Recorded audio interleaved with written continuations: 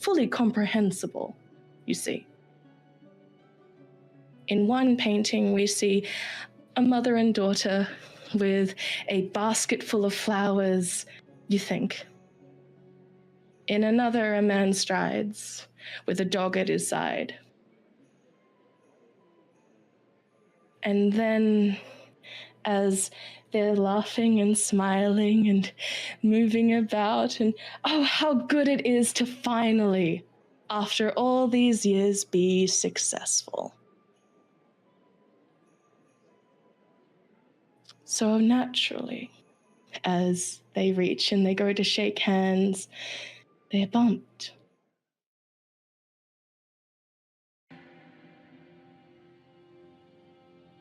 A waitstaff, they weren't to know. The people, they weren't to know. William falls to the floor, clatters. Candela reaches a hand up. Oh dear, you all right? The monocle is shattered. William, this gaunt man, this artist hands, forever messy, but not quite, not in this new suit, shakily reaches a hand up and starts to grip at their own eye. Their working eye. They look up because everyone's staring and they realize they've looked up. And they look at the portrait, this beautiful woman, right? And the eye moves of its own accord. It is a different shade, whilst his is a soft periwinkle, almost blue. This is violent. Red, yellow, purple, no, green, no. What color is it? Where am I? What's going? There's a laugh. Another one. Ah, there you are. William turns, and Candela meets his gaze. William, is everything all...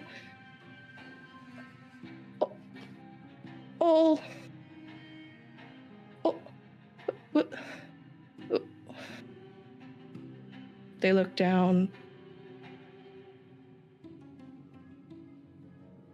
What's wrong with their hands? What's wrong with the paintings are shifting now. The lighting is shifting. Everyone is shifting. What color is it? Where am I? Where's the black? Was it safe in the... No. And we cut to a different scene as Candela raises their arm and reaches for their eye, slowly, quietly, sinking one fingernail, manicured, ever so perfectly manicured, tearing down through this perfect eyebrow. They start to slip and they're shaking and crying, and it's the right eye. It's always the right eye. Why is it always? Everyone in the room starts to do the same. And William screams. And we move to a man on a road.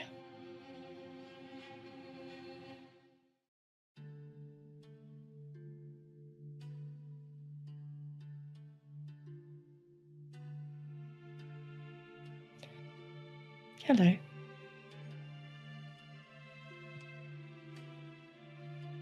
What's your name?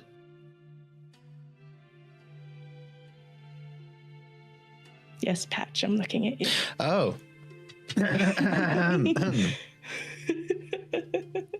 All right. So, walking down this road in what looks like an attempt at dressing smart, probably work attire, you could call it, but appearing very disheveled, very tired, like he's not slept in weeks. You see the mousy brown scuffed hair that has like salt and peppered on the sides, an unkempt, uneven beard, big baggy eyes. We see Detective Archibald Petrichor, who is just finishing off the last drags of a cigarette and throws it to the side of the street as he puffs and continues walking down this road. This is a road you've walked with hope in your heart before, Detective. Every time you walk down this road, as much as you hate to admit it, there's a little bit of hope in your heart. Your boot scrapes a muddy puddle, the remnants of rain, the smell of your name rising from the streets. Gunk here. It's not fresh here. Nah, not down these parts. It's not the soffit, but it's close. But when Candela called, what were you doing? I think he was doing what he was doing most days at the moment. Work's been a little dry, shall we say. Not many people approaching him for work at the moment. There's been a bit of bad press, shall we say, recently. The business is on the down. So when Candela called, he was most likely at his desk, sorting through page after page after page after page after page after page of notes, handwritten notes, scruffy, out of order, handwritten notes of one of the many investigations he's made, all about the same case that he just can't seem to solve. How could you? When you play with the band still. When every time you hear that fiddler on the corner play, you're reminded of the laughter. Every time you see someone skip down the street, oh, they're ever so like them, aren't they? How dare they? Good on them, I guess. And as you turn a corner, you see a shop. Its large sign, and the nicest way to put it is not so recently cleaned exterior. But no, it's actually quite scummy. Why would you bother when you're trying to hide, after all? No one bothers to look at the shit in the dirt, after all, except to avoid it. Unless you want something. Of course. And no one knows more about wanting something, especially answers. Like your character, Bridget, as you meet a certain detective that you're a little bit too familiar with. Oh God, it's him. Outside of the door to this dirty exterior, but you know to be quite a beautiful interior shop. What do we see, and who are you?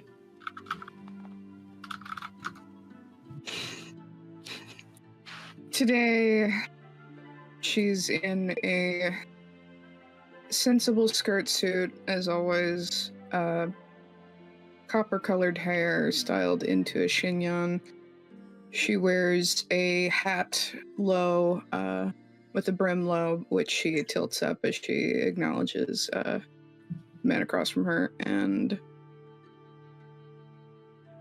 while she normally presents a rather curated personality, I'll add that her eyes are rimmed red, as though she may have been crying.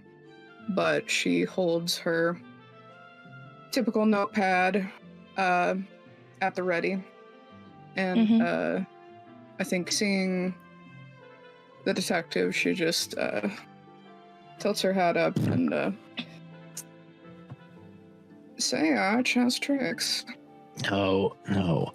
There's no story here today. You're not required. Please leave. You got a call, I got a call, I answer the calls. Fuck. Just Opening the... Opening the door. Because they're here today. She's nice to you. She serves you tea. She often has biscuits. But it's those two again. They're outside again, and then complaining. So who do we see when the door opens, Sky? You see Cordelia. She's playing with a cat. She has a fondness for Wisp because that's her last name. And she's kind of muttering to herself. She's 16, very soft-spoken. She has a darkened eye, and every once in a while it leaks ink, maybe? She always seems kind of far away and rarely ever anymore present. She used to be very present. And she finds that the shop has become her safe space. Her hair's partially up. She's giving you dark academia vibes. And she's just listening to the failed detective and the helpful journalist argue outside once again. There's a from Wisp, this cat, right? As it, almost as you're holding it, you feel it's so much heavier than a cat this size should be. But you've never minded, and quite frankly, they like you a lot. They often curl around your legs, and when you're finding yourself with a particularly interesting book, or they're annoying the person who owns this store, they're often like plonked in your lap as they take care of them, please. And there's a Cordelia. Are they outside yet? They should have been here 2 minutes ago. Do I have to let them in? They're arguing again.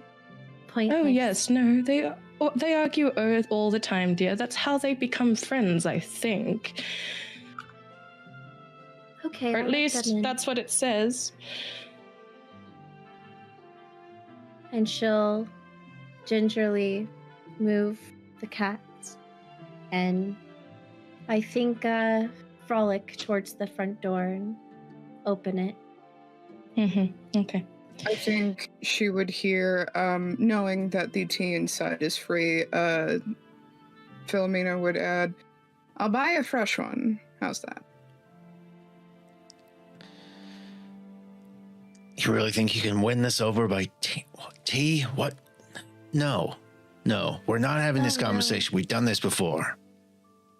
Oh, is that why you argue? Did you used to couple? No, God, nothing no. Of the sort. No. Heavens, no. Oh, that would explain a lot, though. Please, come in. Stop arguing outside. You're making a scene. She's making a scene. I'm not making a scene. She's making a scene. Archibald can say anything and just after you. He storms in a huff. And you very quickly trip over a cat. Ah! The other one. It's this one. This asshole. What is wrong with these furry assholes? I think that one emulates you a little bit. You see these thick whiskers, just scruffy. There's a distinctive as you both turn to look at Cordelia. They have the same, like, I'm tired, I'm old, and I'm done face on as they look back at you. What's the matter, Archcat? Got your tongue? It's detective. I'm too sober for this shit. Let's go. Yes, maybe the more you drink, the more clues you'll actually find. Please come in, have some tea. Oh, it's fucking hate on the detective day. I see how it is. Yes. Cordelia, dear, could you please hold that door? The other one's about to run in. Absolutely. As with a... Well, how would you describe your gait, Bree? Dr. Jenkins carries herself in a very dignified and professional manner, but her gait is slightly off kilter as she uses a cane. She is in her mid-30s, dressed smartly in a form-fitting dress covered with a white coat, her hair up in a tidy and neat bun, and altogether very clean and well put together. She doesn't make any move to speed up her walk as the doors open up, just gives a very friendly nod and makes her way inside. She will wait until the doctor is inside before closing the door.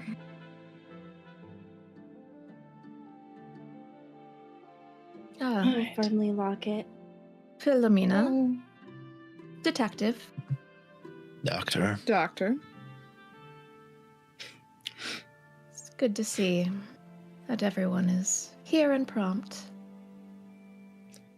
1 second. Just guide them through the beaded curtain. And you might want to step a little bit to the right before you crush that skull there, dear. As you hear, you think it's in your direction, detective, but you are about to put your foot down, and there is a small, some sort of rat, perhaps, maybe a mouse skull, at your foot that you're about to step on, that a certain individual is like nosing up to you going, "Meow."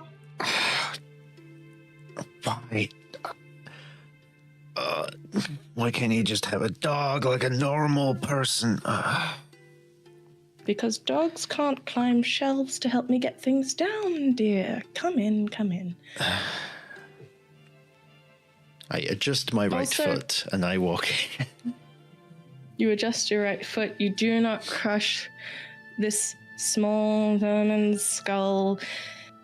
And you're kind of feeling lucky you didn't for some reason. You're not sure, but as you pass it, there's like a slight shudder to the way that... And you swear that cat was snickering. You swear. No, they don't have it out for you. Surely. These cats are up to something. The cats. As you move past the beaded curtain. Now, the interior of the shop, for the most part, is lined with curios and various charms and jewels and books, and that's the stuff for the outsiders. Beyond the beaded curtain lies a small tea room and an apothecary cabinet along the back wall. Long, still messy. Several ladders are in this room. Far too many, quite frankly, for a room of this size, but apparently they're important. You're not sure why. There's seats already laid out for you of a variety of sizes. One has little lion paws for its feet. Another one has some sort of rune carved in the back. You all sit to the one of your preference.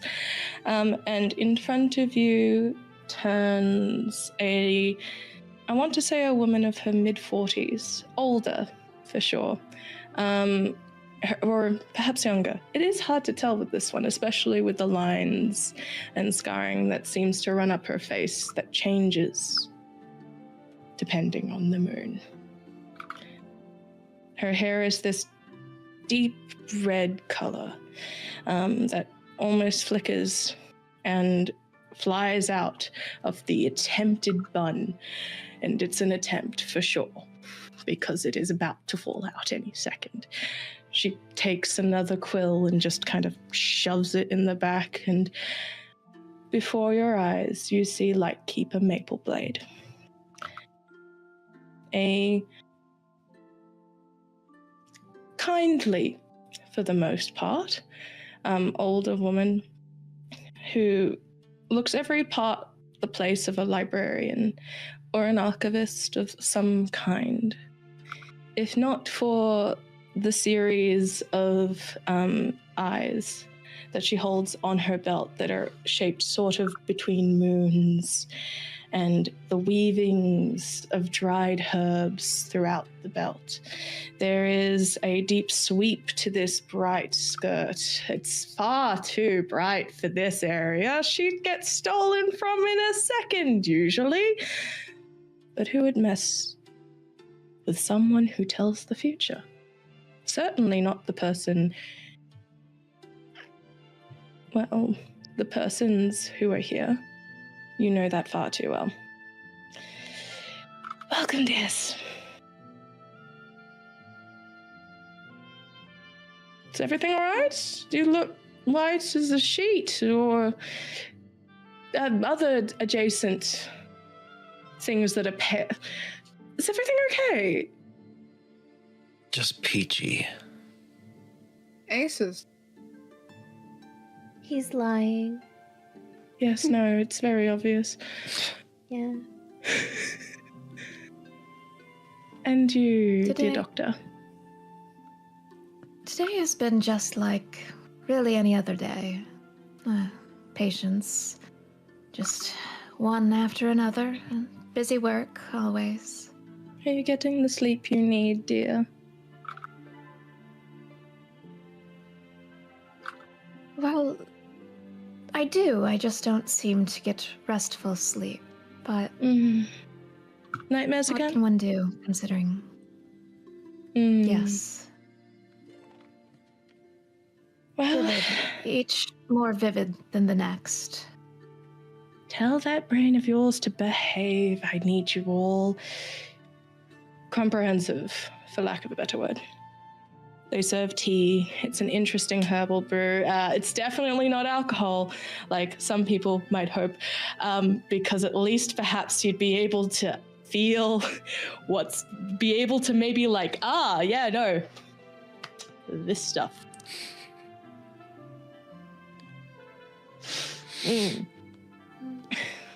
All right.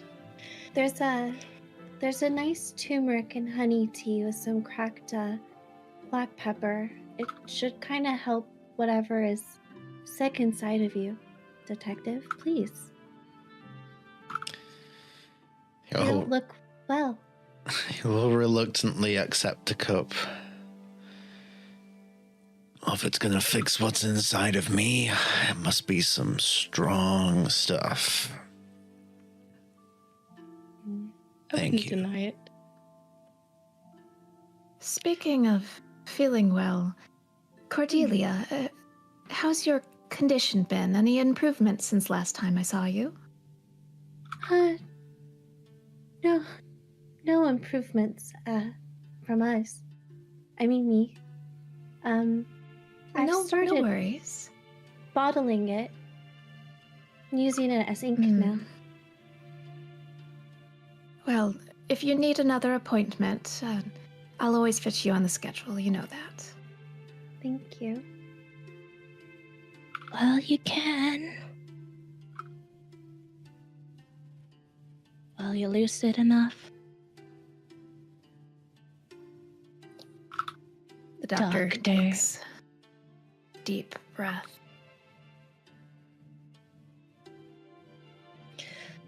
That's right. Calming breaths, calming breaths. 1, 2, 1, 2. Oh, look at that. You're doing a marathon. Ain't you just a cutie? Go on. Relax a little. Go sleep. After all that poor leg of yours. I gave it a bit of workout.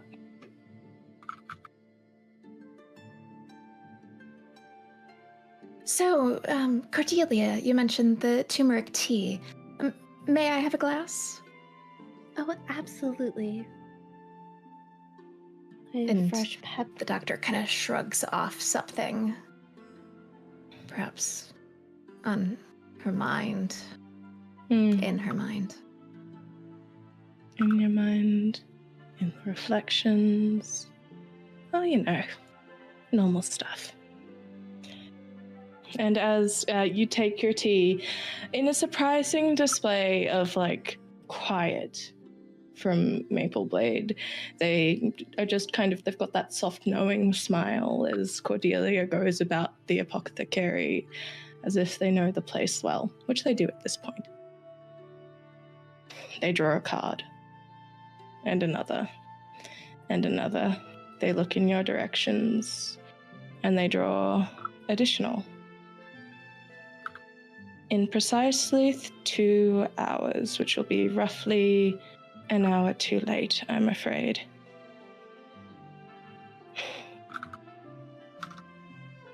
Something will have occurred at the high rivers of society.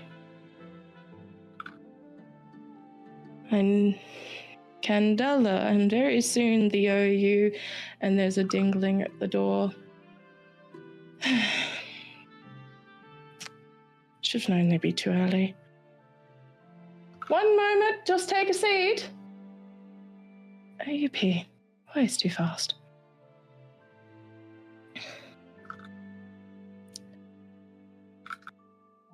You'll be too late. Would you like Yes, some dear? assistance with the door? Oh, it's fine. Whisper and I have it. And there's a ah! As a very youthful voice just careens into the floor. They'll be up in about 5 minutes. We've got time. So, we'll be late to Yes. what transpires there. Something has bled through again, dears. Or will. Or has.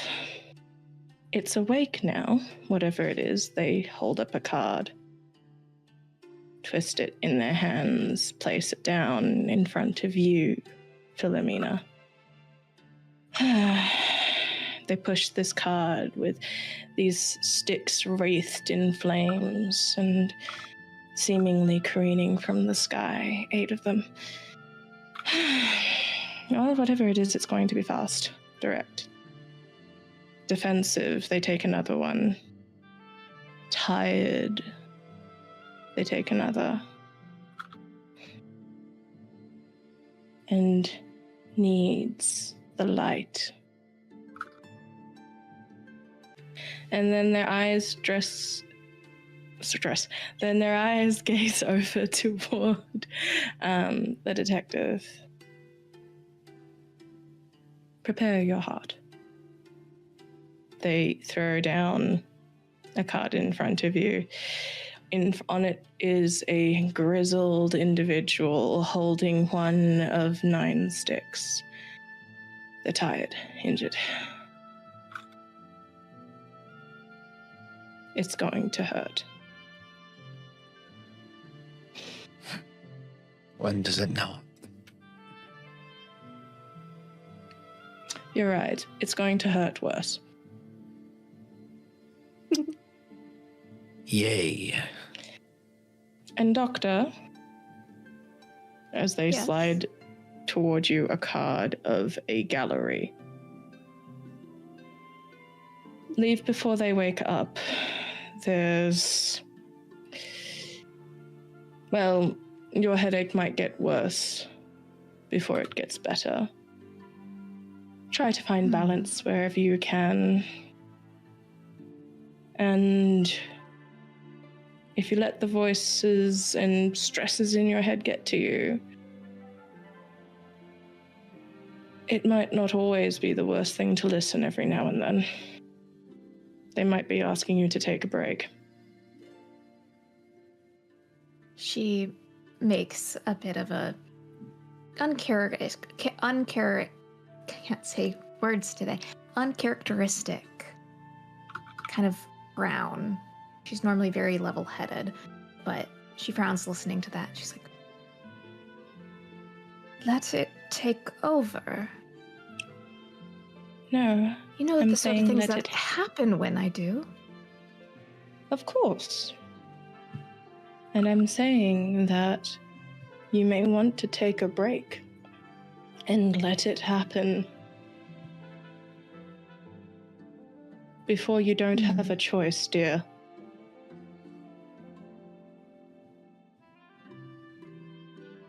Understood. Before you don't have a choice, dear. Oh my god, I love this woman. She's insane. And so are you.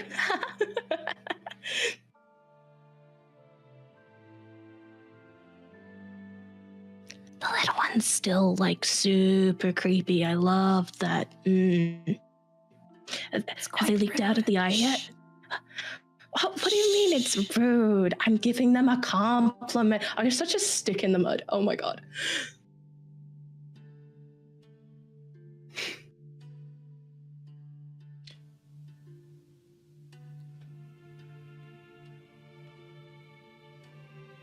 Well, 2 minutes now. Finish your tea and best be off. The address is there. It will take a while to get to, and you will be late, I'm afraid. But you will be there before the OUP will. Let's just say that much. Because if I know that... my head, what the... Oh my goodness, why is everyone running so early today? Did I not adjust my clock? Looks over, and you see a clock with 7 dials.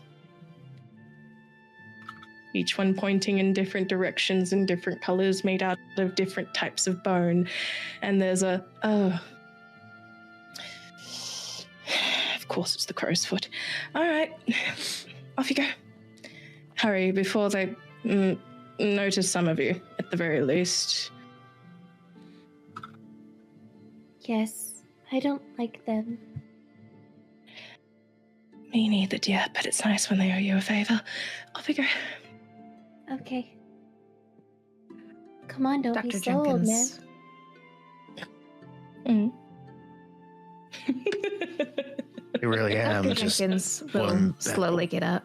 one bad day away from some fucking thing. He gets up and he storms off. As he tries to storm, one of the cats tries to wind around your ankles again. It's the same. Detective cats tend to be drawn to those that don't want them around the most.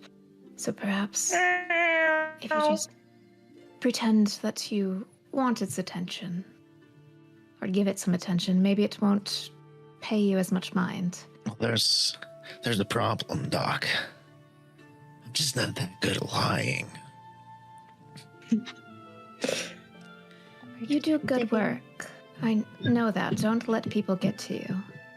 Or cats.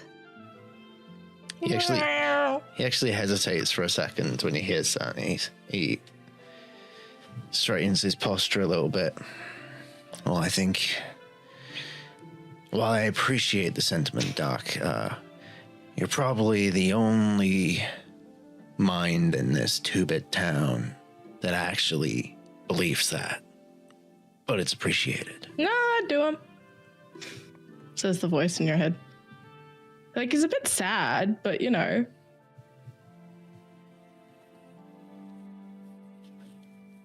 Kind of Like, really shakes her sad. head Like, depressingly at him. sad. She'll shake her head at the detective. There are other people out there. It's just the dissenters are, what would you say, louder. Those that have issues have a louder voice than those who don't. Yeah, Like keep using big words to cover up your feelings. Go on. Like a journalist. Pointed look over at the journalist in the room. Can she have been attempting to distract the cat away from the detective? Yep.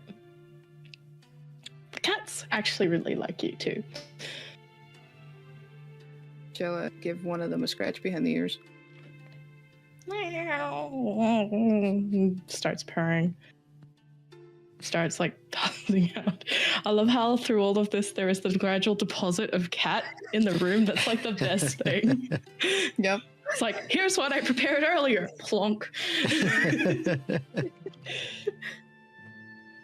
I will say that I will Yeah, I'll definitely give this to you. Cordelia, would you be willing, very briefly, before you left, the cards were in an odd line.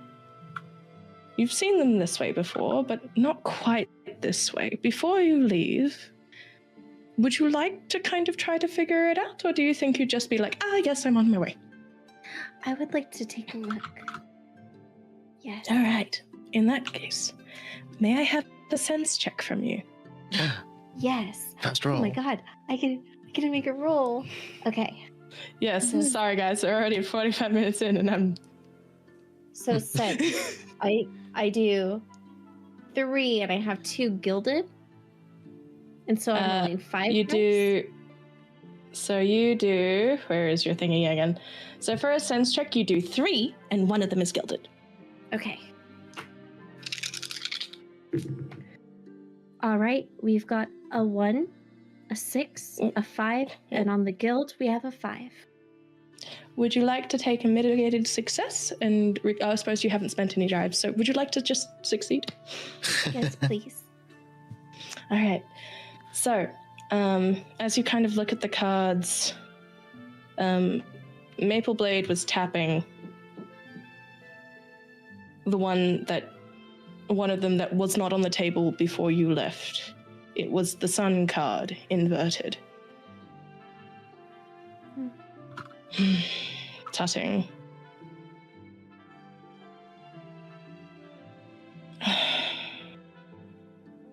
And as they kind of like ran their hand up their face and into their very like now basically not a bun anymore.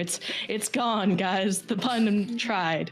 As they ran their hand through and like the quill pops out, like it spills ink black over the sun card, and oh dear.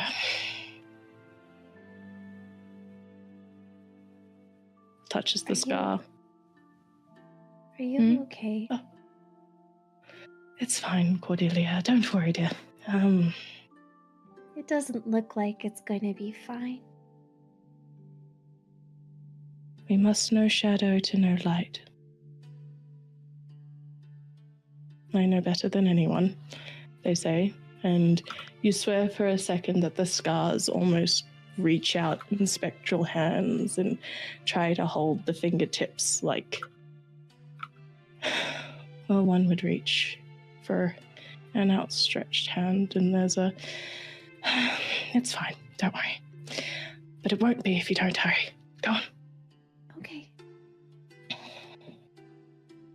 And with some speed, you will be able to make your way to places where... How much experience do you guys have with the uptown folk? With the people with money? Like, how much experience do you have where the gardens are rich, the lawns are wider than some of your apartments? How much experience do you have with the eaves? I mean, that's why I put a tie on today. Dr. Jenkins probably has a decent amount of experience, as she is willing to do house calls. And, well, let's be honest, those who are rich and powerful like people to come to them rather than to go. Very much so. And for the others? I think she has a lot of experience schmoozing.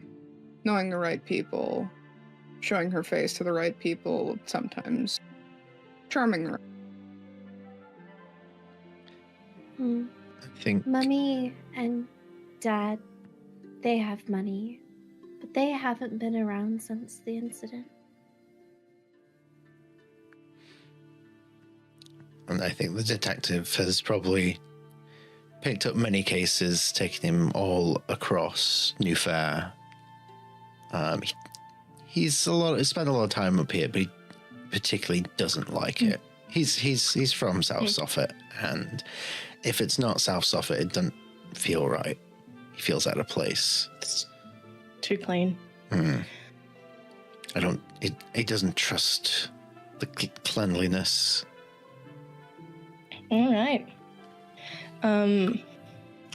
I think your first hints. How would you like to have been traveling? Will you be on the? My brain's like anything off the trolley card is. First thing in my head. How would you like to try and get there? Are you trying to take the tram car up? Are you bothering to hail a cab? Do you have transport? Like, let's build this world together. How would you like to maneuver? She has probably gotten very good at hailing cabs. Okay. Yes, and Dr. Jenkins would have also suggested and agreed with the cab, as this is something that requires the time, essence of time, and she's not the fastest. She has probably mastered one of those double finger whistles that I literally can't do, but it's piercing and gets the attention. My mum literally can summon a taxi from a kilometer away. I don't know how she finds the taxi. We don't take a taxi very often, very rarely, in fact. It's terrifying that she just has the Epona whistle for a cabbie. A superpower. It's wild. Love my mom. But as you guys get into this cab, older gentleman, sort of one of their one half of their face is kind of pockmarked. There's a little bit of a tinge to their nose where they've clearly been rubbing at it a lot. The rains have been coming through, so people with hay fever have been kind of doing the suffering, especially because all of the pollen, as we are heading into the warmer months. Gets in the Australian bit. As we're heading into the warmer months, and the rains have been falling almost non-stop in the last little bit. You guys are seated in this carriage, and it's an older one. The horse looks like it could use a nap instead of another job, but people gotta eat. And as you kind of are moving along this way, the thing that stops you first, and you don't stop moving, but it's the quiet. And then the rushing. About half a dozen other carriages past you. People seem to be fleeing.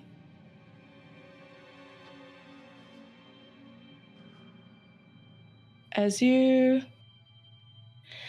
finally make your way about, we'll give it 100 meters roughly before you get off the cabbie, because the cabbie says the horse was spooked and they don't want to come any closer.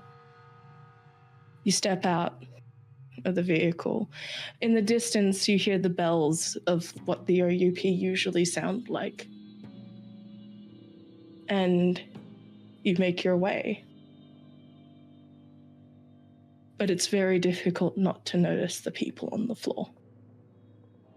They start at the edge of the gallery, at the High Rivers Society, the edge of the building where the fence line is. There is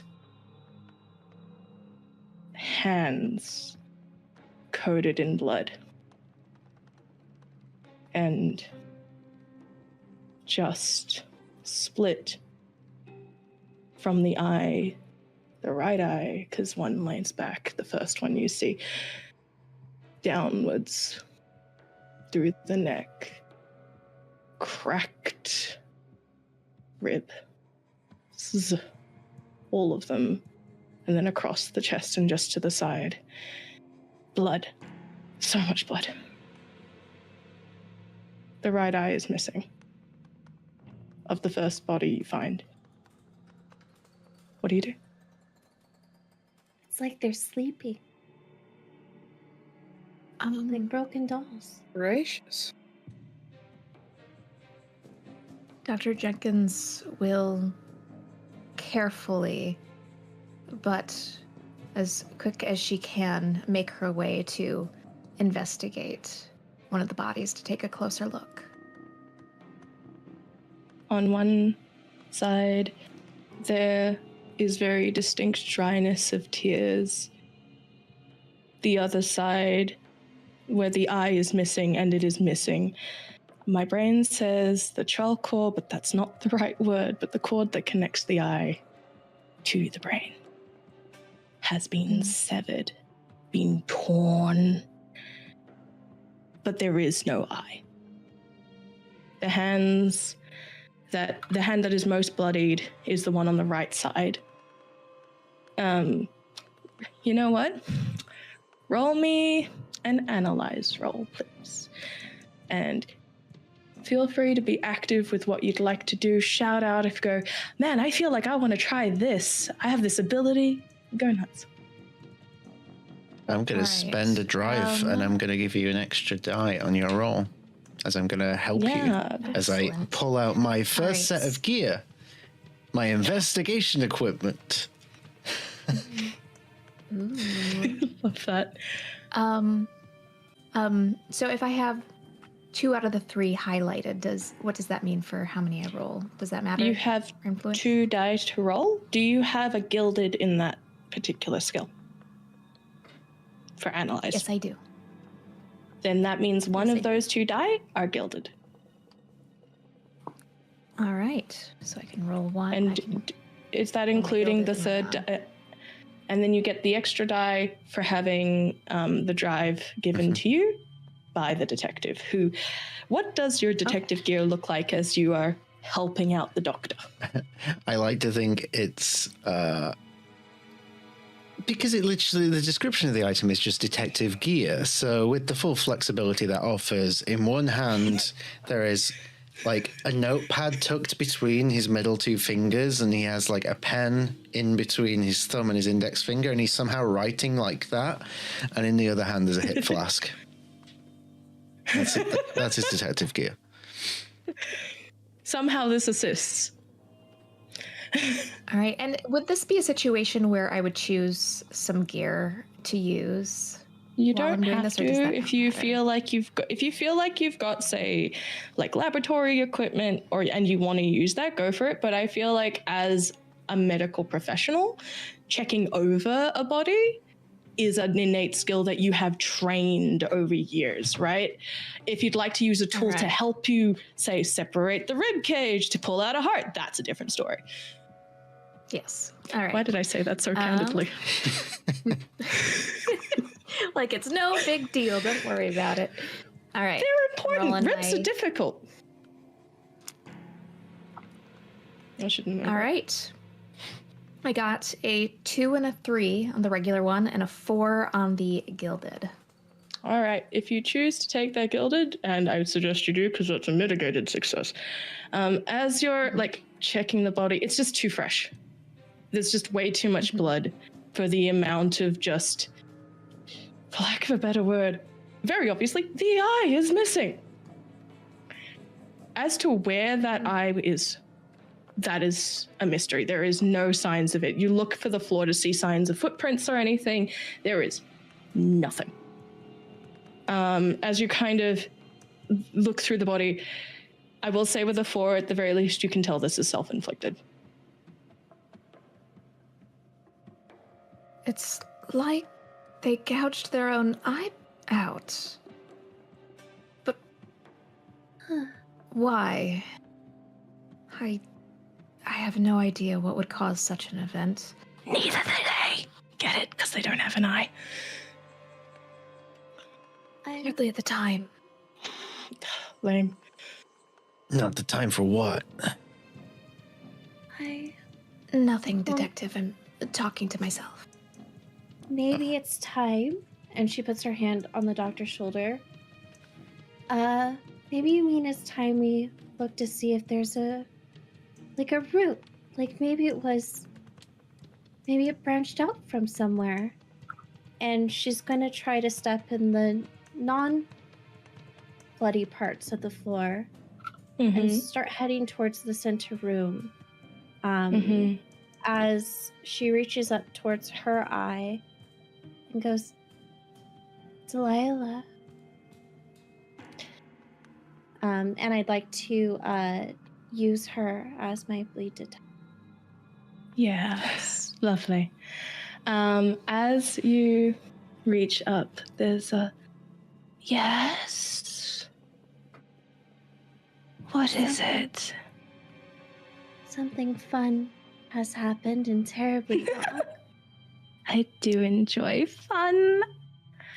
Oh, sure. And you feel, does it drip from your eye? Yeah. As there's a distinct shudder and almost akin to a previous scene that our wonderful audience has seen and our players have seen, but these characters have not. Your eye twists in its socket in different directions and goes, oh, it really is everywhere. They had a lot of fun. Oh. What kind of fun? So are you. Mwah. Love you. Oh, look. Oh, that one's different. As you've moved through, and at this point, Cordelia, you are wading through an entire party's worth of bodies. Every single one of these, and no, this is going to be talked about for years to come. Because too many important figures were at this event. As each one of them, similar injuries, some more violent than others. And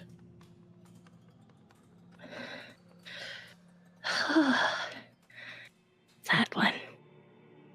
The one with the gloves. Oh, they've been very bad.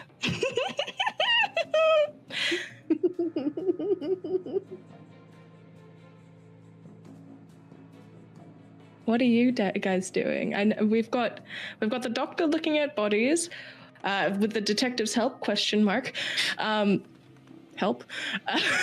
And what is our beloved journalist doing as Cordelia is walking through? You've got almost to sway because it does throw you off balance, having your eyes in two separate directions a little bit. You are following to the best of your ability, but it's moving very fast. Delilah's... Wow. Oh.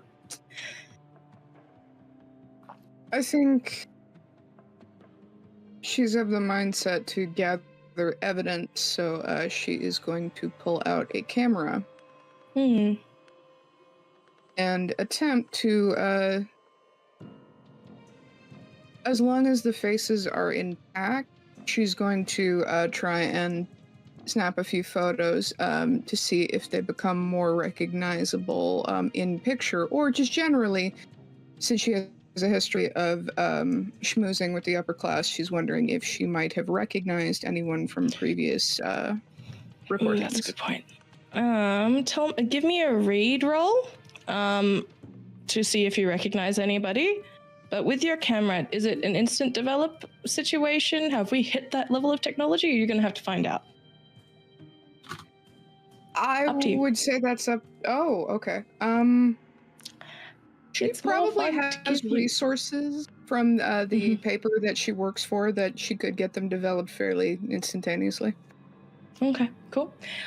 So you take those pictures, you definitely recognize, like, these are the people who they are of this area. They are, most of them are upper class. There are some, you take a big, deep inhale as you recognize one of them. Tell me, who owes you a favor? My brain says primacy, but that's not the right word. Primary? Primary? They are like the people in charge, upper class. My brain's totally forgotten that. I'll say she's probably talked to a lot of secretaries, which is probably how she's gotten a lot of introductions. It's possible that one of these people that she's gotten an in with at someone's office, she might recognize their face from getting an unscheduled interview in the middle of the day with the help of their secretaries, who are more like her people.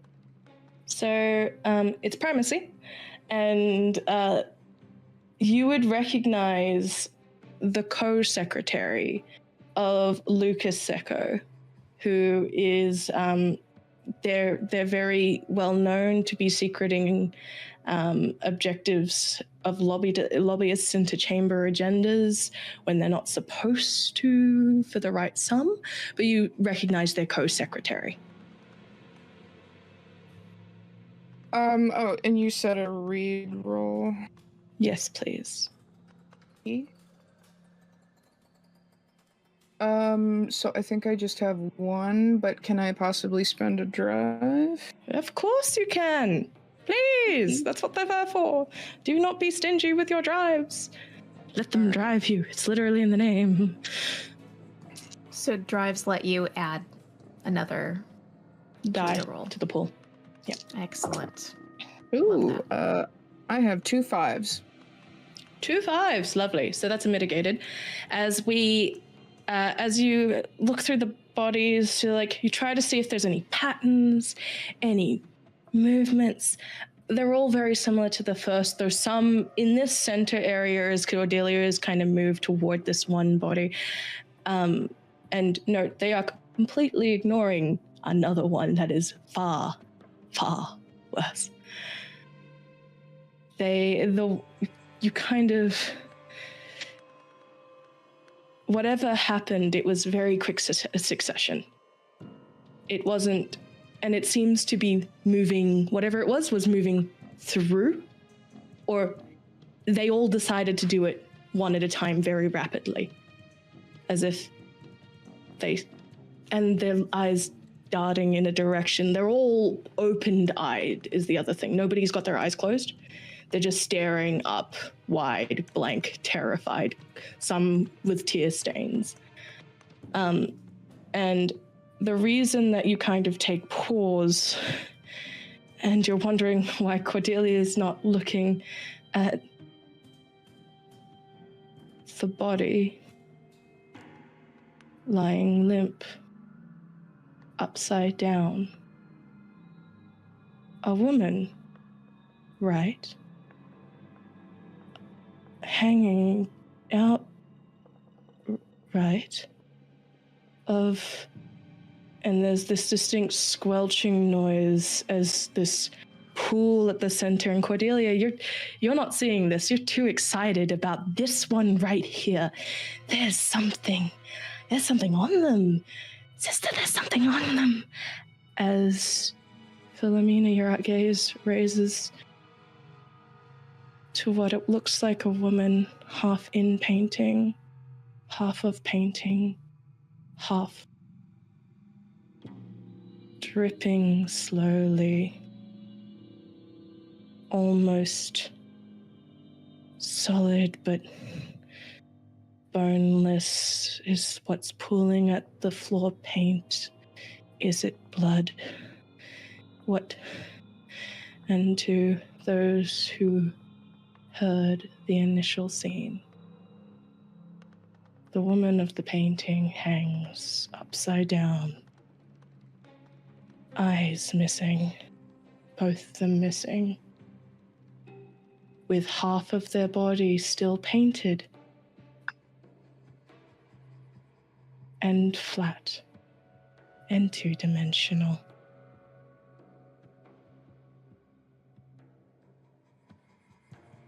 sister. Reach into this one's pockets. Take off their gloves. I think they'd look better on you.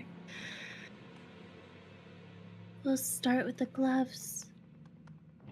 The gloves first. I want to see their hands. Me too. They're special hands. And she'll start taking the finger of the glove and start slowly taking it off. Red. The color continues after you pull even from this point. Runes, they run up and down stitch lines around the wrists. Bright, inked, tattooed hands. Stitched on hands. Not this beautiful woman's hands. Those are gone now. Cordelia, dear, have you found something over there? As you enter the room, you see that body in the painting. Oh, heavens. Yes, look at her hands. She's special. So special. And fun. I think you should take A them. lot more. I'll There's a take lot them. more to look at than just the hands. She's half in, half out. And can I reach into my bag and pull out the bleed detector, which would be a stethoscope? Can I hear where the bad juju is? Sure. Yeah. So she would kind of put it around, put it in her ears. And yeah, she would be looking to hear, and notably towards that painting, because I mean, a body coming out of a painting is not something you see every day. Tun tun. Tun tun. Tun tun. Tun tun. Tun tun. Help. Please. Help. Help. Help. Help. I can't breathe. I have no mouth. Help. Help. Please.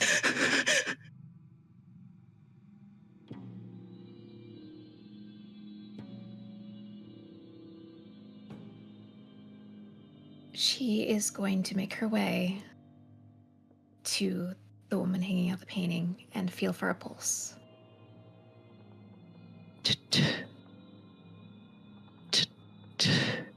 It's fading and weak. Heavens, she's still alive. Barely.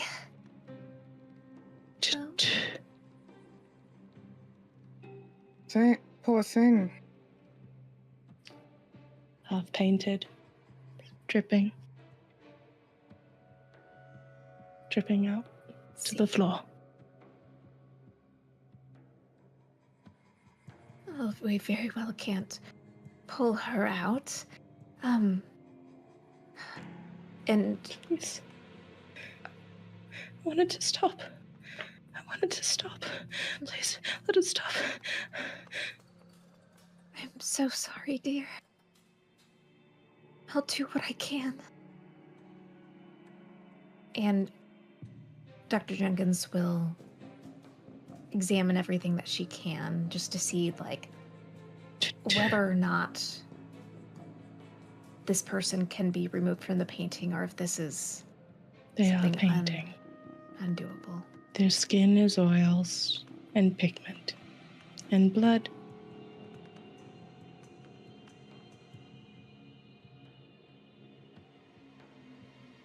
They're suffering.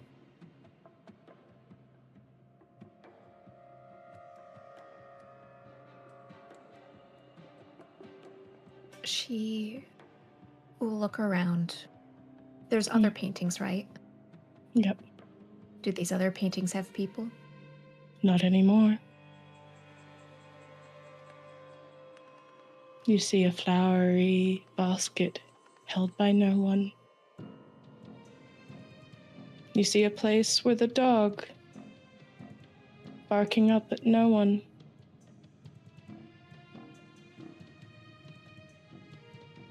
Do you still have your blade detector up? I do.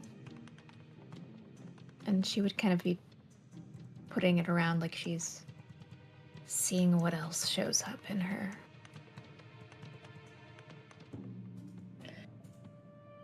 All right. This is not the same system, but I am going to offer you basically a moment of fate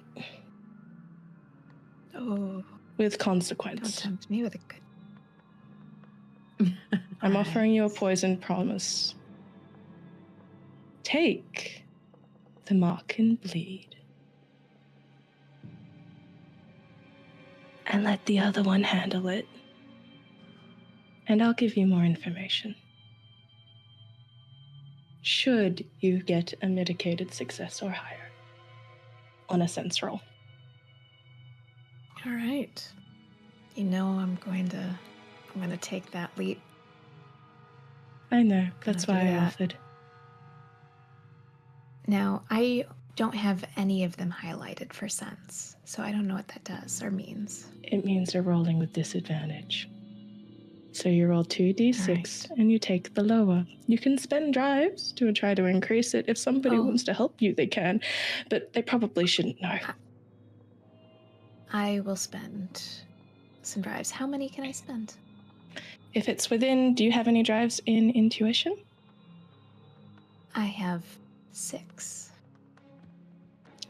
Then you can spend as many of those as you want, hon. All right. As long as it's not up to more than 6 die. I'll spend 2. All right. Spend those 2 drives. Is this a gilded action for you? All right. No, it is not.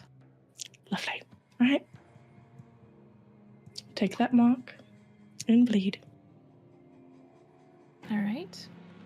And roll, do you want me to do anything else? Roll sense and tell me what you get. Oh, no. I got 2 1s and 2 4s. All right. So you got the mitigated success. So, for the briefest moment, and you can pull yourself out, kind of.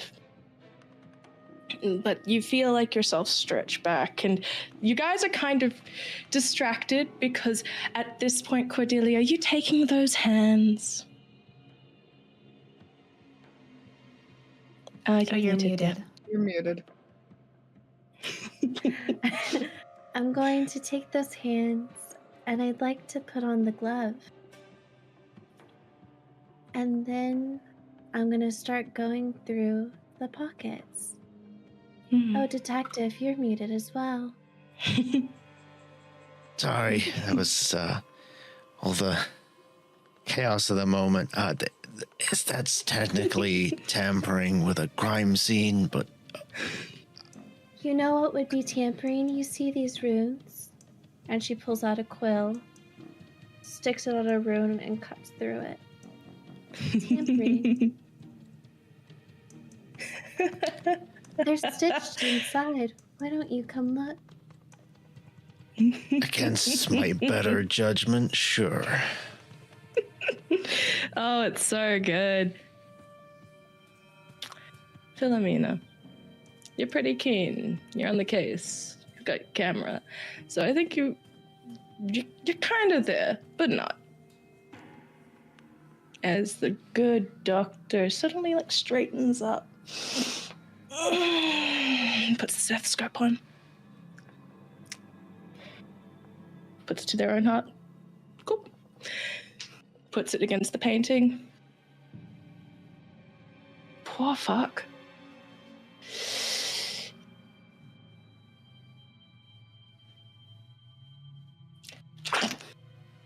Snaps whatever neck is left. and it goes silent. Night. And then, like, as they go to step, there's a crinkle to the leg, and they're like, what the fuck is on my shoe? And it's that black monocle. It's black, glassy, strange, round, about the size of an eye. It's on a silver chain, and there's a tilt of the head, and wait, that smells funny. Why does it smell funny? Why is that? Oh. Wait, Doc, I don't feel too good. Miss Hines. Yeah. Oh, yeah. Hang on. Not. And then there's a, and you catch the glass bits on the floor, and you see yourself, and you snap out of it. And then you're looking at your feet again as you run your quill through those runes, you say. Yes. Oh, you make me so happy. Okay, firstly, I'm going to give you one chance, especially since Delilah's around, to resist what's about to happen. But you will have to spend a resistance to roll a sense roll. As the runes start to, you run your finger through them, and then there's just this horrible leaking noise.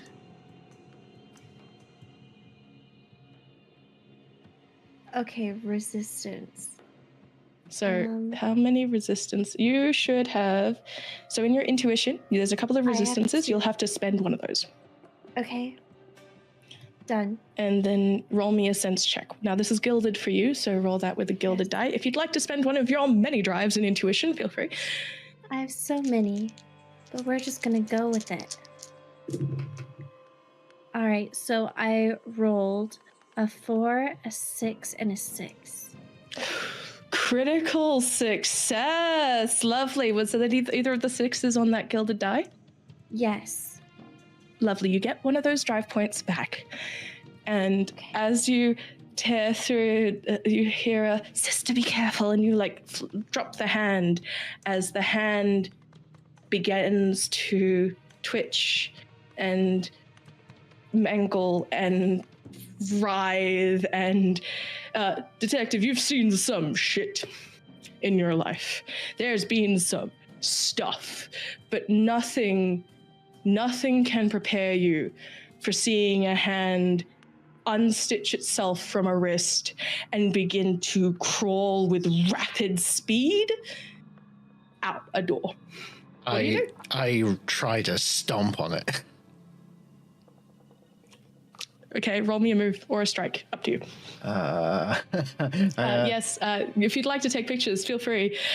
Yes, I think if she hears, or she'll turn, and then just out of habit, she's taking pictures of absolutely everything. Dink. Now, this is an old-timey camera, so you do have to re-hit that slide. So you can only do so many. We'll see how it goes, okay? I'm going to say it depends on what the detective says. So I'll make this a move roll, and I'll spend a drive. So that's 2d6. Non-gilded. A 1 and a 4. Mitigated success. You do manage to catch at least a little bit. You stomp down, you hear it as the thumb breaks. But it still has 4 other fingers, and it needs to get out of here, doesn't it? And you just see the remaining 4 fingers essentially pincer and just scurry out of the door. You get 1 picture because of that. It'll be a little bit blurred when you develop it.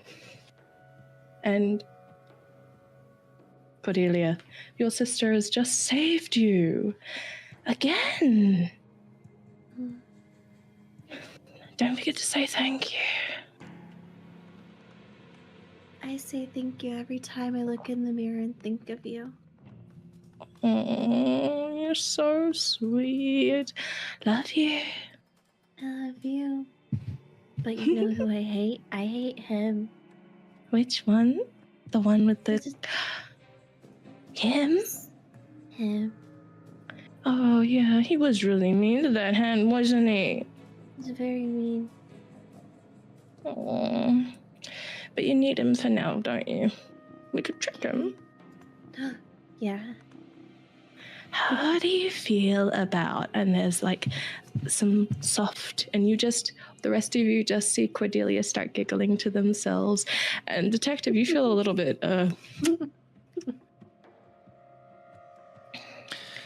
Later, for sure.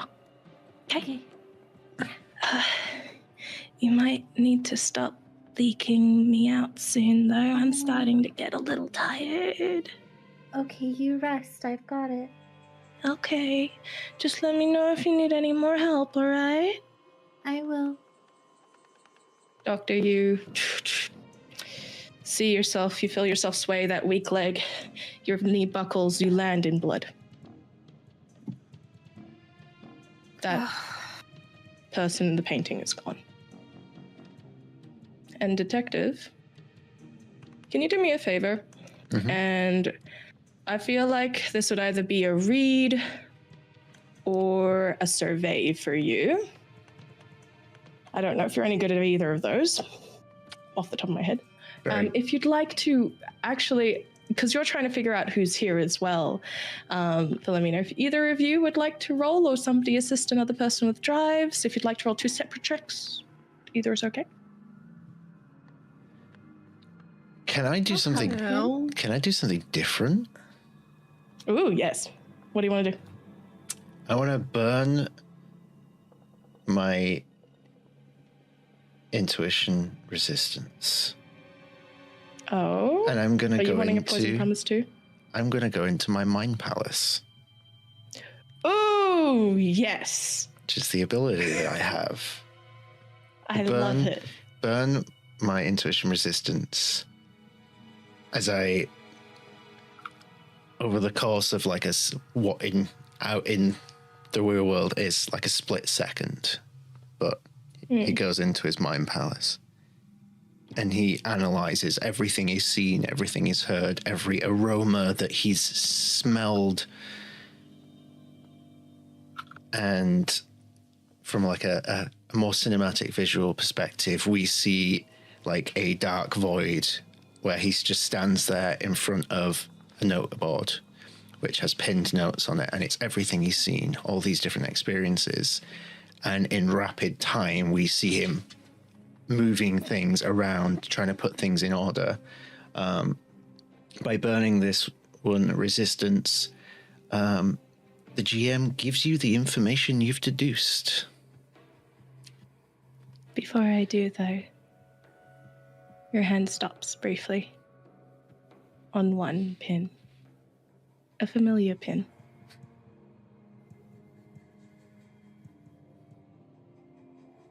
Dad, it's okay.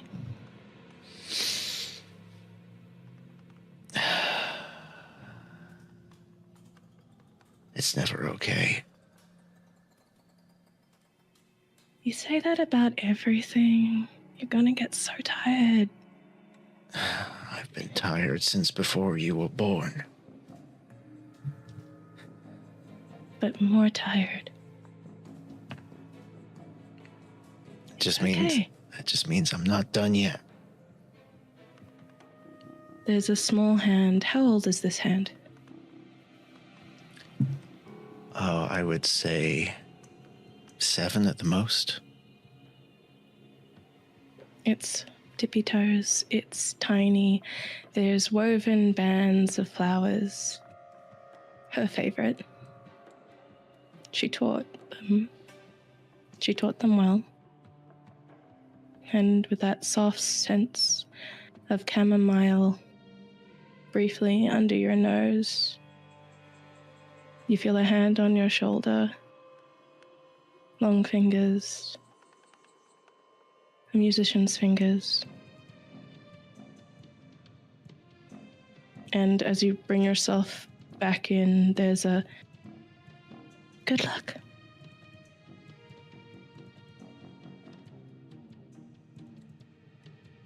And the information that I can tell you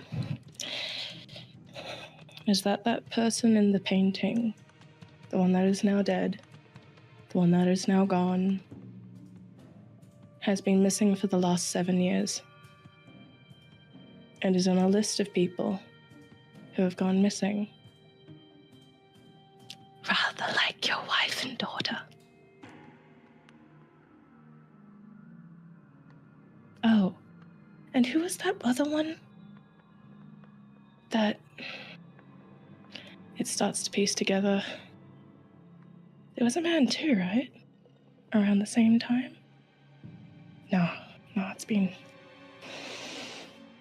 Can't have been that long, surely. What was their name?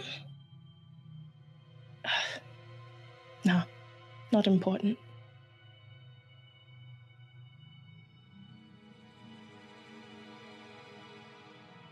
I Not important. think anyone that's looking like in his direction as this all sort of happens over the space of moments, as he comes back to it, he drops his hip flask. Ding ding. It clatters. It slides into a pool of blood. Fuck. He gingerly picks it up, pulls out a handkerchief, and then She monogrammed that. Oh. Moving around the blood, are we tampering with evidence? Meanwhile, Dr. Jenkins is just like literally sprawled in the blood, like trying to get up, trying to get their cane. Trying to get their Doctor, would you like cane. some help? Yes, please. Though I'm quite covered. Oh, God. My new coat. I just got this dry cleaned. Oh, there's something fucked about that thing on the floor, Doc. And you feel like just this raging headache. There's some kind of eyeglass monocle. Don't look at it directly. God. It's like it's everything. It's not. It's don't put it to your eye. It's not for you. It's definitely not for you, man. Oh, fuck! It Miss feels like a Hines, hangover. That was the farthest thing from my mind. And Look, you're Dr. stupid. How am I Jenkins says this supposed to out not loud, think that? loudly. Yep. You're not the one who spent all those years getting an education. Never mind. And she is going to. She probably has a handkerchief of her own, and she's going to grab it and then like trying to carefully like where the eyeglass is without looking too much at it. Grab it with the handkerchief. And I will say, at Wrap this it up. point, we hear the ting, ta-ting, ta-ting, ta-ting, ta-ting, ta-ting, ta-ting of very familiar bells as the cops are on their way, for lack of a better word. Periphery are on their way. All this blood has drawn the sharks to the water. She did say not much time, and her clock's around I his light. think I've got something quite important for us to look at. Can someone help me up so we can get out of here? She's holding out a hand for the doctor. She hesitates only for a moment looking at Philomena, like with that slight distrust, but she'll take the hand. Philomena, as you Obscura. take that hand, there is a firmer grip than you expected, honestly. And the hands are far more calloused than you expected. Perhaps it's that cane. So, think- who's Hines? Yes, Oh. detective? I'll run over and I'll look at the doctor and I'll say, we don't have much time. Would you consent to a fireman's carry?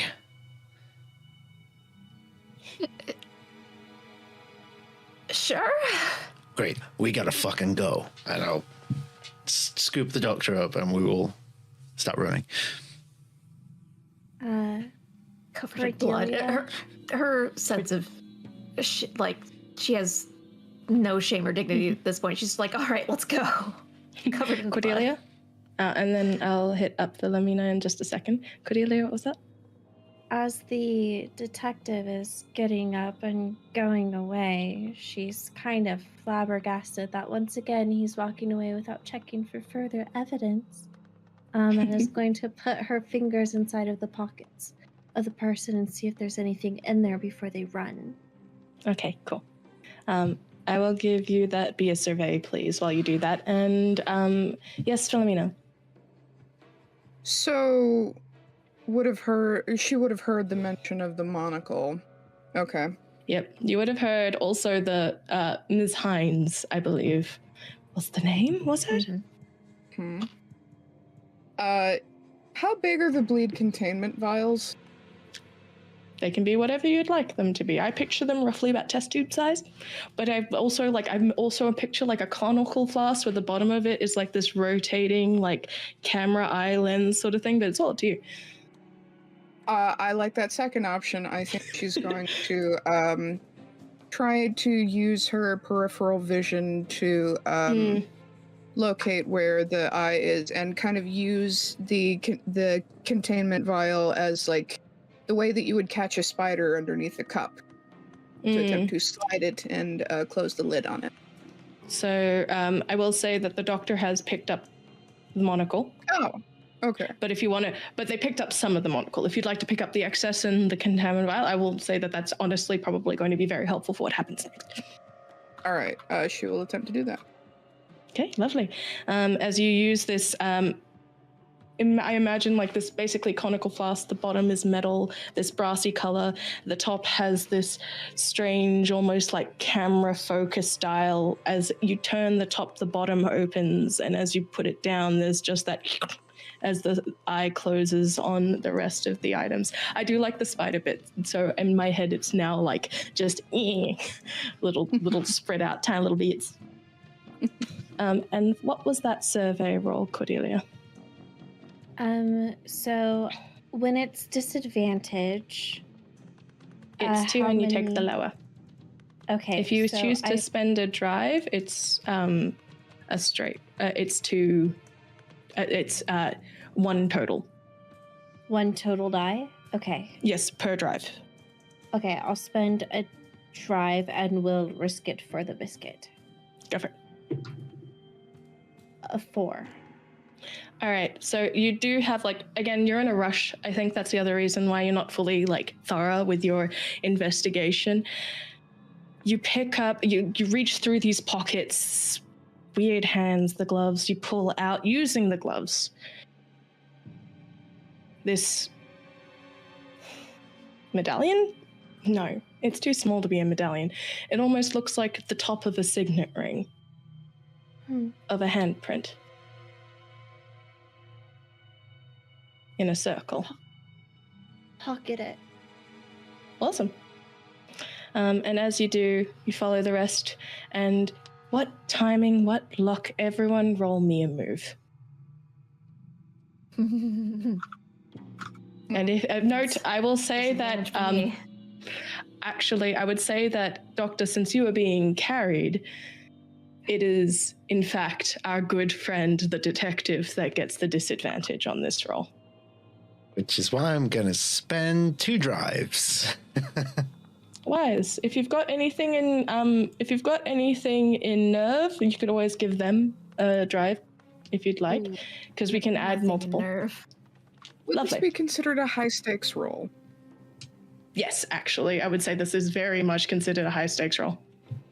Can I spend drives under cunning instead of move? Because I have an ability that lets me do that. Then you may. I would love that. Thank you.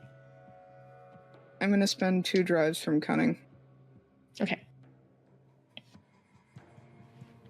Okay, so I'm spending 2 drives so that I get 2 die.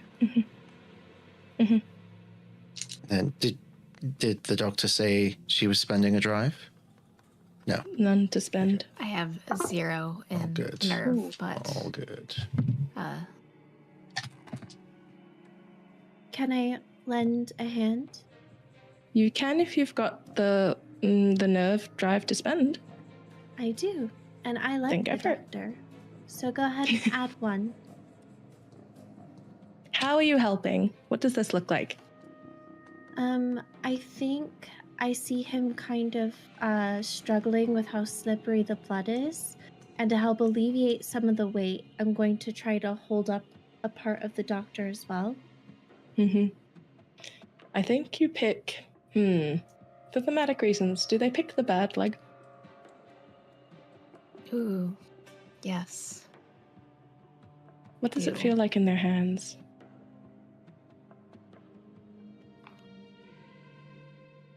It would feel actually quite light. And she has a thick stocking that she's wearing, so visibly you don't tell a difference between her other leg. But the texture underneath the stocking feels wrong, gnarled, and ribbed.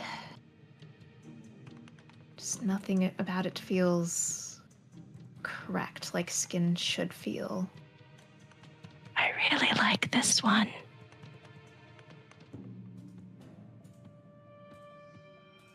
She's a sweet girl. And at the same time, I like this one. Me too. Yeah.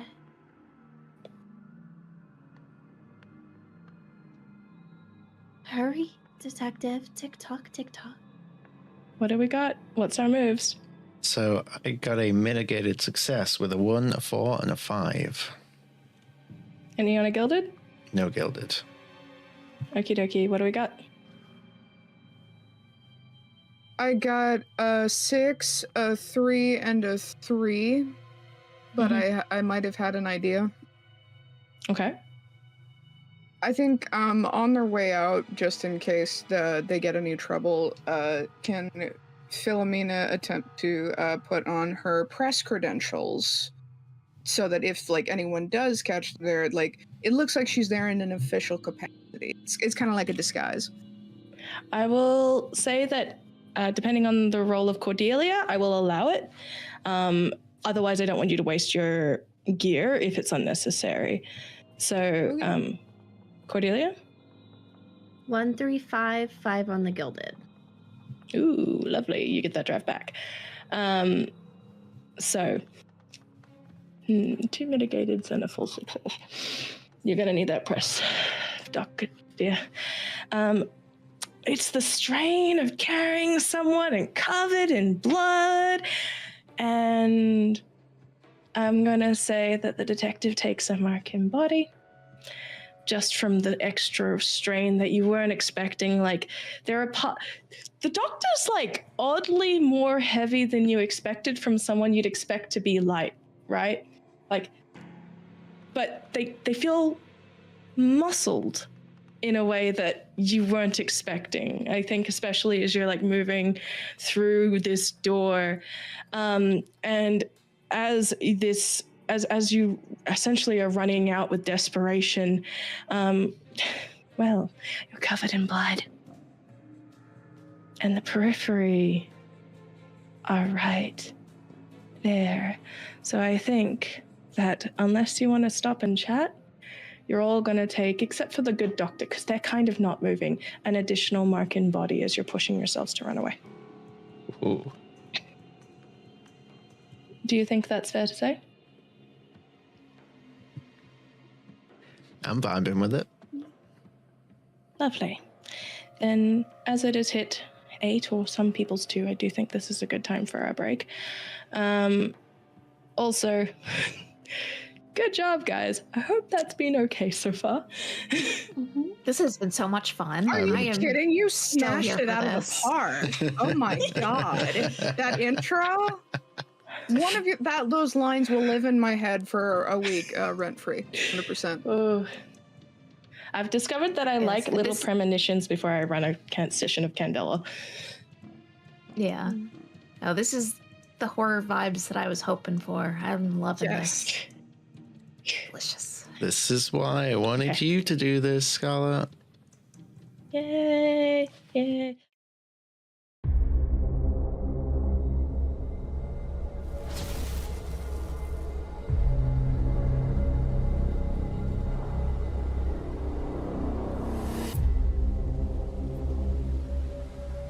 When the sun goes down, the struggle begins. The hunger, the beast, urging you to feed. Soft at first, but always there. Taunting, relentless. The beast will not be denied. The thirst grows, an implacable, pounding demand. Time is short, and you must hunt, must consume, all while evading, lest you become the prey. The drums roar unceasingly, or is it the beast threatening to strip away your control?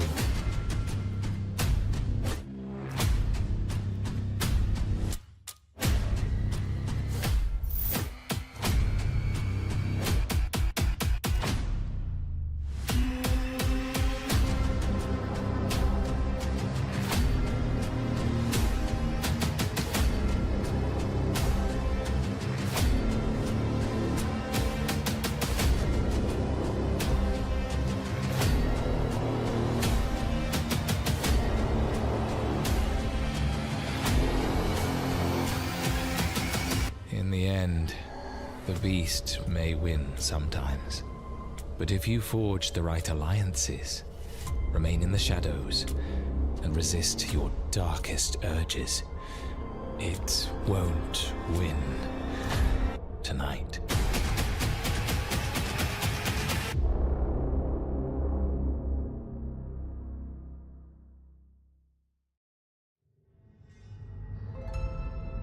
It's been nearly 50 years since the introduction of the fantasy role-playing game. In that time, we've traded tomes of paper and ink for virtualized manifestations of the table. But this great game of the mind has always taken place in our collective imaginations. Welcome to Alchemy RPG.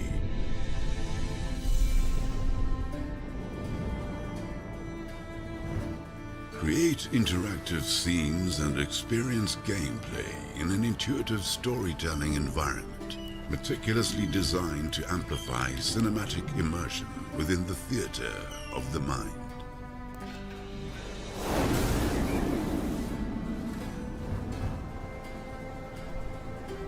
Craft your worlds beyond words.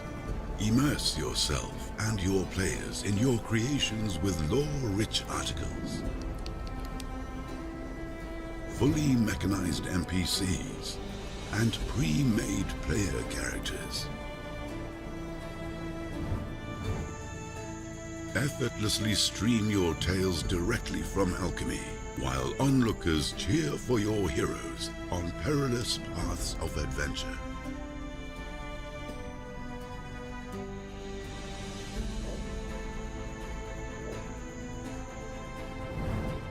Discover a universe of immersive story worlds like never before, with unforgettable adventures ready to be had at the touch of a button.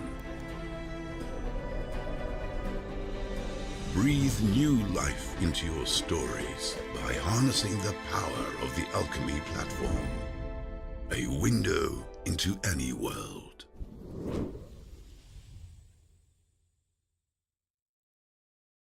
As we move back into the streets, there is the sound of boot step behind you. Rather quickly, you hear dogs barking, but they are distracted to some degree by the sheer number of bodies.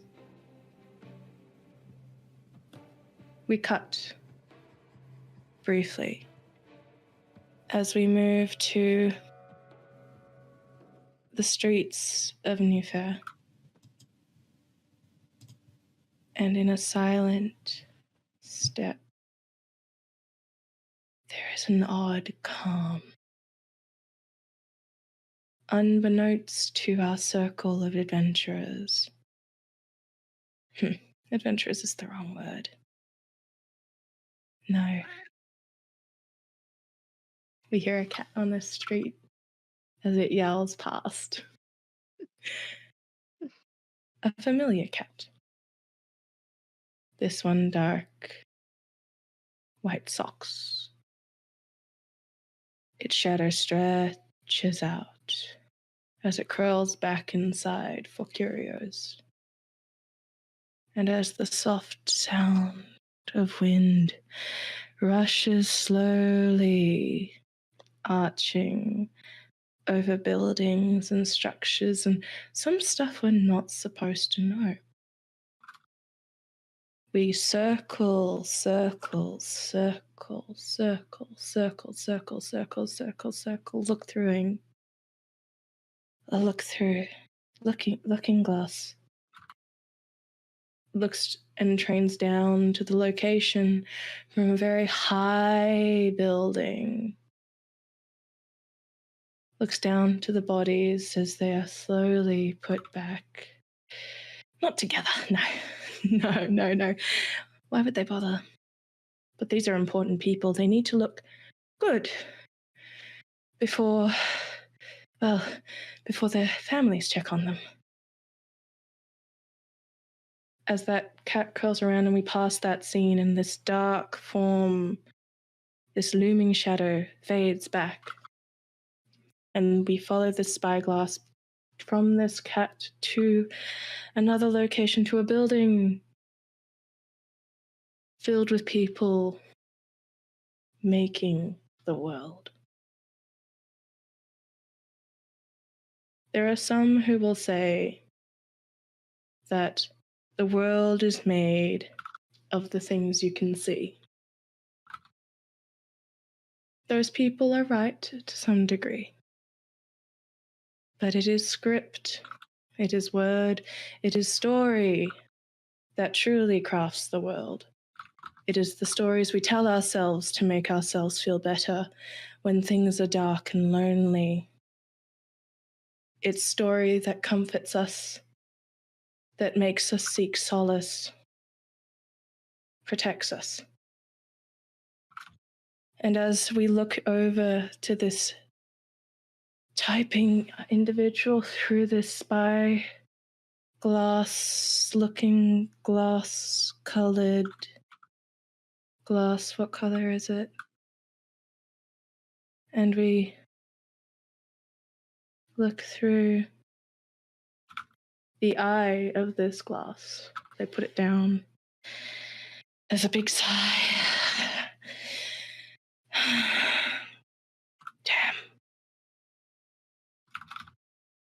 Damn. And there's no sign of it. Someone comes from the shadows in this very tall building. Someone wearing just a nice leather pair of gloves. It's a cold day.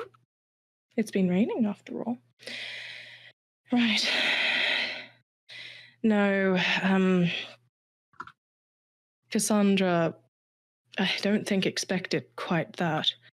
And what of Wicker? You can't say that they're still missing. No, really? Where would they even go? Well, we've got people searching the city, but many suspect that they may have gone back potentially to their home. And where do you get that idea? Well, there's a nod. Proprietor, it's the bodies, isn't it? Oh. I suppose that's right. And they hold the glass and they move it down the street, past where you turned into the street, past beyond each block, another body. And another. Do you know what it is yet? No. But Wicker knew what it was. They had to, otherwise why would it be chasing them? Good point. Well, if they're not dead, or if there's no one dead by the morn, send someone out to it. Where do they live again? Oh, right. In that strange house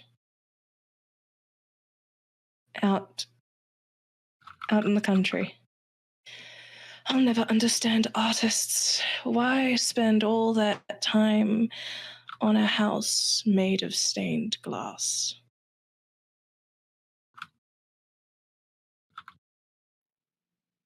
We enter a scene as you moved forward safely, maybe?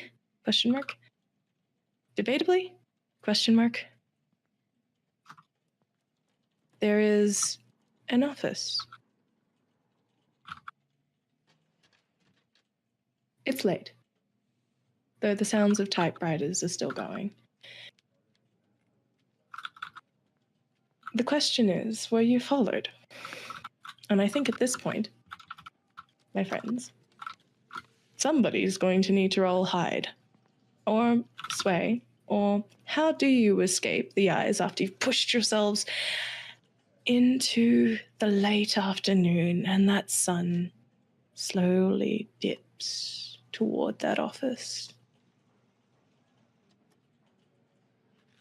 Sway, please. Lovely, go for it. And describe what happens. What does this look like? I think the office of the paper is a nondescript building. It has a simple sign outside declaring the insert name here. And she would know the back entrance fairly well. Fair to say that, like, if anyone is hanging around out there, they're taking a break from the daily grind. And her plan is, like, she's already got the press credentials on. So anyone that she would know from around the office, she would kind of just give him a wink and a little grin and maybe try to engage them in conversation after unlocking the back door so that she can sway their attention and presumably provide a suitable distraction so everyone else can go inside. And her office is, there's a nameplate on her door, so it's not difficult to find. All right. Before you do roll your sway, I want a fate roll. Have you ever done one before? Is it a D100? Or? It is a D100 if you have one you. If not, I will gladly take a pool of D6s. I saved the D100. I would just like to point out at this time, many of you watching and those of you at the table will have done fate rolls on Quest Junkies before. Scarlet is the one who introduced the fate roll to Quest Junkies, so we're now getting the authentic fate roll. Hit me up, sugar. What you got? 89. Can you describe the one that has a crush on you, but is a little bit not quite worth the time? As you make that sway roll. His name is Dilton. Why is that the thing that sends me? I may have slightly borrowed it, but it's still true. And I do have a gilded die. Yeah. So when you take the choice, so if you have a gilded die, you roll one of the die you roll is gilded, and if you choose to, you can choose to take the gilded one in order to recover your drive.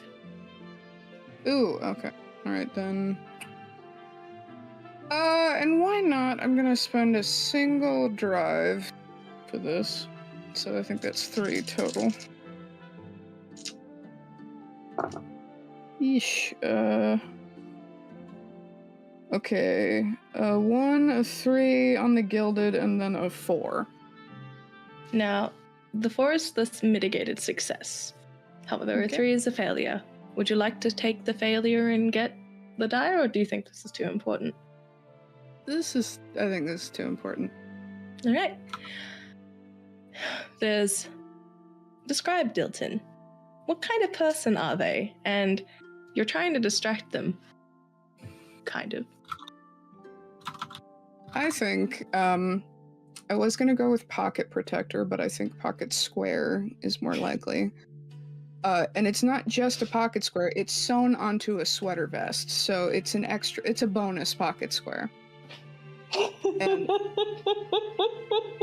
he's got, today, I think, he probably dresses to match every single day of his life, so it's probably a very well color coordinated, like, white dress shirt with a bright orangey sweater vest with that pocket, and in the pocket is I'll say a black pocket square, and I think as she distracts him, she'll just Dilton, darling, I see we've gone with the black silk today, the spicy variant. Wow, I can talk. Variant.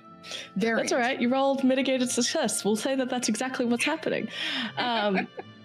Now, is Dilton older than you or younger than you? Maybe 2 years younger. Okay. Miss Philomena, hi. Are you okay? You look... no, spicy one. Good, hang on, is there someone...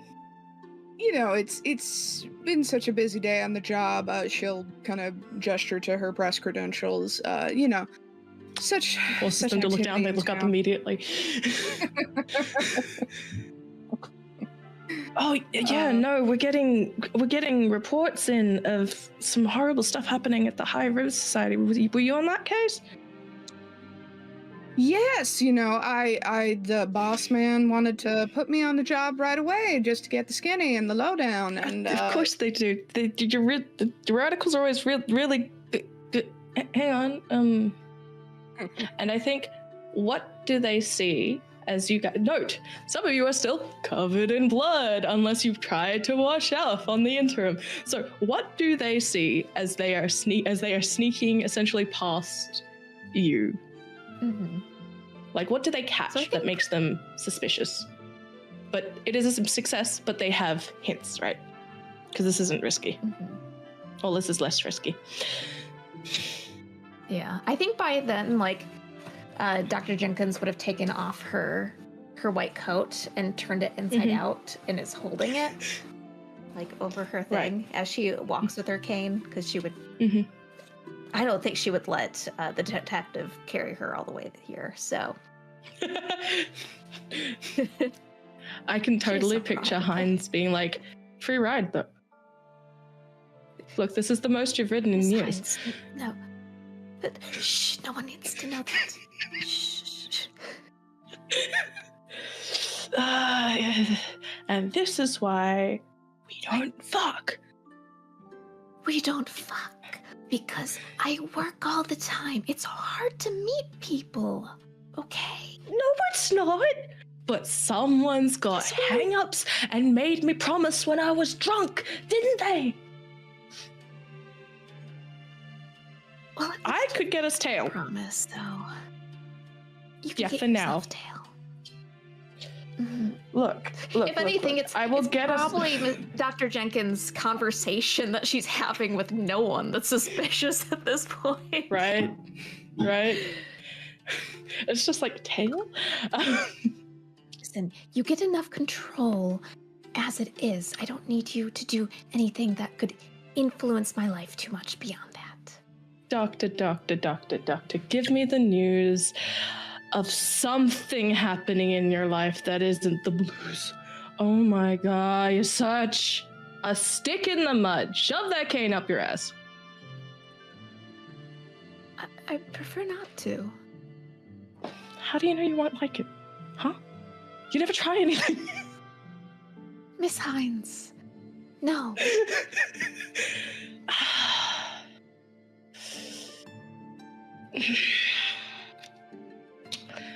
You're lucky I need this body. Well, we need this body. It's at this point she realizes she's walking in the company of other people, and she's like, See, "Oh, just let this them is know you're very crazy. It'd be so stressful much day. easier. Sorry, I talk out loud when I'm dealing with stress. Oh, It's I'm been stressed lovely. now. Love Cordelia. They're so cute. Help. They're so fucked Oh, up no. and cute. Detective, your arm is bleeding. Let me put some pressure on it. She just goes beet red. Cordelia, no, not you too. It's all right. No. I've got something planned for later. You still have the quill, right? Oh, yeah. Awesome. So what we're going to do, and then I think that as you're like dolling up our poor little Dilton, and they're like, what? Did you hear something? You have to convince them to like focus back in on you. What do you do to convince them? As detective, there's some the young one's creeping you out again. So, fun fact, the detective is paying no attention to any of that because the realization dawns on him that we're about to enter Philomena's office, which is an opportunity he's not had before. Oh shit. So he's distracted. He's distracted, all right. Anyway.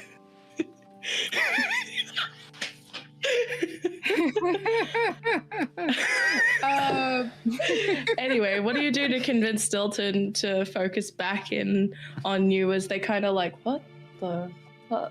Well, sorry, You what might is going recall, on over there? He tends to be kind of a messy eater, so I think she'll do one of these like to his chin of like, oh, is that just a spot of mustard there? Oh, probably left over from lunch, you silly rascal. They very embarrassedly they pull out their pocket square, and they find you discover that underneath that pocket square is another pocket square that was perfectly folded on top of said pocket square. So they're like, oh,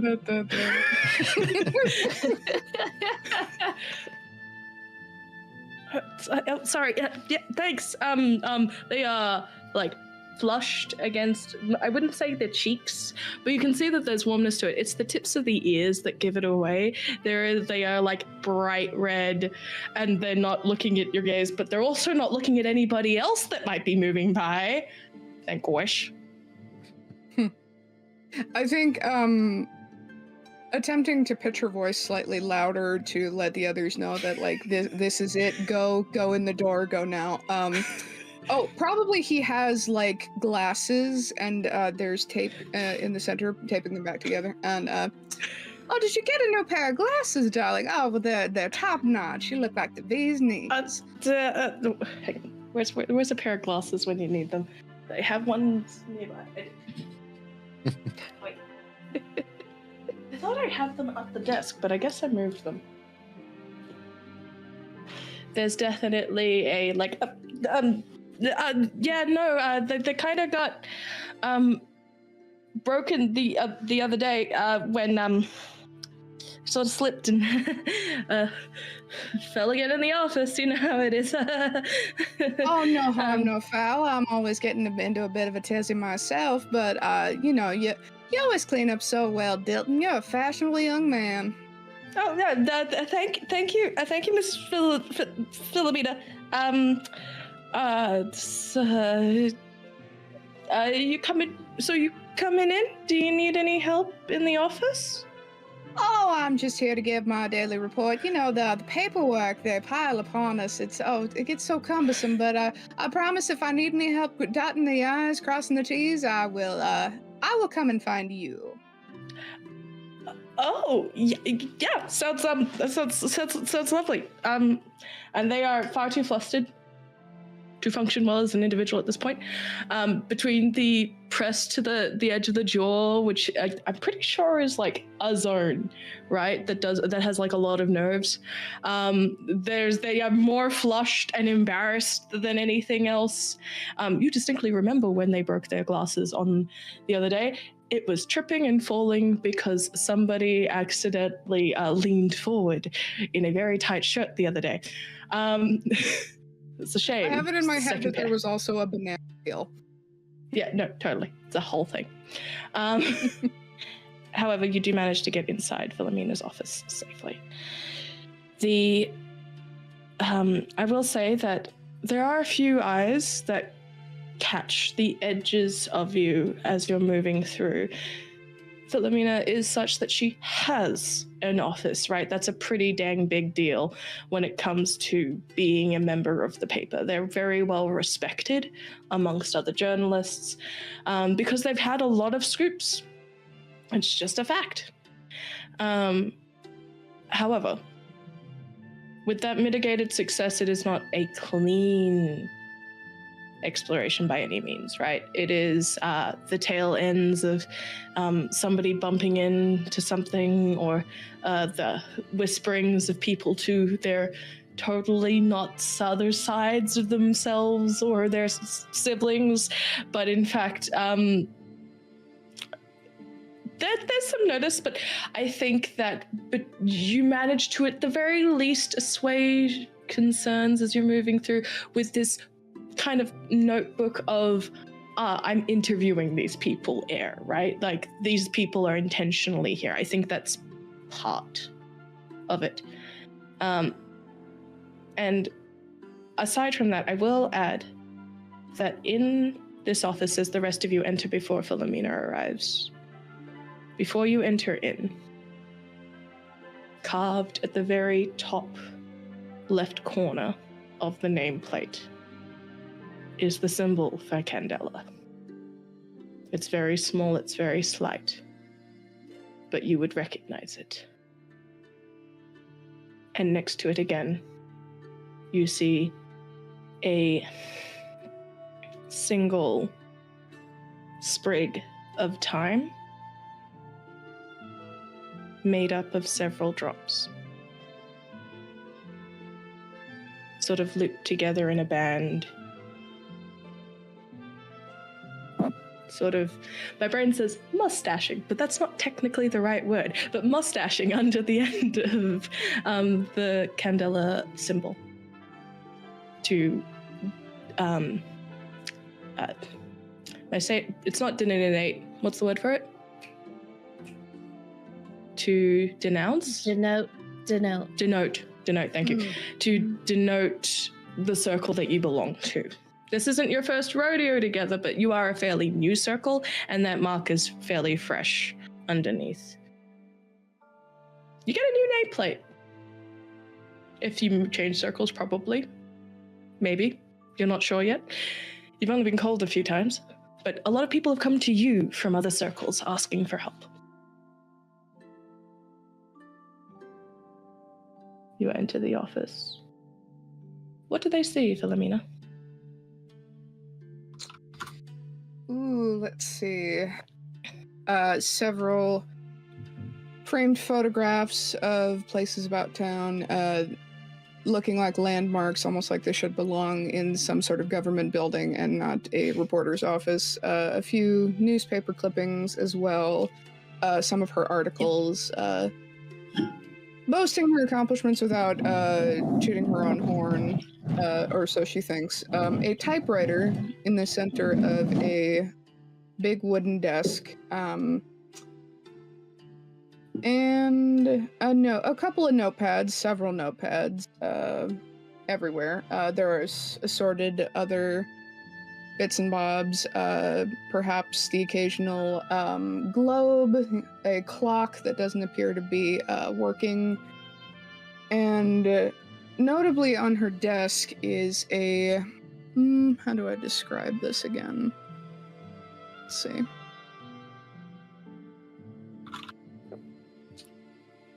A beautiful fountain pen sitting next to a big notepad.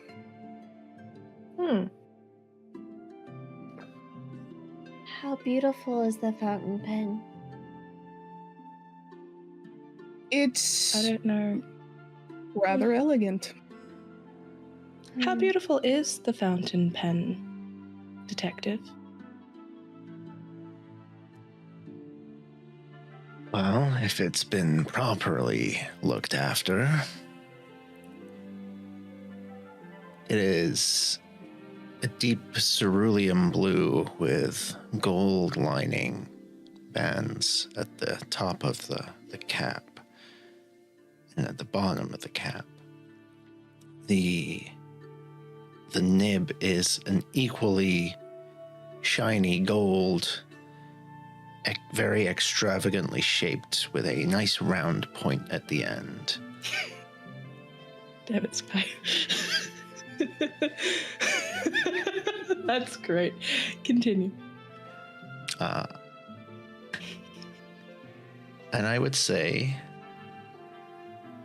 that there are initials monogrammed, very small, on the lid. Almost imperceptible. Shouldn't, if one was not a detective. As much as people have harped on you for doing a bad job, you're actually very good at what you do when you are on the case and a little more sober than you'd like to be.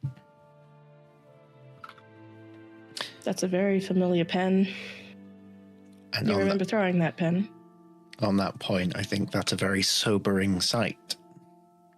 I think his demeanor changes slightly as he notices it and stops. Mm-hmm. In this office, as Philomena, you enter in, you see, how have people placed themselves? Are you kind of leaning against desks? Are you sitting down? Cordelia, Doctor, what are you doing? I've commandeered a notepad and I've brought out my own quill. And it's a big green feather with white speckles. And I've brought out one of my arcane texts. And I'm going through and reading about what we potentially have come across and trying to kill the time wisely. I think that the runes from the previous hand that you remember that you slashed through, you kind of, I think that now that you've seen that, you see remnants, similar writings. You have a book of, your text is older. Much older. Some of the pages are a mix and a mishmash of various different languages. You don't know all of them by any means. Too many to count, after all. Delilah knows a few. And occasionally as you go through, there's a, no, that one's the gibbous moon, silly. You can tell because it's got the wiggle. Say it again. Wiggle. And fold. I miss you. And as you write through, some of these words are in old Faire languages. Very old. And they change depending on the night. Today's is...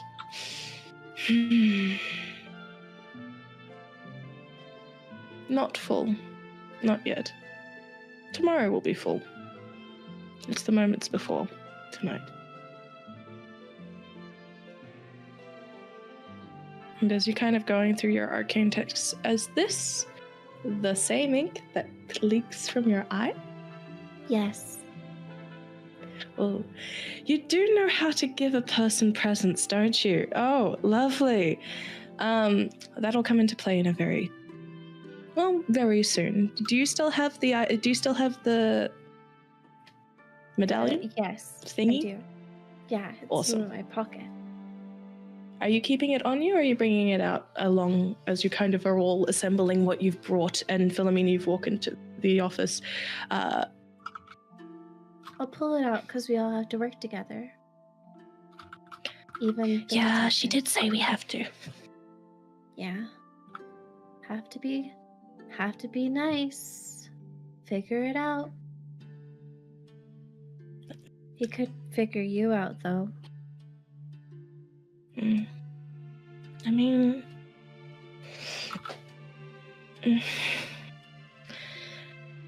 maybe we don't need to. This is nice. We're always together now. True. And they're not trying to get us to not be together. True.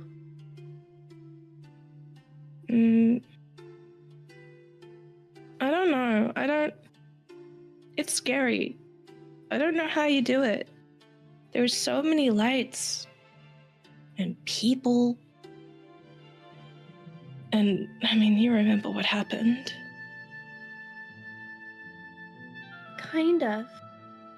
Kind of yes, kind of no. I don't remember either much. I was hoping you'd remember more, actually. Hmm.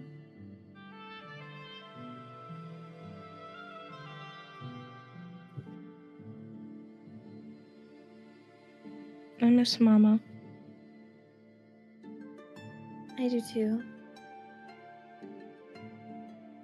You remember the game she got us to play with like the dots and the lines, where we'd draw lines until we made squares? Yeah. Do you want to Can we play play? that game? Yeah. Yeah. Okay. Me. Okay, dot. Line. Oh! Yeah, you can be this hand. Line. Yeah. Then I'll Line. be this hand. Yep. Yeah. Yeah. Uh-huh. And while you do that, Doctor, was there anything before we have our moment? I feel like it's going to end up being.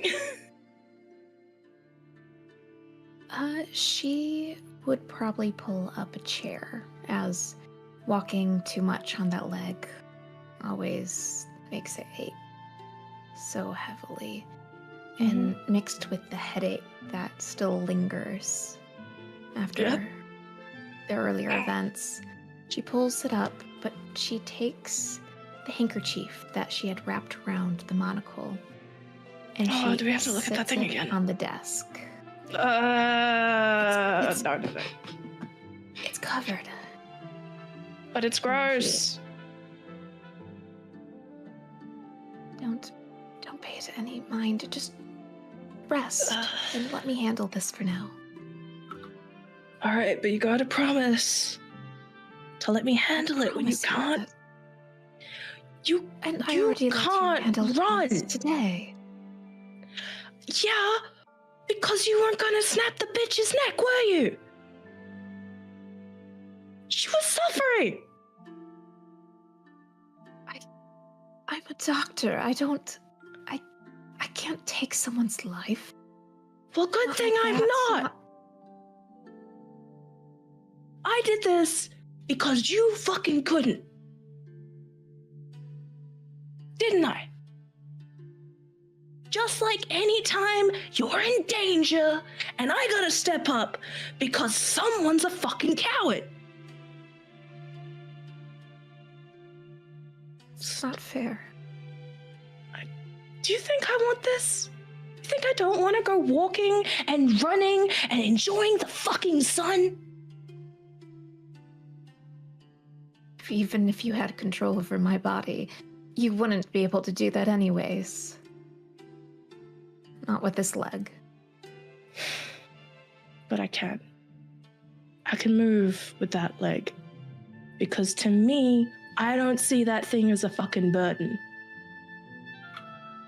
I don't call myself lame. I don't call myself injured. I just am. You think too fucking much. Shut up for once in your life. And the voice goes quiet. Dr. Jenkins is in noticeably a terrible mood as she sits, her fingers idly tapping on that handkerchief as she waits.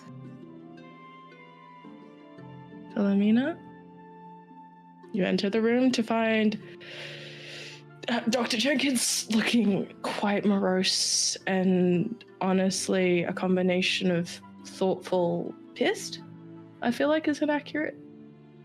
Just betrayed and hurt. You see Cordelia drawing lines, and is that your notebook?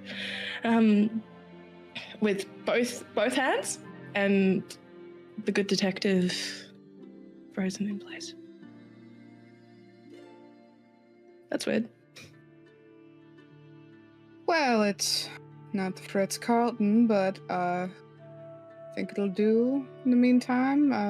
To regroup.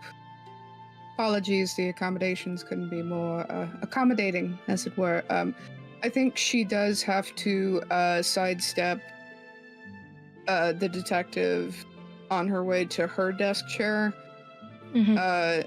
And she just turns and looks at him and just, well, if there's any available room to sit, you're welcome to take it. I usually do. Where did you get that pen? Which pen? There's about 3 to 15, depending on what you define as a pen. He reaches out and his hand stops just short for a second. There's a moment of hesitation. And he picks up the fountain pen, spins it in his fingers. This one. Oh, that. I found it in a rather dingy bar. Unseemly. It was quite a stroke of luck. I'd recently lost my pen. I assumed it belonged to no one. It was just left there unattended. Very specifically, you found it near the fireplace. Almost burnt. Ooh. I seem to recall I found it near the fireplace. It was practically burnt.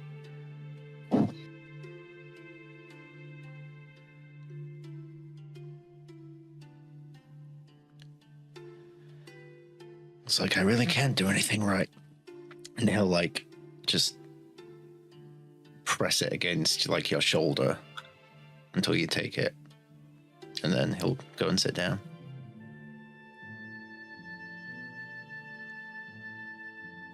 That was strange. Why did he do that? I win. You did win. Good job. Yeah. Again? Or do we need to concentrate? I think we need to concentrate. Maybe we should tell the good doctor she should try playing dots and lines sometime. Maybe that'll... I don't know. I think that they're not as friends as we're friends. In fact, I think they might actually really, really not like each other. Maybe it's just a misunderstanding. Maybe. I mean, I don't know if they're sisters like we are. Oh. Maybe they don't have the thing that we've got.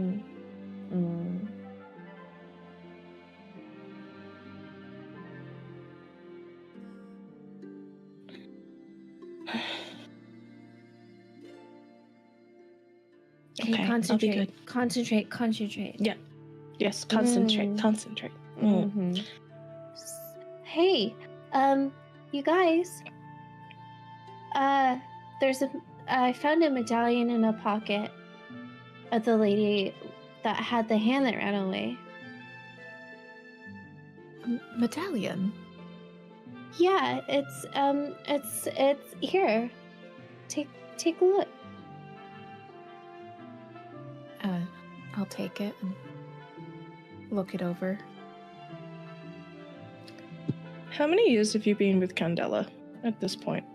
Or how long, do you think? Ooh.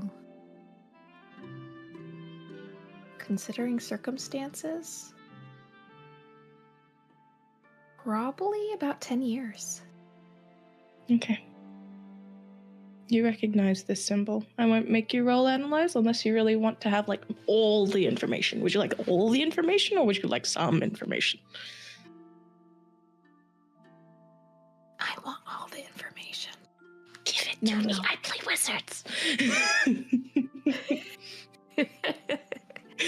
All right, so this one, now, when I have, like, the gilded dice, do I just roll that every time when I roll focus then? So every time you roll focus, if you have, it'll be the number of dots, but one of those dice will be gilded. All right. That is a 2 on the gilded and a 5 on the regular one. All right, mitigated success. You've definitely recognized this symbol. I'm just making sure that I am reading out things right. As you rack your brain for where you've seen it before, who you've seen have it, you know for a fact that Cordelia got this off the individual with the gloves. Mm-hmm. And with that sort of connection, it really hits you that this person is a member of the Red Hand. So the Red Hand are an organization that deal in the curation of magical artifacts. Which, to a D&D player, woo, magical artifacts. To a Candela player, artifacts are the only way to wield magic in this world safely. Oh, safely is a debatable word, actually. Especially given what's happened to some of you.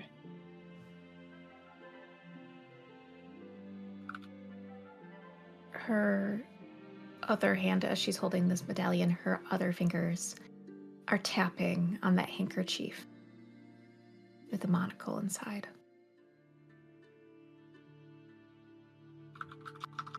Cordelia, are you familiar with this medallion? What the symbol means? Is it like a high five? I don't think it's like a high five. I'm not familiar with it, but I've got her gloves too.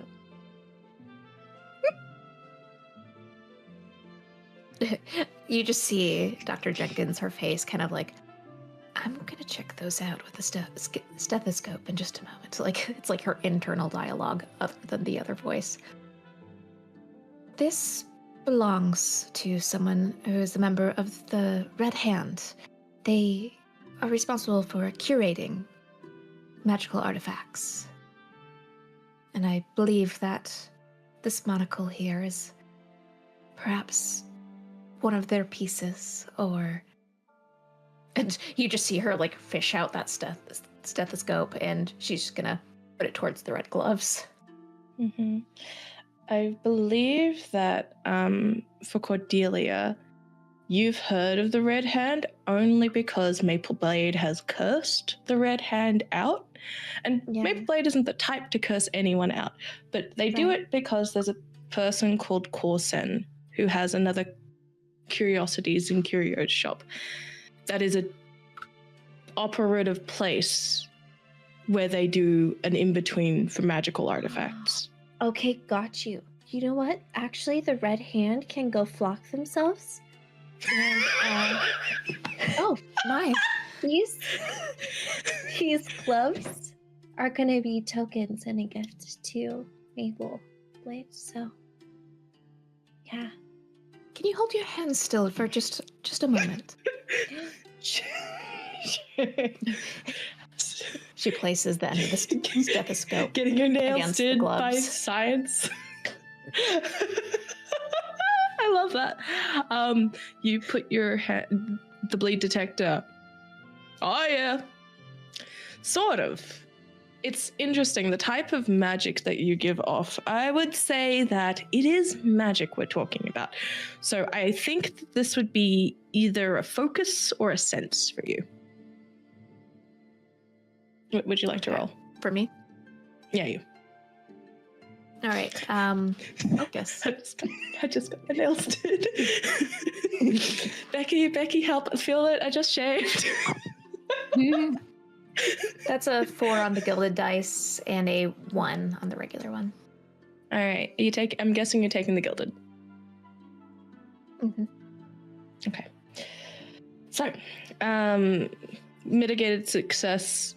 They're a magical artifact, all right? Kind of. They seem. I would say that even Delilah would have noticed this because Delilah's your bleed detector. They're less potent than before, potentially because the hands that were using them ran off. Scurried. Mm-hmm. Crawled.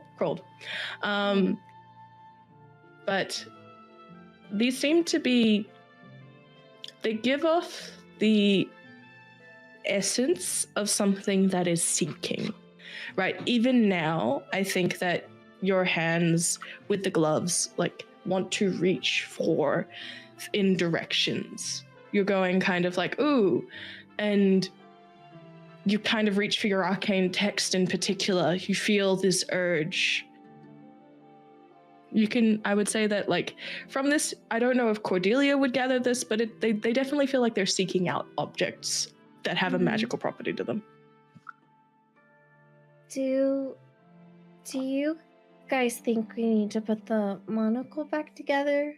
Philomena would produce the bleed containment vial and just go, I managed to rescue the other pieces. If that would help. I don't think that it's a good idea to put this back together. I might have glanced it and it caused a rather awful feeling and a headache. You were the one who looked at it, so I don't want, I without even hearing your words, I can hear you. But I think that it's quite dangerous for just anyone to look through. Well, could we put it back together without looking at it?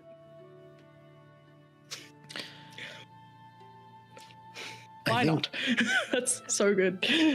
I think in this moment, we need to look at the bigger picture. I don't have a monocle or gloves to present, but I do have information because a lot of those faces, those corpses, those once were higher ups of society, now reduced to, well, less so, shall we say. Some of these people went missing officially. The ones in the paintings? Was the person hanging out of the painting was the one that had gone missing? Mm-hmm. Specifically. Yeah. Does anyone familiar with the artist that was being exhibited? I don't really follow the arts. Don't have time for that. It doesn't surprise me he doesn't have time for the arts. Do you think that guy even knows how to sing? I think all he does is drink, honestly, Delilah. I think all he does is frown. As he frowns and takes a sip from his hip flask. Could I add, hearing the word picture, big picture, there is probably a crammed into a corner of this office, like a small photo development lab with the instantaneous technology. It's behind a paper. It's behind this really big curtain, and it's just like, behold, this photo development station I prepared earlier. Whipping the curtain back. Carry on. I intend to develop these crime scene these photos to help with the big picture stuff. Shouldn't we clean up and get back to Maple? Shouldn't we get back to the shop? How do we know where to go from here? Very quickly, I will say that for the development of the photos, I will need a control. You did manage to roll decently last time, so should anyone want to assist you, I would say that for a private task like this, like, you can use your own drives, but I almost want to say that the others shouldn't help you because they are part of what's going on. But because you rolled so well and that people were moving around the area, I'll allow it. Does anybody want to help? I do not have any nerve drives to give. Neither do I. I don't have nerve. I have one. And this is why. Wait, I don't You have do. cutting. I own a nerve. Yes. Yeah. I don't know how I'm gonna help you though. You like to prepare tea. I think that's the extent of what Philomena might know about you. And It's a well, process. yeah. The smell's familiar. The Mhm. chemicals, yeah. Okay. Yeah. Take a piece of my nerve.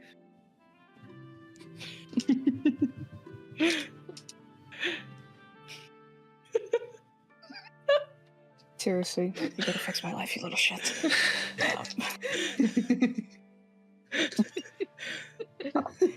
Ooh, okay. I have 1 6 and Ooh. 1 3. Ooh, we like those. I think, though, what happens, and I think this will illustrate it honestly quite well. As you're developing the liquid, you don't mean to do it, Cordelia, but your eye drips a little bit. And as the bleed kind of leaks from your eye and hits the development fluid, as you're trying to help, you are, and Delilah wants to help too because they've never seen a photo be developed, neither of you have, so this is super exciting, and they just want to be a part of it so much so that you kind of leak into the fluid just a little bit. Yeah.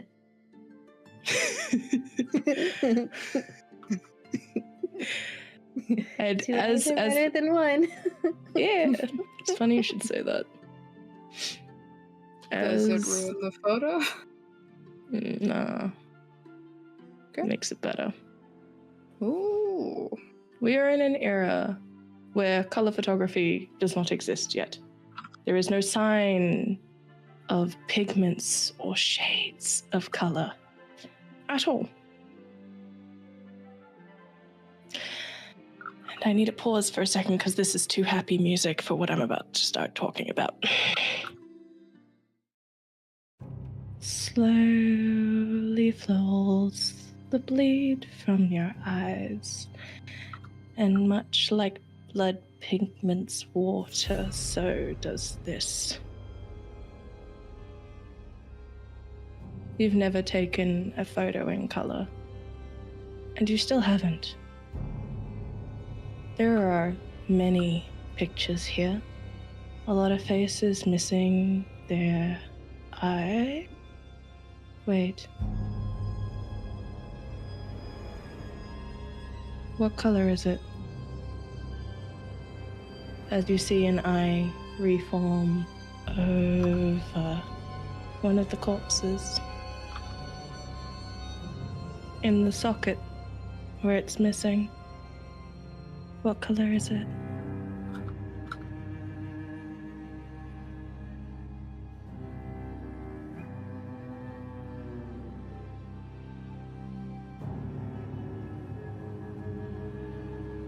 I don't think there's a way for her to put into words the effect of what she's just seeing, but as the photo develops, she is going to point that out to Cordelia.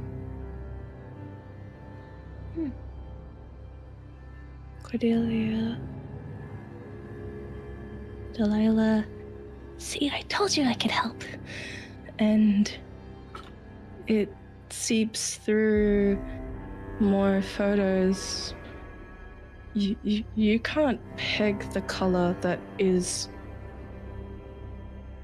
in that eye. It keeps shifting, and you watch as the eye, as it bleeds down, it almost recreates the injury. It's so saturated, it's so colorful, and that bleed moves and shifts from one eyeball to another face, and oh, this isn't the right one. This isn't right.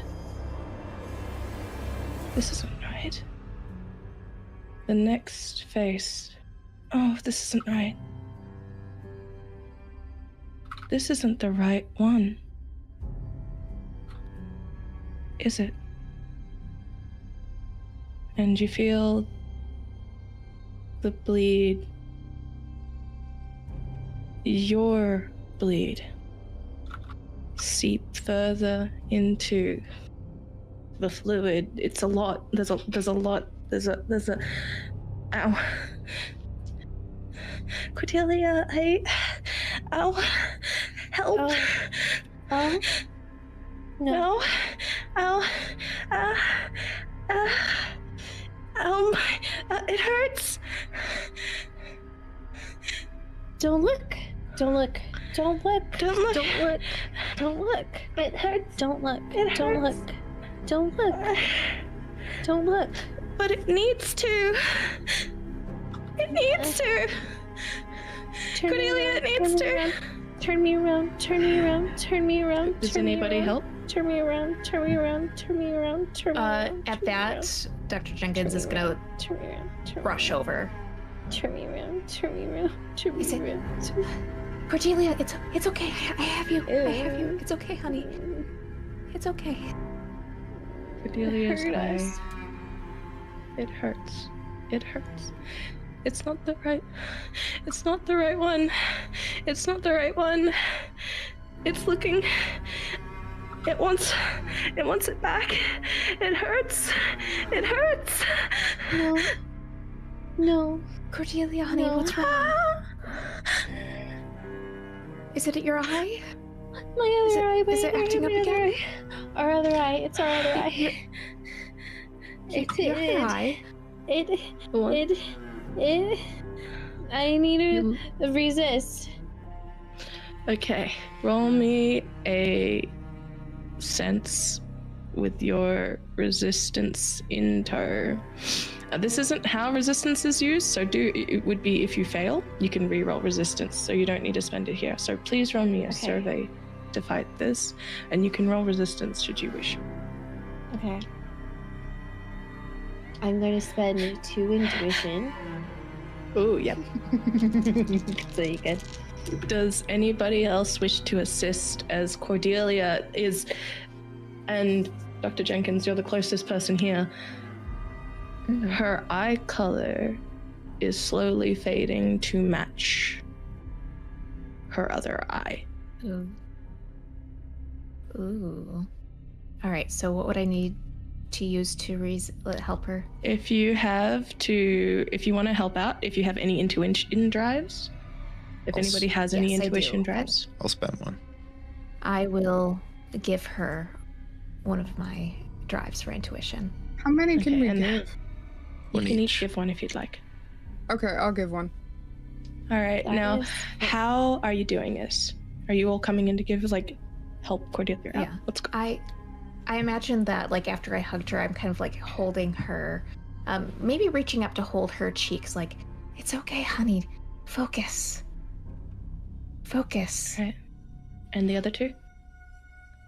Flipping the photo so it's face down, she will actually pull out her bleed detector, which I'm imagining as a portable dictaphone. Hey, nice.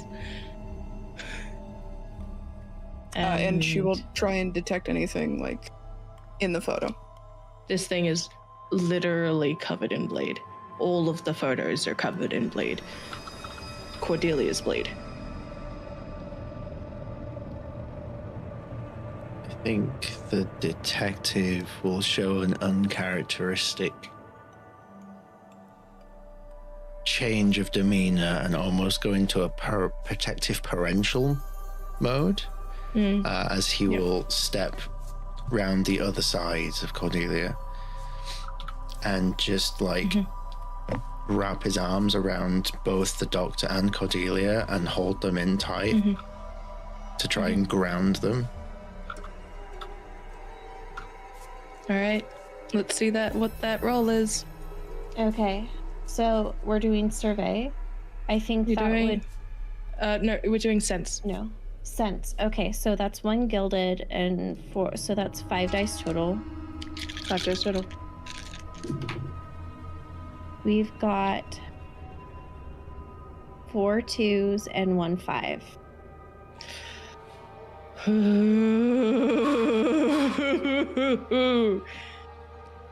And with that, you take a single mark and bleed instead.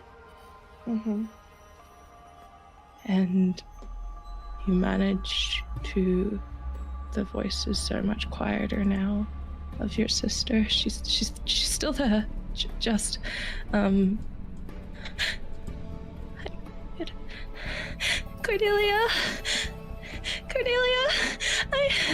I'm sorry.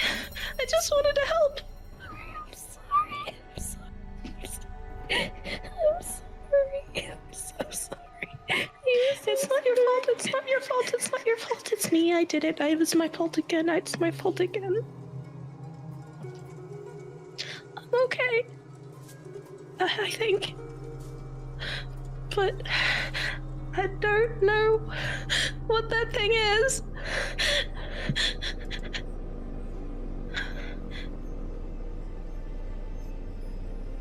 But it's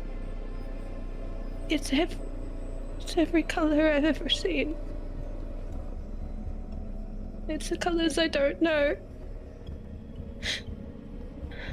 And I don't know what that painter guy or person, I don't know who painted that thing, but they're really messing with things they shouldn't. It hurts. They've hurt so many people by accident, they don't even know.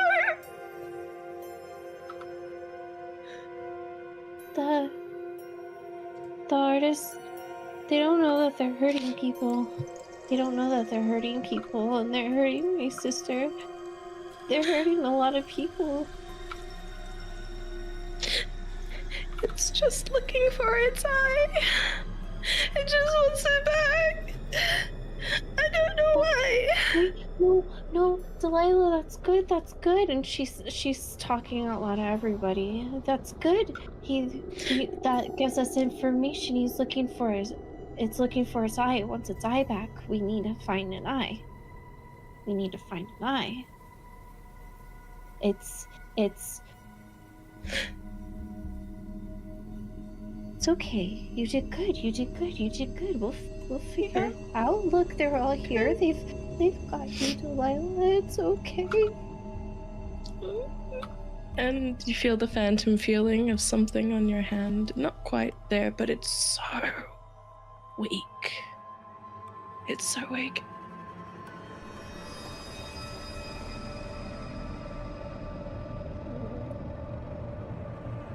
Cordelia, we have you. And we are going to help you and make everything better, I promise.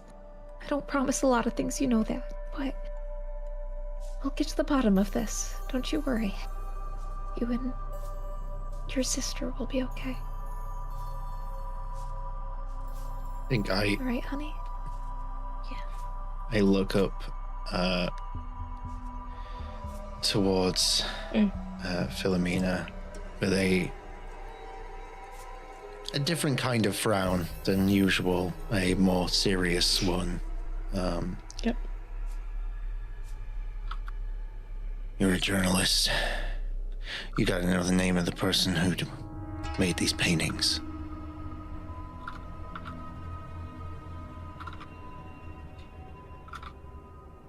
Is that something I would know? I mean, everyone's been talking about it. William Wicker. finally making an appearance, the famous Impressionist. Their new talent, I will say that I might request a... I want to say that a focus roll here, because remembering things would be the best, please. It's a 2. All right. You know the following information, because everyone at the paper knows the following information, even you. Even if it's not your division. William Wicker is an Impressionist painter. New talent. Recently sponsored. You're not sure by who, but they've been rising in popularity, like very suddenly. Because, and the tagline under the article always reads, for their evocative and highly empathetic pieces. Anyone who kind of looks at it isn't quite sure what they're seeing, but just knows that it's beautiful, saturated color. And not realistic, no, that's the wrong word, but captures the essence. That is the extent you'll get as for what's known, though. You don't know where they are. They don't know anything like that. You just know that they're a recluse, if max. I think relaying all of this information in a very calm, grounded manner, as though she were repeating the daily report from her boss back verbatim, and then she would add, I mean, he was the talk of the town for some time, but if we're looking for a thing, looking for its eye, I wonder if some sort of his success might be attributed to some sort of odd bargain, perhaps. He uses too many colors. Too many colors. Colors unknown. He uses all of the colors. Well, the Red Hand is involved in this somewhat, somehow. It wouldn't be... Well, it wouldn't be out of the realm of belief that he got his hands on something through them, whether it be the monocle or... Doctor, and for those, has anybody been with Candela for more than 3 years? Too young. Too young. Say- You're a wee lass. I'd say yes, but not much longer. Okay. Honestly, I think I'd give the same answer. Okay. So I'll let you know this, that for Philomena and Detective Petrichor, you both have heard of it. You've never been on a case with them because your skills aren't really, like, you're decent at, like, oh yes, an artifact, of course. But the study of antiques isn't exactly your area. But for you, Doctor, I would like to have...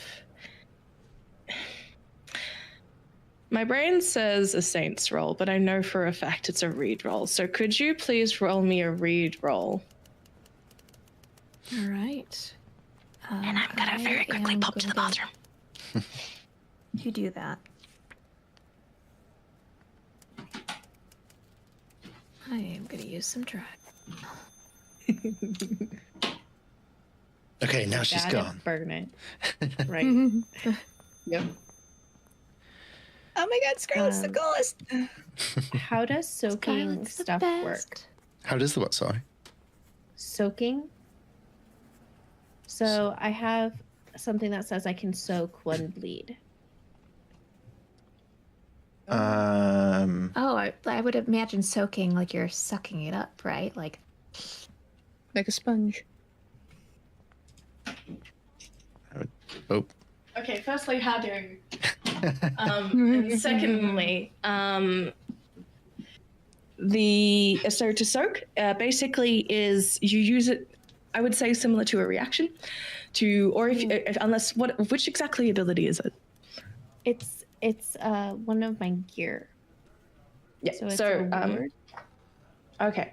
So basically, I feel like with a ward you can prepare it or you can have prepared it. So feel free to use it in retrospect if you'd like. But essentially, the way it works is that I see them as one-time uses. Mm-hmm. And you can use that gear to essentially absorb the effects of a mark of bleed. Okay. So, you know, I don't... you're not quite there yet, but should you wish... Yeah. Okay, got it. Mm-hmm. Right. So I was able to roll a gilded dice, regular dice, and I used one of my drives for cunning. Okay. On the cunning, I got a 4. On the normal dice, I got a 3. And on the gilded die, I got a 6. Hey! Lovely. As you try to put the pieces together, you think about how what the Red Hand does. They're gatherers of magical artifacts. And gosh, wouldn't it be amazing to find someone who produces magical artifacts? They just can. The paintings are quite famous. They're very popular. They're almost too enticing. Even when you were there, I think, luckily or unluckily, you were distracted by the number of bodies, right? So you didn't, and moreover, the paintings weren't technically complete. Not that you know that. Mm-hmm. But my goodness, imagine the power and capability of being able to just have someone in your back pocket who can produce works that are inherently of the flair.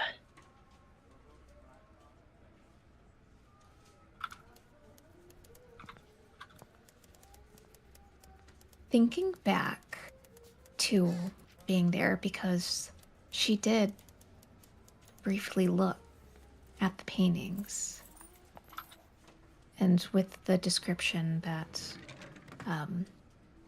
was given earlier regarding kind of who this artist was, Philomena, do you know whether or not he did just mainly landscapes like many of the things we saw, or portraits? Did it have that in any of your notes on his primary focus? I'd say that given that you guys got close to some of the paintings, some of them were labeled The Man and the Dog. Mother and child with flowers. I'll give you that. It was weird without anything there, for sure. Seems odd. I mean, it certainly came across as very eccentric, but if the Red Hand is involved in all of this, well, something's missing. People are missing from the paintings. It's a theory. I can't be sure, but if they are supposed to be there and they're not, then where are they? I think this artist has more to him than we thought. I would have to agree with that. She is going to look pointedly at the bleed container vial and the handkerchief containing the pieces of the monocle. Mm-hmm. I wonder if... Well, it would seem if we were to examine the pictures again, just us, of course, and if the monocle were put back together again, if it may discern further detail about the pictures themselves, perhaps make it not quite so overwhelming. Okay. How are you going to reconstitute the monocle?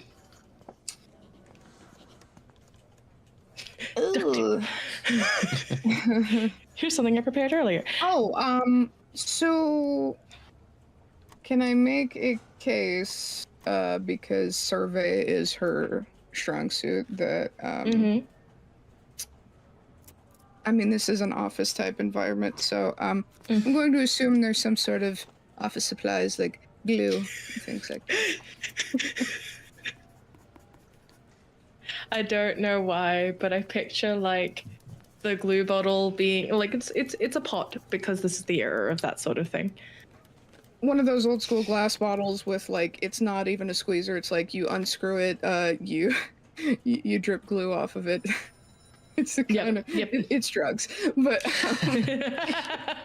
Drugs. you can It's technically drugs. drugs.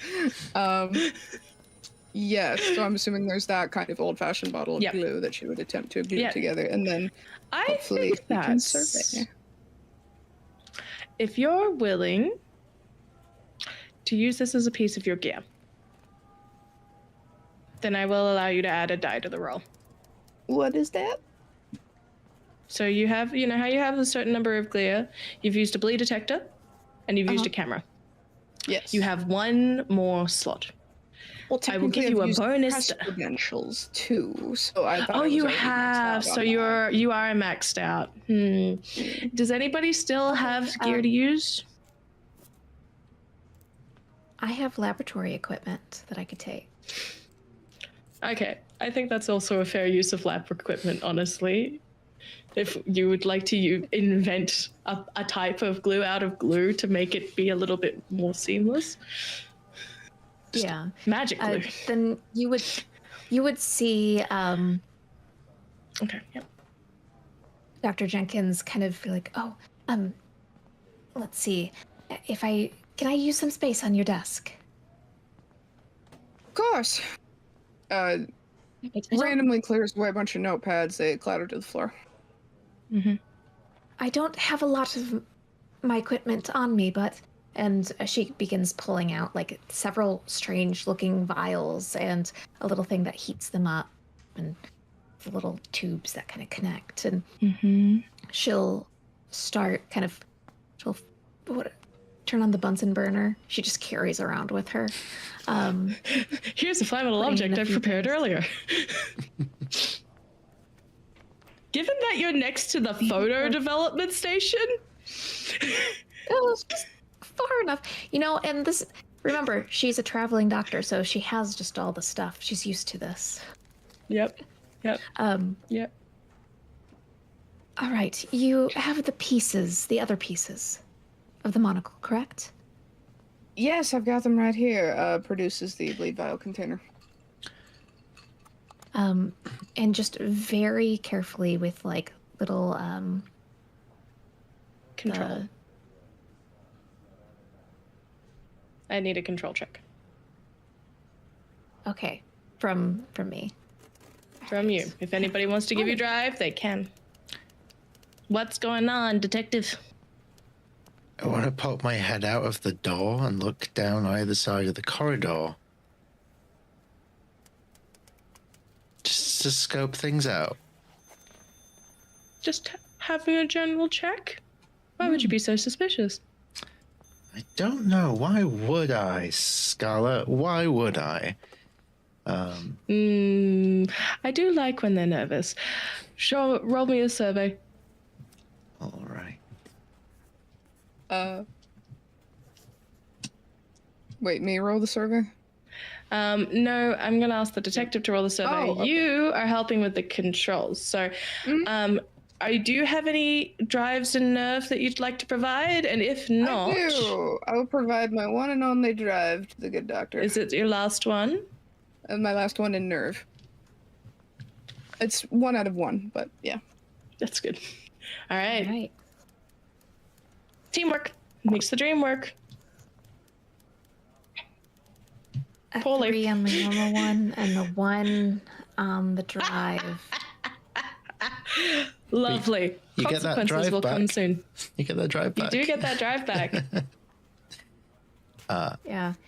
With well Is that read. both of us? 1 second. Okay. So you get the drive back. You could receive that drive that you just spent back. So you have a drive and nerve. Yep. Yes. Mm-hmm.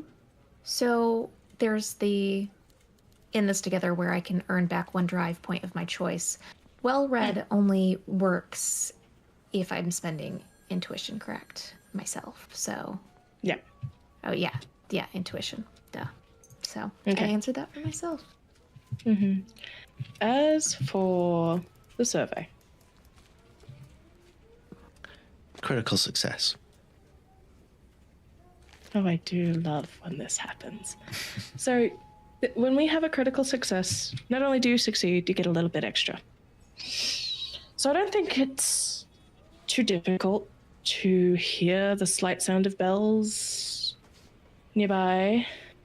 And as you kind of lean through and listen, and you see like just a general reaction, and I mean, Cordelia was very upset before. A lot of eyes are on this place, and you meet the gaze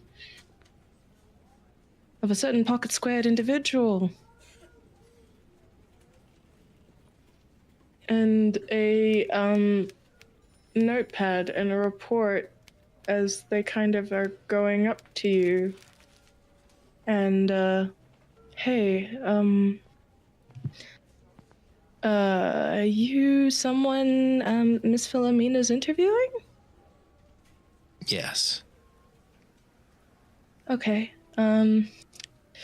I was actually coming to get them. We've just gotten some information from one of our insides at the periphery. They're a little Apparently preoccupied at the moment, but I can take a message. Well, they kind of look at you. You don't work here. So would you be willing to sway? I will sway away. They kind of look inside. They try to catch a look inside. Are you blocking the door? Yes, I'm fully blocking the door. I'm going to, I have no points in sway, so I'm going to spend 3 drive Go for it. to make this at least potentially doable. 1 and a 5. 1 and a 5. Okay. So, mitigated success. I'd rather really give it to her myself, but I can just the clipboard, pass through the clipboard. Also, they're on their way after I told them that she was the head on the case for the article, because they were asking why there was press already at the door. Apparently they saw her with a tag. That's right, yeah. It's all part of the plan. Don't you worry. You're... Okay. I like that pocket protector there. Good job. Thank you. Yeah. Oh. Thanks. Sir, what's your name? Detective Petrichor. I'm a little bit of a what would you call me? I like lean in and like in journalism they get like secret sauces, like that kind of thing. It's all hush hush. Yeah. Yeah. It's kind of like that. So. Oh, are you investigating for Miss Philomena? So maybe if we keep things on a little down low, maybe I can be your sauce in future. Oh, okay. You mean a source, as in like a person we get information from, or like? Oh, okay, yeah, that'd be cool. That'd be cool. Thanks. Cool. All right. I'll see you in a bit. Okay, yeah. We'll talk. Yeah, no, just let I shut the door. Miss Philomena know that they should be about 5 minutes. Okay.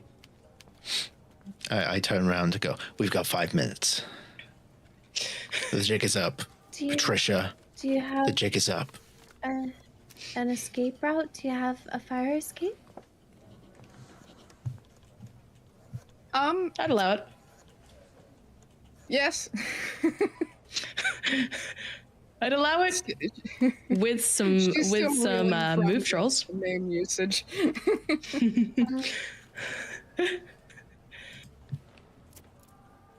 So, Okay. not to bring up my failure earlier, but I rolled a 3 and a 1 on that control. I know. I mean, consequence of that. Now this was not. This had a nerve, right? This had a drive in it. Mm-hmm. Yes. Okay, so we don't take the 1, but it is a failure. So, explain to me why, instead of repairing the monocle, you shatter it more.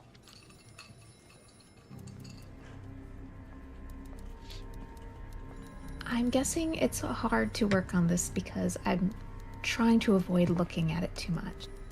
Yeah, How- no, there's But you definitely some can't- reeling back. You can't yeah, you can't avoid looking at something you're trying to fix. So how does Yeah. it feel when she looks at it? It's so strange. Unlike when before, when Cordelia was just so overwhelmed and it was every color and it was everything. It's like, it was everything. This is nothing. And looking through this monocle and what you can see as you try to look at it feels like looking at nothing, to the point where you would be feeling like you were in a void, sucked in. Every moment, every sound, every piece, it's just your own head over and over and over and over and over again. And it's only that spot. It's blindingly dark and cold. And I just want to see again. I just want to see again. I just want to... Oh. Dark man. Why the...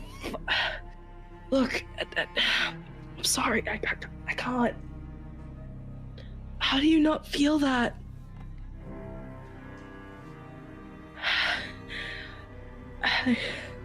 How do you not feel something so empty?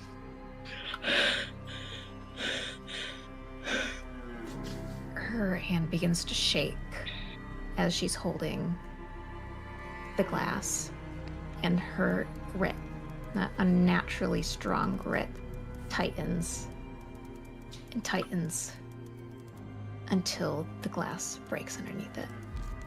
And with that, you take an additional mark in body. Is that 3 yet? Nope, because Dr. Jenkins has only taken 1 so far. This is the first mark in body. So body and then 1 in bleed. Lovely. Okay. Gotta work harder. But as it snaps in your hands and you feel it snap, it's kind of almost embedded. The glass is there, and you struggle to look at your hand. Every time you kind of do, there's a visceral, like almost a retch in body form, as you move your hand to the side and you almost hit the nearest person trying to avoid it. Cordelia, you feel yourself back off, but you also feel really weird around this monocle as well. Like it's giving off bad vibes, and you already feel bad, so I think you're avoiding it for the most part. Would that be accurate? Is it bad vibes as in it's worse the more broken it is, or is it better the more broken it is? For you specifically, it feels better. Like the way that shadow feels like in dappled light. It's momentary as opposed to intense. When it was solidified and in more concentrated pieces, it didn't it wasn't as bad. But even now, like, Delilah is still, like, very quiet in your head, and she doesn't like it, for sure. We won't fix it. We won't fix it. We won't fix it. We won't fix it. But we gotta go. Good. We gotta go. They're coming.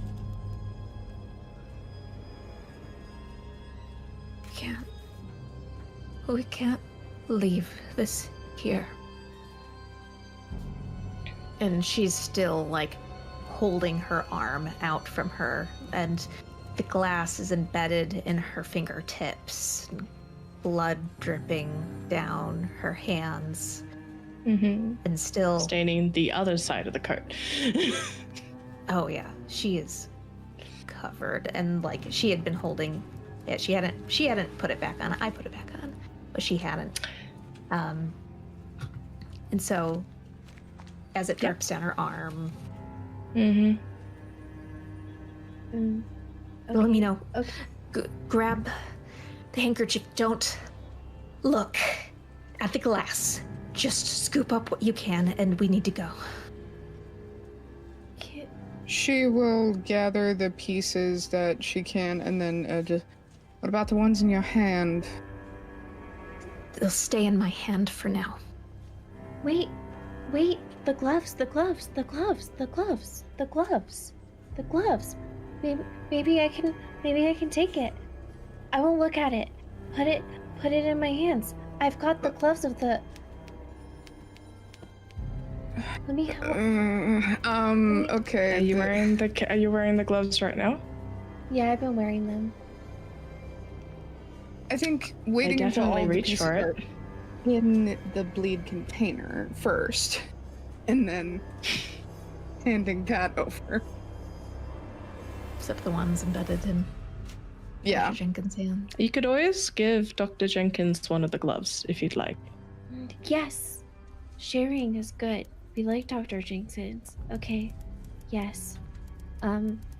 Here's a glove, and she's gonna wiggle one off and then wiggle it onto your hand. All right. Cordelia, Yeah. were your hands always this red? Nope. Nope. It's not a heavy amount by any means. Not at all. But it's itchy. Just a little bit.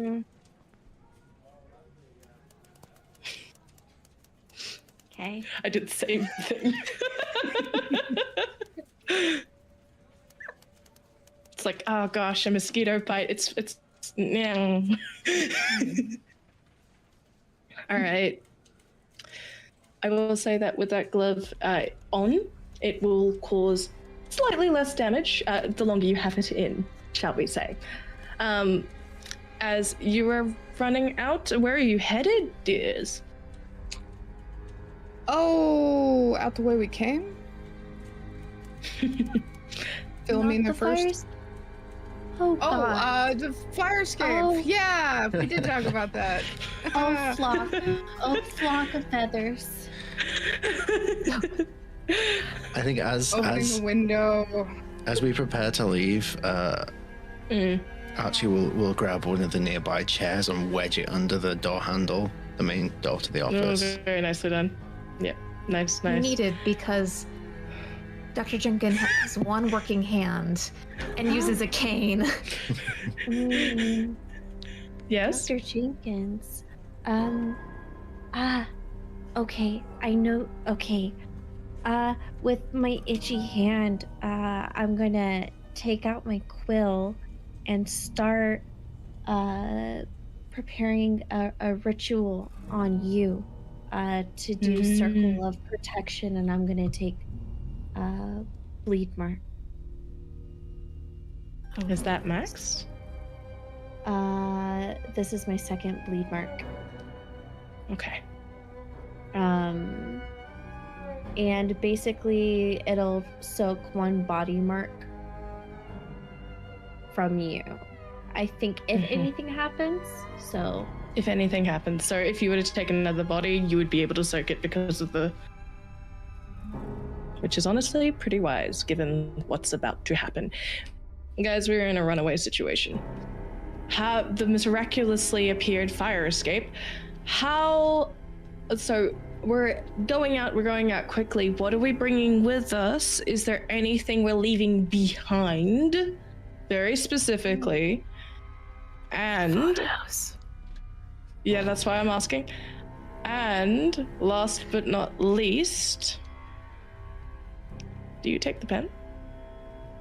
Of course I take the pen. I thought so.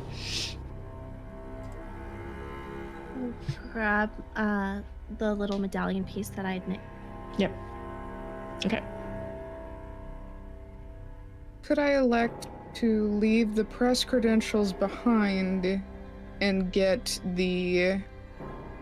bring the photos? I'll allow that. You can no longer use those press credentials. Anything that I suppose you're bringing the rest of the monocle. Yes, I already have the bleed containment vial selected, so that would be part of the package. Oh, I was referring to Bree's hand. Yes. Yeah. All right. Oh, yes, that's coming in. I think I would have gathered all my lab equipment as well in this mad rush. All right. Putting things in. In this mad rush, I will say that you drop a certain shiny out of your pocket that a little magpie, Ms. Hines, picked up one day. The locket slips out of the coat pocket since it's being held like around my arm rather than me wearing it. So yeah, the locket falls out, bouncing, and opens up, revealing a portrait of a man.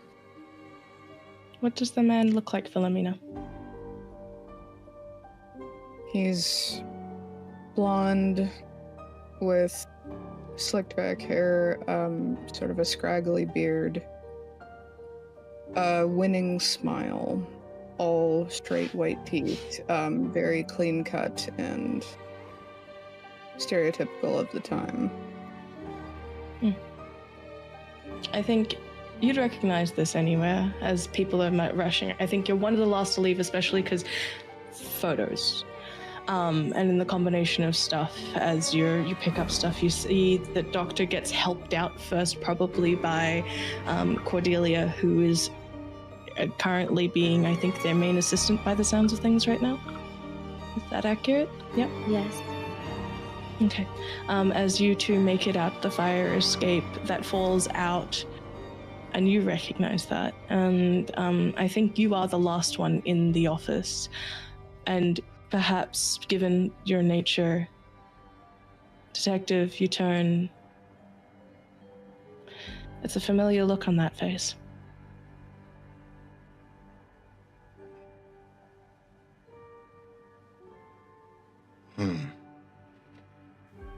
Let's get out of here. Can she Do pick you up the locket? You okay? Pick up the locket. Do you take the clipboard you were given, detective? Yeah, I would have still had it in my hand. Okay. In that case, we rush. Now, it's tense. Everything from this point is a bit risky. I'm not going to deny that. I need you guys to, as you're moving, some of you I think will straight up be doing this partially with the equivalent of disadvantage. Like I honestly think that you, Doctor, should be removing a die from whatever pool you have for move. And if that is negative, then unfortunately we stick in negative. And no drives will be able to assist you, even if people are helping. Yeah. No drives, and I have nothing in move. Lovely. You are moving rapidly down this. There's a hey. Miss Philomena? Miss Philomena, the periphery here to talk about the case you're working on? As you are already out the window, I'm guessing. Window shut.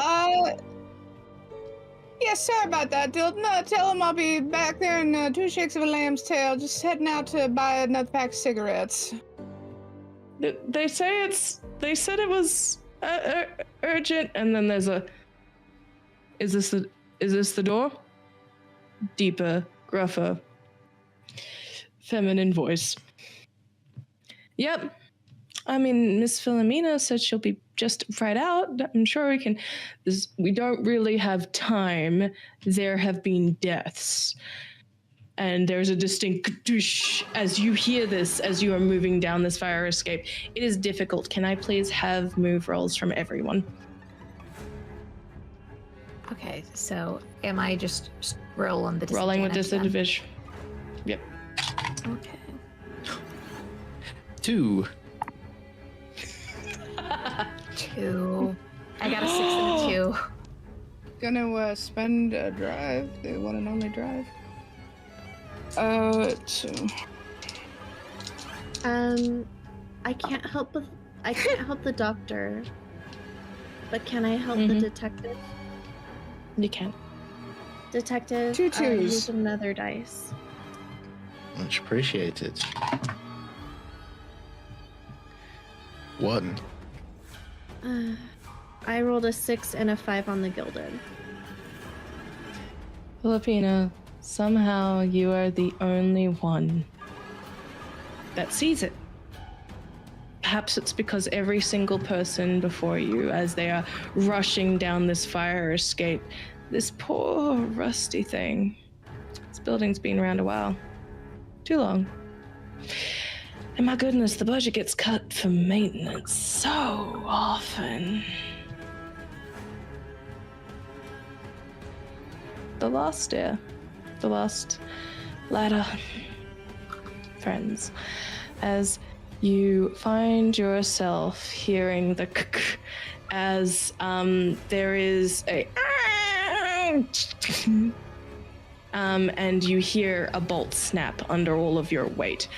As the doctor is ahead of you, Philomena, I think you they slip out of your hands completely, and you watch as they tumble forward, hitting. Sorry, not Philomena, Cordelia, and you watch as the doctor tumbles into both Philomena and the detective off the side.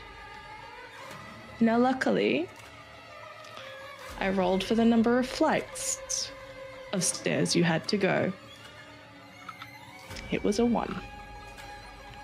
So you only take 1 mark in body. As you crash and fall off, and there's a distinct crunch. And Cordelia, you reach,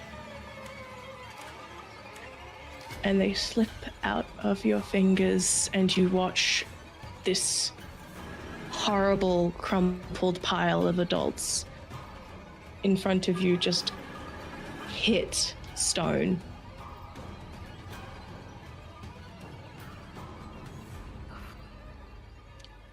That puts me at 3 body.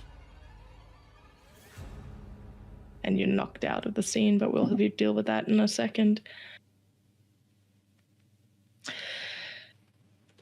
Doctor, be very grateful. We hit, and I just see a flash of white light just from the sheer pain of the impact, and I probably fall right on the bad leg. And taking a moment to kind of reorient myself into what's going on, I look around. So I already know how the detective looks. Philomena, how do you look? Since she essentially cushioned your fall just a tiny bit, even though that didn't really mitigate the damage, she probably got a face full of pavement. I imagine nose bleeding, probably maybe like a light split above the eyebrow, and she has the wind knocked out of her, so it's hard for her to answer, but she gets her breath back and wheezes. Bells. All right, after assessing that, she immediately is going to move to the detective and she is going to attempt a resuscitation. I love it. So, Now, I before need to you make- do, Yes. Cordelia, I believe you inscribed something on our dear doctor. I did. Oh, yes. You don't take a body. You don't. In fact, as you hit that pavement, that blinding white was various quill markings. Describe, how does this circle protect your friend? Your friends? I think knowing where her weakness is one of many, unfortunately, for the doctor. The runes kind of just flutter down a bit. It doesn't fully protect the leg, but it protects the hip. Because you can move with an injured leg, but if you hurt the hip, it's much more difficult. So I think it just cushions her in ink and dissipates. Love it. You... That blinding white. You are the kid more than you know.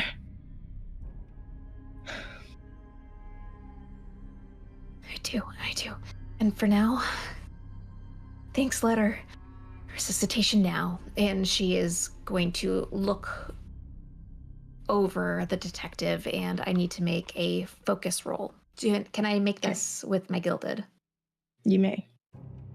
You roll with the gilded every time. Drive, how are you helping?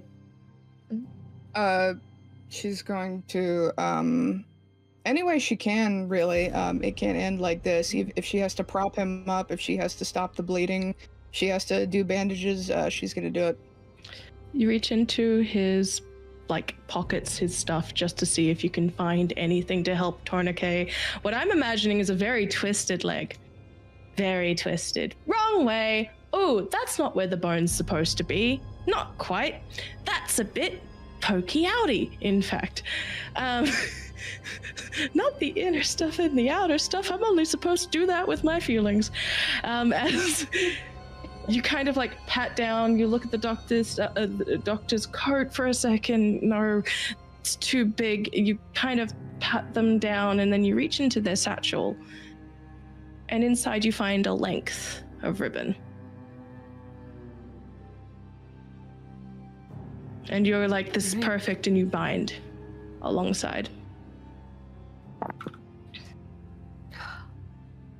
6 on the gilded. Lovely. Welcome back, Drive. And with a 6, what happens to our dear detective? Do you want me to describe it, or do you want the detective to describe it? Up to you. Detective, how does it feel? Come back. I think the first thing, as he immediately regains consciousness, is the sheer amount of pain. So he lets out a scream and then tries to stifle it, remembering what's going on and where he is.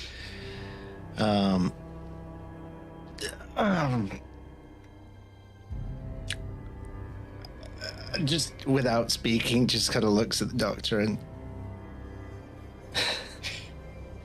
double thumbs. Huge sigh of relief. You will still take a scar, by the way. Yeah, you will. I will. And then he looks down at his leg.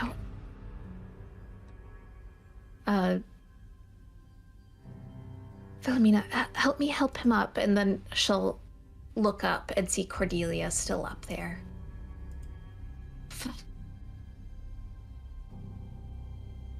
Did we get her down? I imagine each supporting the detective under one arm, we just kind of all unilaterally turn so that everyone can turn toward the situation, and just probably still wiping dried blood away from her face from the broken nose, but I've cushioned one fall today. If I must do so again, I shall. I think we can help, Delilah. I'm gonna the strap to my book, carry my books. She'll take off the strap and then toss down the book part of the bag, and then kind of like loop it around the bottom, whatever, and dangle herself as far as she can so the drop isn't as big. Okay, very good. So I think that between that, it'll be, I want to say a read, because you're trying to figure out the best place to land and the best way to catch them. Okay. So this is almost like, it's a combination of like calculation, intuition. Okay. Can I give a drive for that? And how I would flavor that is I am directing her where exactly, like I'm helping do that math for her. Of course. Okay. If you would like to add an additional die to that roll, though I think you were very happy with what happened, so. I was, but I'll do it anyway. Okay, they were both 6s, so. That's a critical success. Very nice. So between the efforts of the doctor and I think at one point not your voice comes out as well, just briefly. Cordelia, you dangle and you manage to drop in a relatively soft space. You kind of use the side of the building as sort of something to slide down instead, as opposed to just donk onto the floor, right? And I think that combination of things means that you take no injury at all. Okay. However, the one with the injury around their leg is a very, very familiar ribbon.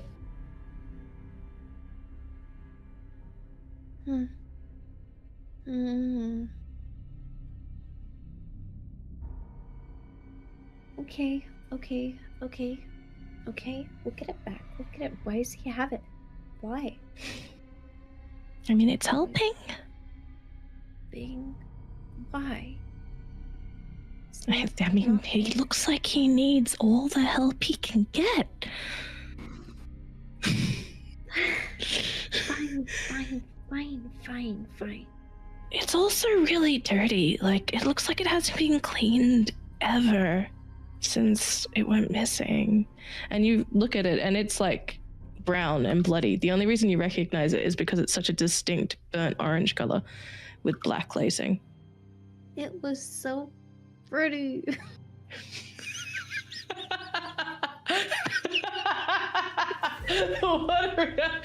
I want to imagine that you actually say that out loud at his leg with no context. I love that so much. All right. So, friends, with a very pained detective, you have no idea what's going on. You know that you are on the run from the periphery right now. Where are you headed? Well, getting I was transportation like this, originally going to suggest going back to checking out the artwork, but maybe not the best thing now. Maybe back to Mapleblade. Like... Where? We need to find out where that hand went. Perhaps. Maybe it would lead us to where we need to be. I will briefly mention that there was a very convenient clipboard that was passed in your direction. True. Come on, detective. Not that you... I will say that the board itself is probably snapped, even though the papers are not too damaged. And this is the point where he realizes it's in his hand because he's been distracted by a lot of pain and sudden shift in gravity that he experienced not but moments ago. But it was so satisfying to have you plunge. Yes. And I will briefly read through whatever is on there. William Wicker's address. If you hurry, you might even be able to catch the last train out. I'll throw the clipboard to Philomena. See, I would have made a better journalist than you any day. The goal. Talk to me. We'll compare notes sometime. Looking at the papers. I think she'll address Dr. Jenkins and just, well, we could take the train, but, his leg, can you set it and forget it?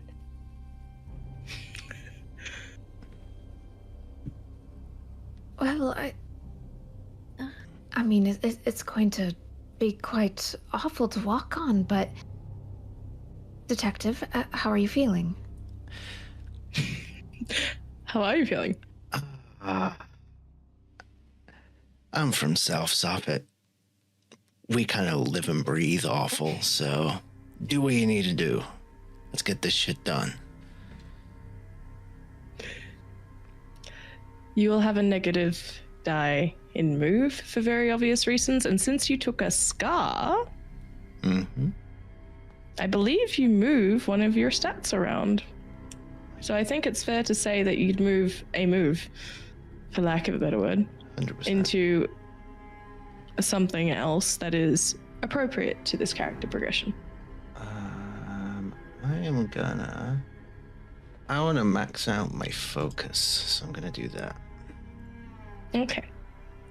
So, in that case, we're going to not fully expede, because we can't move very quickly. Do you I believe that you, Philomena breaks out their now famous whistle to hail a cab. Because, especially the state everyone's in, I don't think y'all are walking. Just a guess. Nope.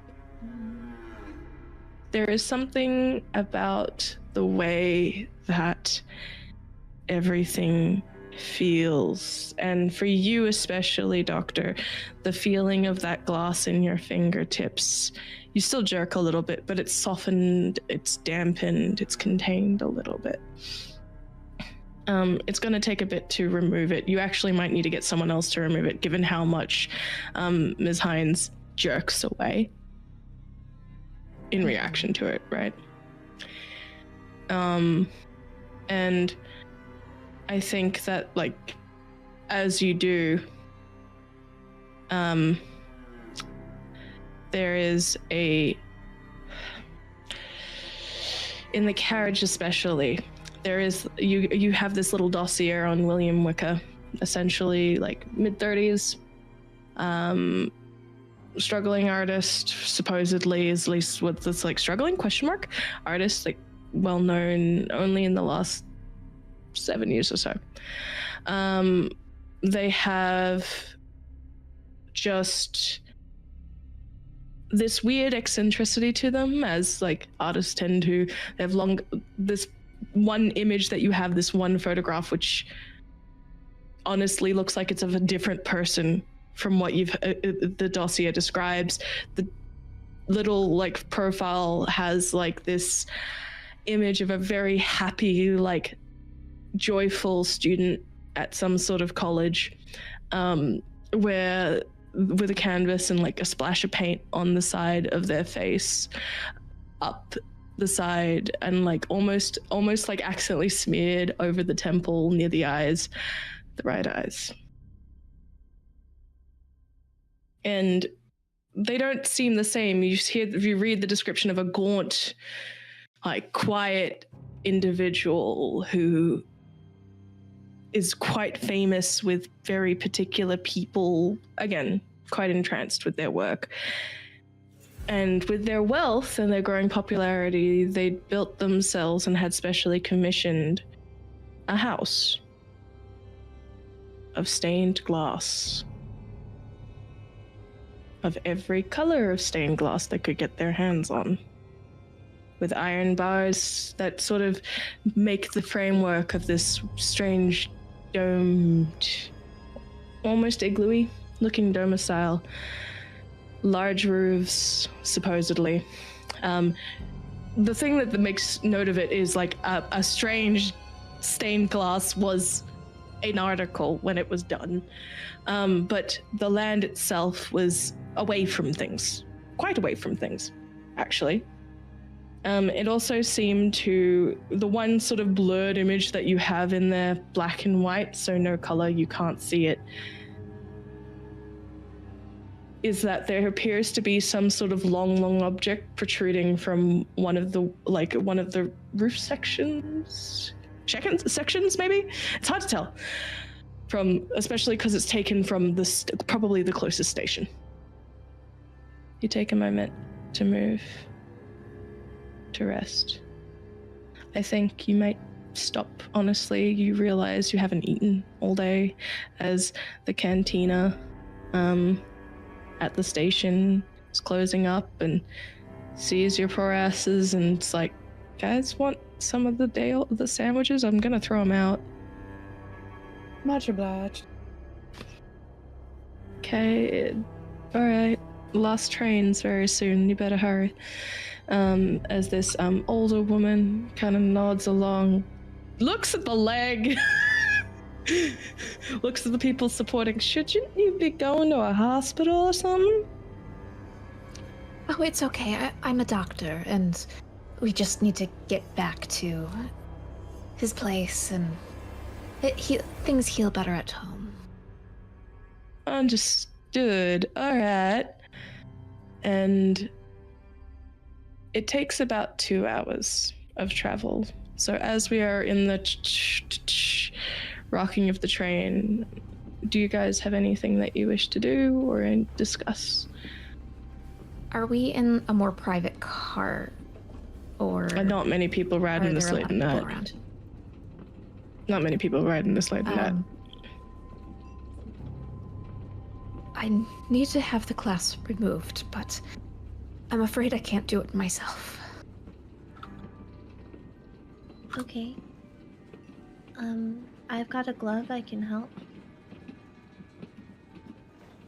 She's going to take the glove that's covering the wounded hand, and still avoiding looking at it, she'll shakily, outreach that hand. All right, this will be a control roll. The glass, is it embedded in your hand? Mm-hmm. I'm gonna fish it out with my quill. Be honest with me. Is that quill still dipped in ink? There's probably still ink in it. All right. Roll. Yes. We've got a 5 and a 6. A 5 is what's on the gilded. Okay. So, you successfully remove this glass, digging in with this quill that you've had for a long time now. How long have you had this quill? Let's see. I want to say it was like a 13th birthday gift. My sister got me a green one, and I got her a blue one. Yeah.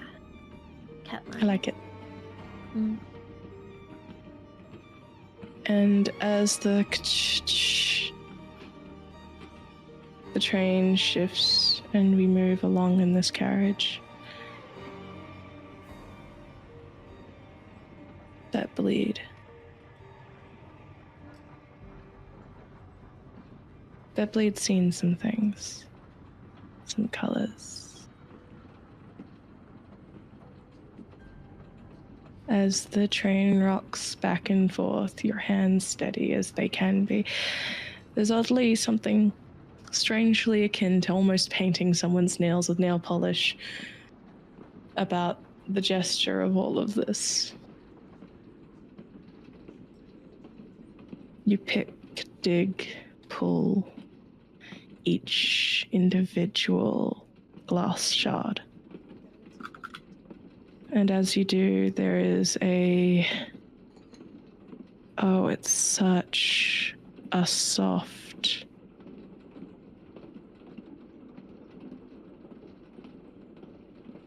Doctor, You close your eyes. You open. You're on a train.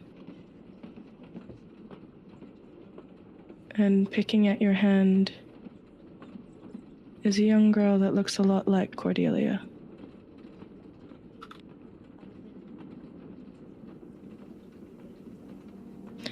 Gotta get it out.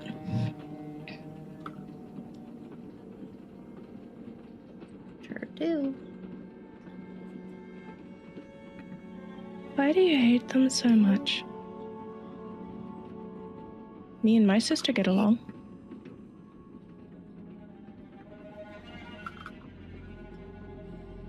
You mean Miss Hines? Yeah. Is that their name? Yes. She's not my sister. Yes, she is. That's the only way it can work. She's me.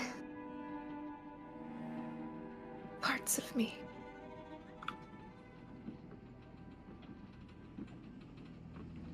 Then that's silly.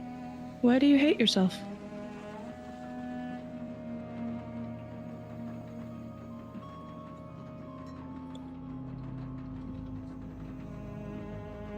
I don't understand.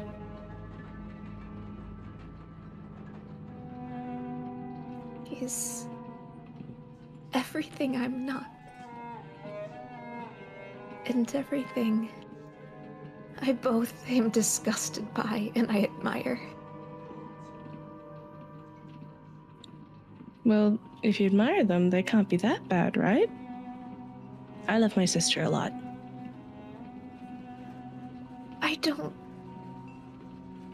I feel like this feeling is mutual. I don't think she feels particularly great about me. That's silly. What makes you think that? Did you ever ask? I don't have to ask. She just speaks when she wants to speak. Well, maybe it's because you don't listen. And then shh. Ah. The last piece of glass is removed. Got it.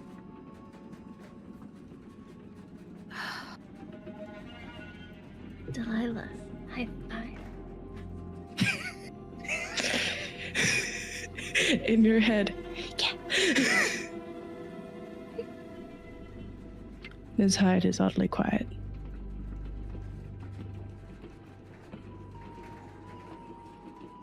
I think just the same, Dr. Jenkins is very quiet. Contemplative. She'll look over to Cordelia, thank her, and then she's going to sit back and glance out the window and just watch as everything goes by. In the reflection, you don't see yourself. But they're not looking at you either.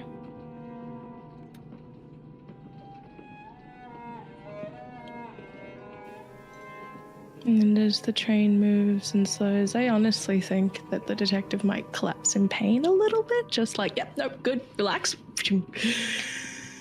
I think before he does, he's... the first thing he does when everyone gets sat down on the train and the train disembarks, he pulls out a small notebook from his satchel and just begins vigorously writing in it. Page after page after page after page. Messy, scribbled notes. In shorthand, actually. Which few people can read, but I imagine a journalist could. I hear an invitation. Eventually, as the pain gets too much to bear, he's just finishing and he closes the notebook, wraps the cord around it that is attached, and just passes it to Philomena. And as she takes it, he doesn't let go at first. You wanted the real story on me. This is what you print. Only if something happens to me, because if I somehow make it out of this, I will be telling my story, not you. But if I can't be there, you use my words. Do we have an understanding, Patricia?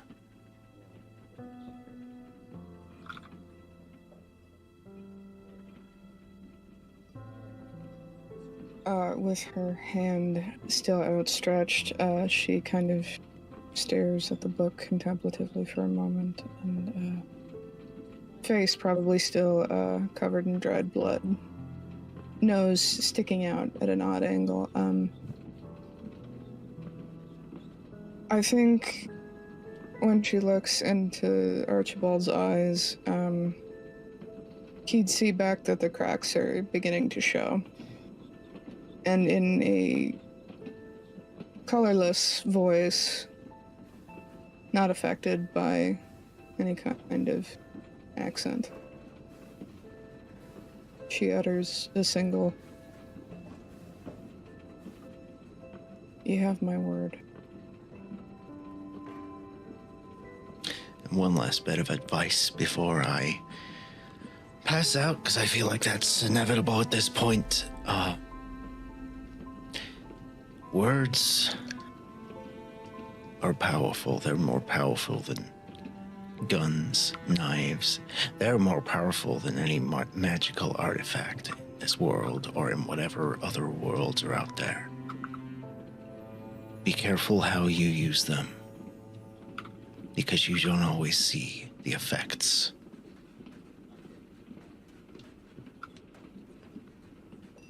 And then he passes out.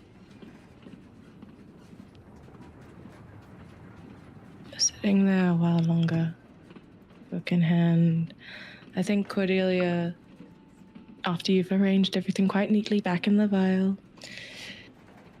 do you also drift? I think someone needs to stay awake. So she's going to stay awake. I don't think the doctor's passing out anytime soon. Okay, then I'm gonna snuggle up next to the doctor and go to sleep on her shoulder. She'll put her arm around Cordelia and kind of just comfortingly rub her upper shoulder.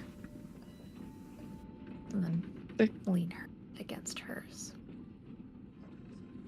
The four-seater that you sit on is hard. You are the only source of warmth for Cordelia right now. And Cordelia, as your head snuggles in,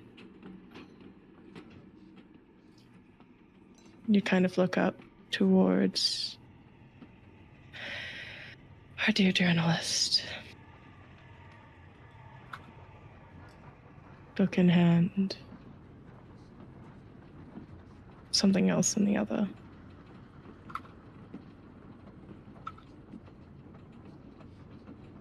Why did she have it? She can't help but wonder to herself.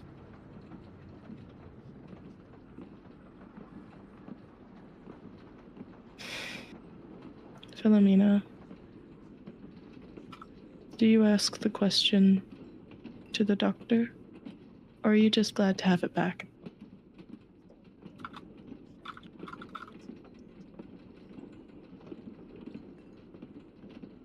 She takes an unsteady breath, and I imagine because of the blunt force trauma of the fall, it's not a steady breath. It is decidedly unsteady.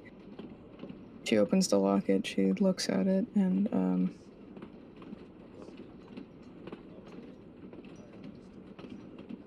she is going to ask the question.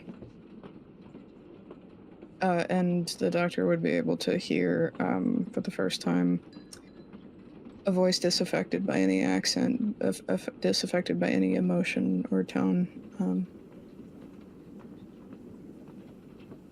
Why did you have this?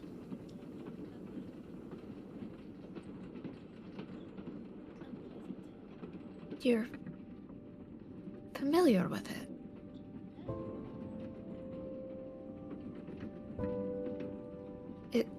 Is that yours? Yes.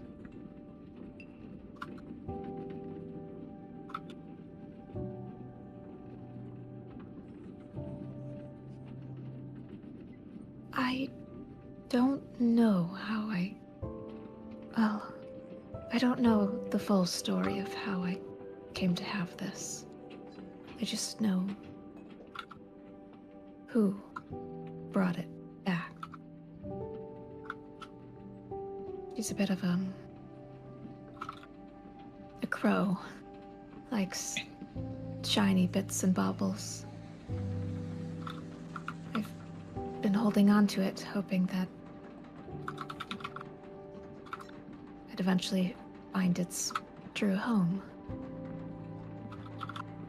Seems sentimental, important. Didn't expect it to actually find its way back.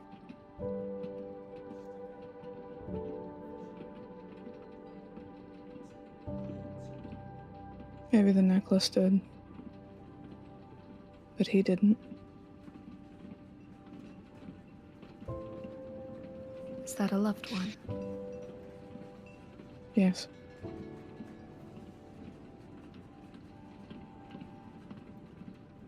A husband? Maybe she's going to visibly flinch at that word, but neither confirm nor deny it. And after a moment, taking another pained breath. I guess the crows could have picked him clean by now. I would have no way of knowing. I'm sorry.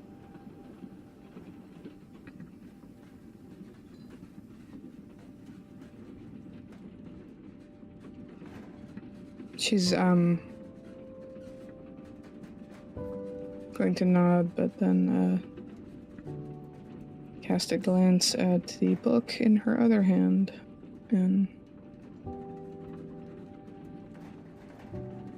can't end like this.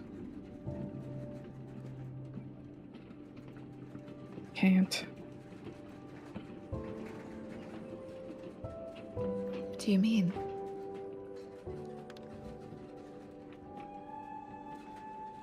It's nothing. It's something I told myself once, and something I was reminded of again today.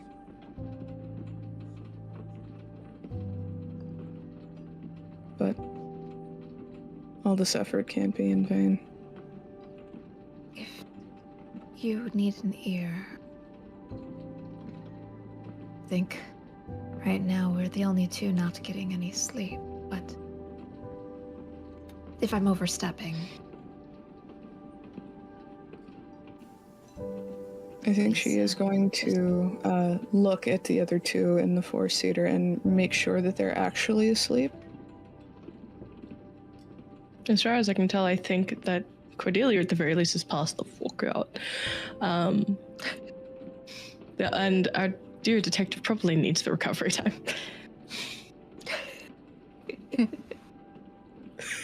Never be too careful.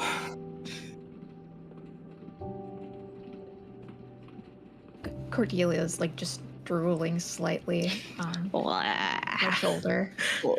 The detective's over there snoring softly. Can you snore softly in as much pain as they're in? Oh, if she would have slept, she would have snored like a buzzsaw with a broken nose. That's true. But when the doctor asks if she's overstepping, it's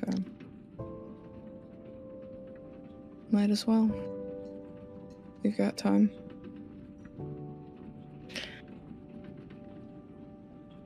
So, what sort of story do we weave as we slowly drown it out with the sound of train whistles and rattling tracks and a darkened scarlet wood passing by? What do we see before we reach your stop and your final destination, potentially, for this journey? She would start with the wedding of Nathaniel and Patricia Young. The story of a happy couple that ended abruptly when he was found dead. She found him. And the cops came sooner than they had any right to.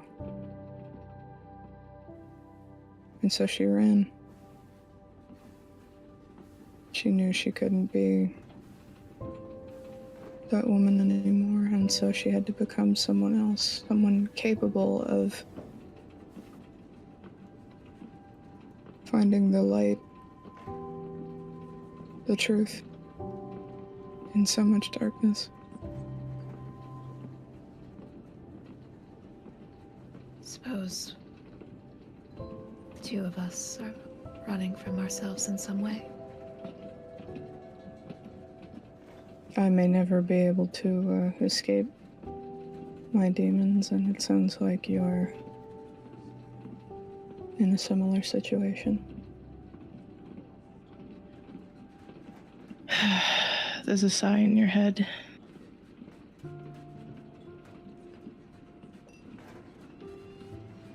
I've been advised that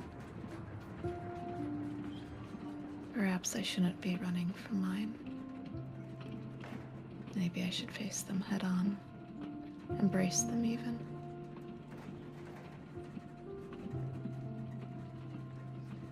That's the reason I sought out a place like Candela. It was my attempt to stop running. May we both find the answers we seek. And the train whistle, I think, cuts in. This loud, violent whistle. And we cut to a darker scene. We skip forward approximately 20 minutes and 42 seconds. The length of time it takes for a carriage ride from the station to William Wicker's abode. The room is, well, house, room, hallway, is as described, just so many colors. And the lights are on. They project long, near eerie lengths of color on the landscape. There is large trees cut back, roughly about 20 feet or so, away from the abode. And as we look at those, they cast long, eerie shadows. Cordelia, as you are in this carriage, there is a stop point, and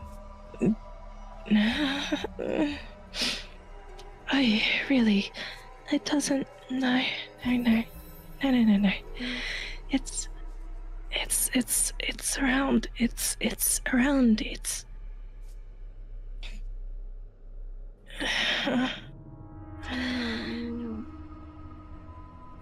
icky, but it's so many sad eyes.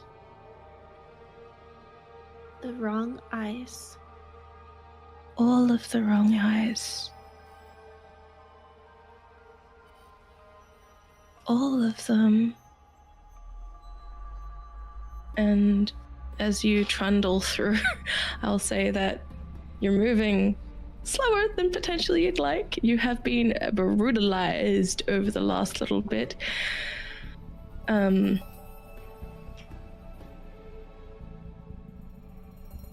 the detective and the journalist, this is as described, but you realize at the top of this particular building is a very large looking glass, the largest looking glass you've ever seen. In fact, some would say that it's not a looking glass at all, but it's pointed toward the sky, which is cloudless, and each star shines so clearly out here.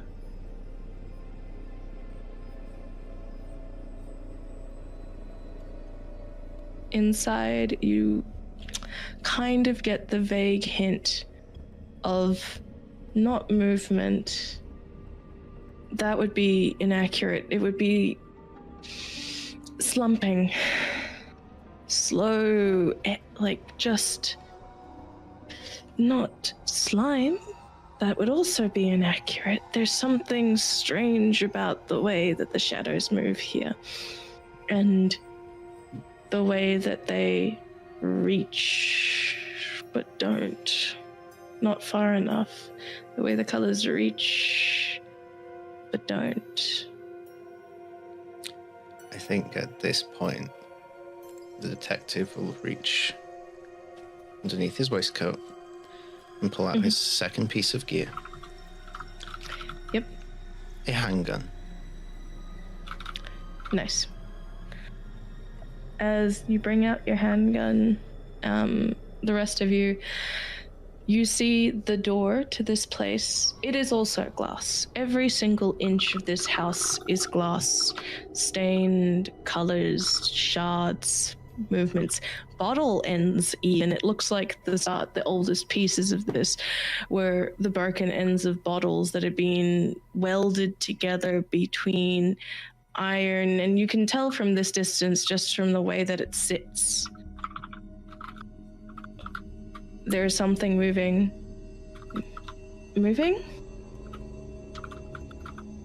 And the shadows stretch wrong.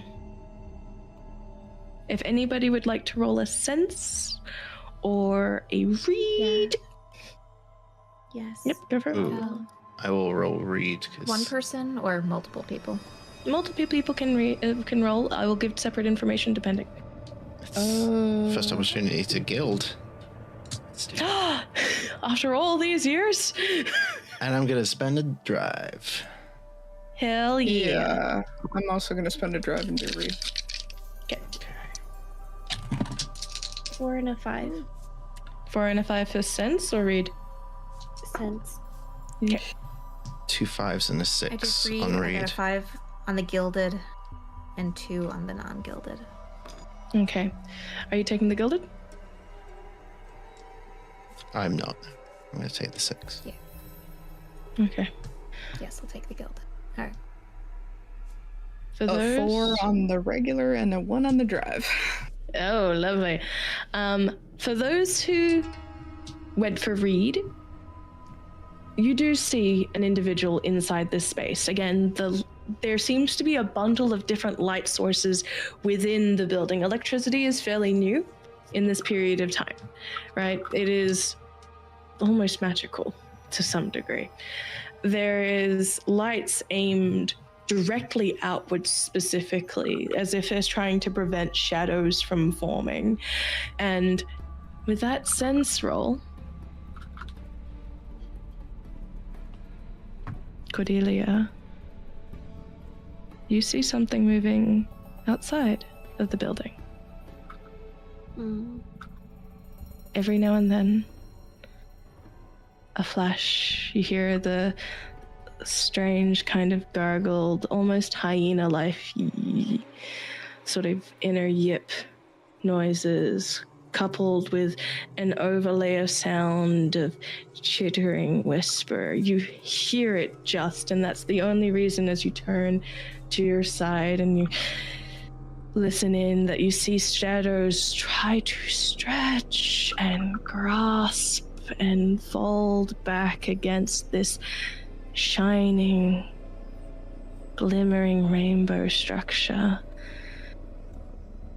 And then I think that you see it. You see it.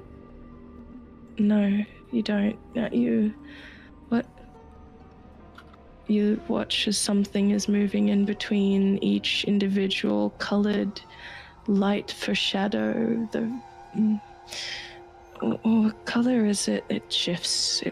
Where is its an eye? No. What it color? No. Another shifting and all just slowly prowling, hungry, waiting.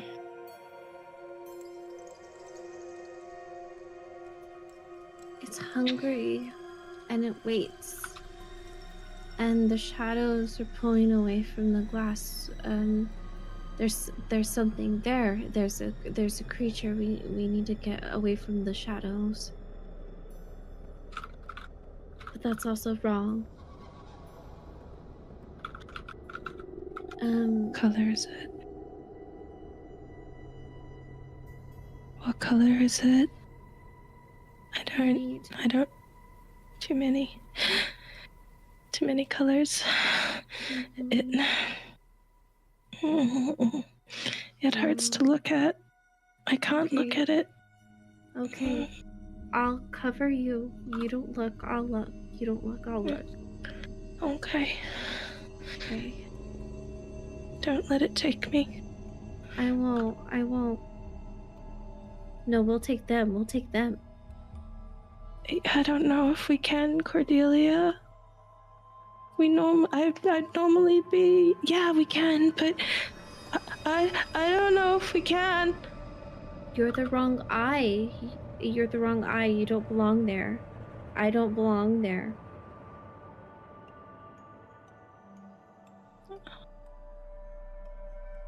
I don't know if I'm not. I know you're not. You're my eye. You belong with me. You're me. I don't know if it knows that. I'll make it know that. I'll make it.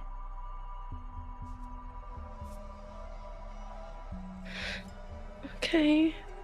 Okay, I'll focus. And she's gonna. What would you like to do?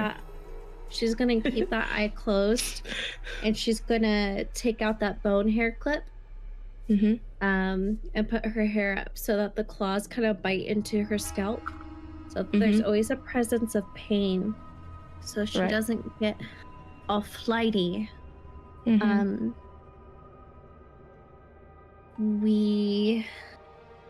Sneaking doesn't feel like it'll be much good, but we should move slowly and carefully. We need to go towards the light. Don't stare at the color too long, you guys. We gotta go. Be careful. So what are you doing?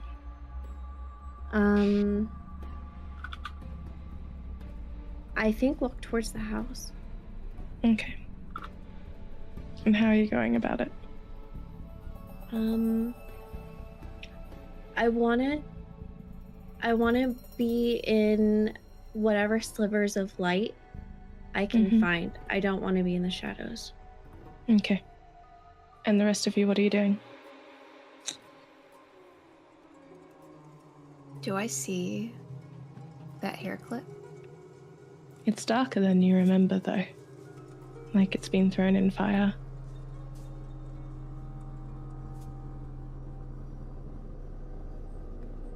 I almost feel like this would be a stronger reaction from Miss Hines, who owned that hair clip. Oh, yeah. Who was the one who obtained it in the first place. but Dr. Jenkins recognizes it. That feeling of disgust with herself. Dread of just pure hatred for what she's done. And then she pulls herself back to the moment and swallows down, pushing back against that feeling. And she's gonna follow behind.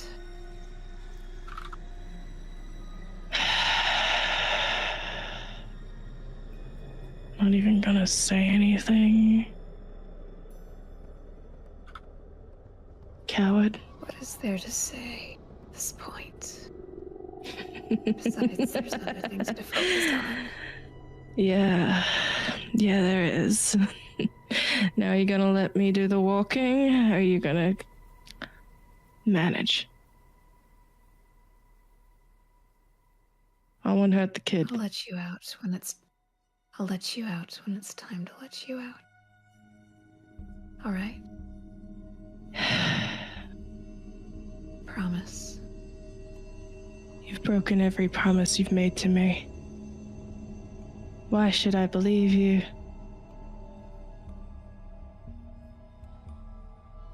You promised to let me out, and then you get even worse. What kind of doctor are you if you can't even treat yourself?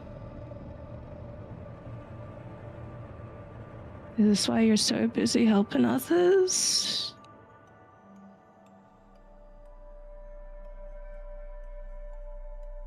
Did you tell her?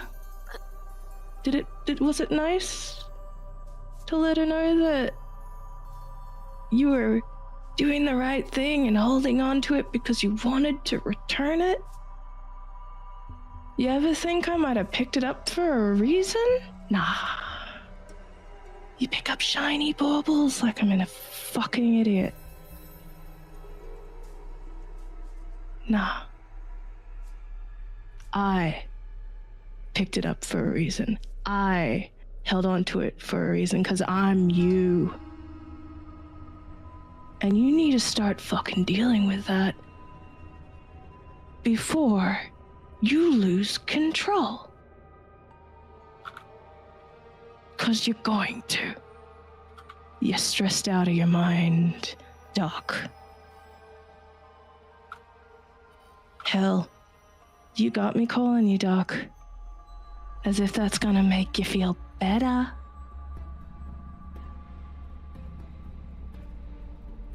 I wouldn't hurt the kid. I like him too much. They're one of the few... What about the other two?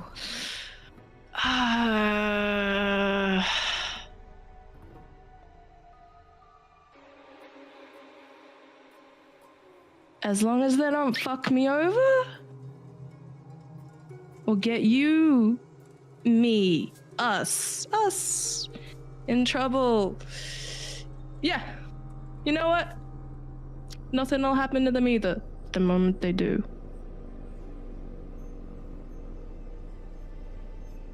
I'll use that cane correctly. Guy's got a gun. And whoever the hell that journalist chick is, she's got a lot more to fight for than you're willing to lose.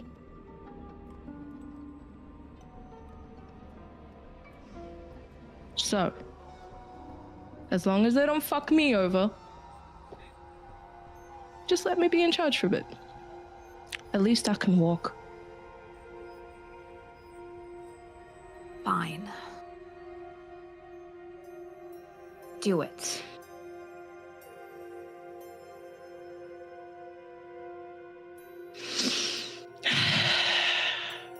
One day you're gonna look in the mirror and you're gonna realize that you're just looking at yourself, mate.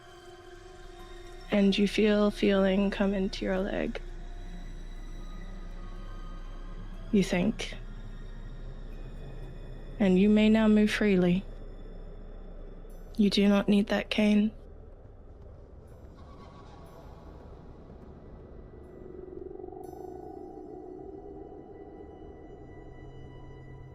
And dark. Just letting you know. While I'm here and while I'm in charge. You're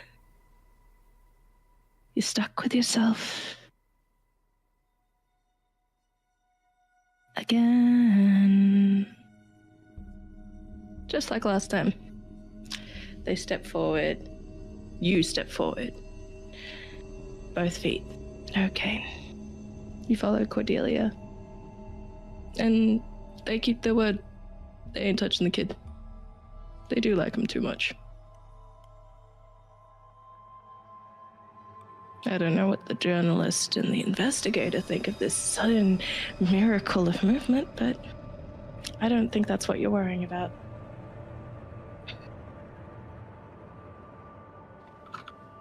In the grand scope of things, it's the most normal thing that's happened in the past 24 hours. What? No. So, you're moving your way through to the house, and you're trying to be careful about it. This is a control roll. Or a read roll. For everyone. They're the same. For everyone. Like it's same. I'll take a read. I'm still rolling for myself, right? You are. And I will tell you that any nerve action that you take now has a die. If it didn't before. Right. I am still going to go with read. Read? Yep, lovely. As that's gilded for me, and I'm going to use a drive as well. There's a very happy set of pair of hands. What's that? That's a 4 and a 6 on the gilded.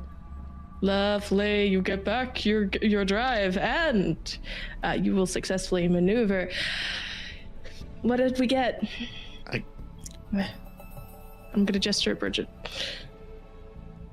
1. Oh, so tasty. And I got a 1, and I got a 6 on my gilded. you recover your drive. And this was a group check. And due to multiple 6s, that one now makes it a mitigated success. Just. I could have been meaner. As you were moving through, you step into each of these lights, and you start to see what Cordelia was starting to talk about. The shadows try to creep at the house. They are fighting the light. It's almost as if that, were it not there, they would not be... They may try to consume it, but there's also something strange about each of the colored sections you step in.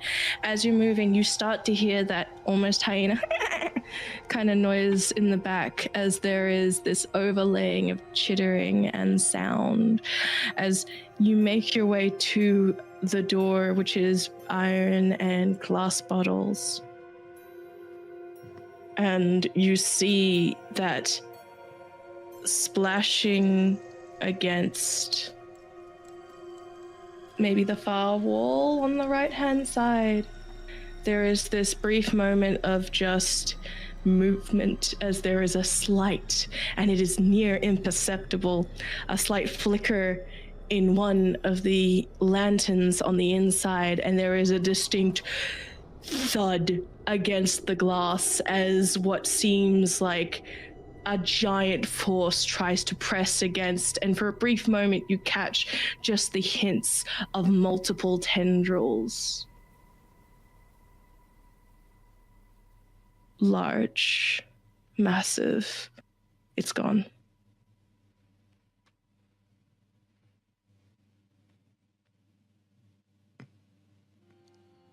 I think that's the point where everyone finally hears that the cocking of the gun. Mm-hmm.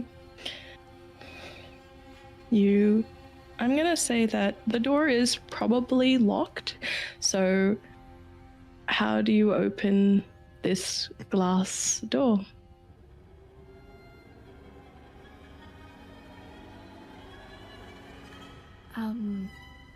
If no one wants to jump at something, I have an idea.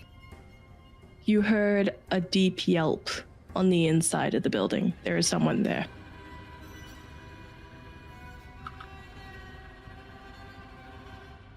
I would have made a case for a survey roll to determine the best points of weaknesses at this door that I could then relay to this group. Sure can. Because then I get a gilded die. Let me use my abilities. And I'm like, almost there. Maybe. Ooh, okay. It's a 5 on the gilded die. All right, so I'm gonna guess that you take that gilded. Mm-hmm. With that mitigated success and that drive recovered, there is a very clearly an area where they had to put a handle. I'm sorry, you can't just have an old glass house without there being some structural points, because glass doesn't bend in this era quite the way that people want it to. So there is, where the door handle is, looks like it is iron, and like it honestly could be, with some brute force applied, very easily destroyed open. Or, you know, we could just break the door. It's glass. It's thick glass, but it's glass.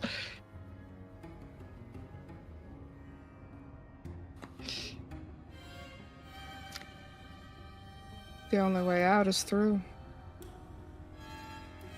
And makes a gesture of indicating brute force. Dr. Jenkins, or rather Miss Hines, would probably look to the detective for a second, assessingly, before making their move. I think he just extends his hand. Seems like you don't need that cane anymore.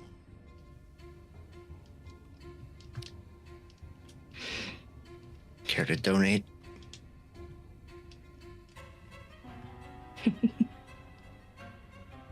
Go on. Donate.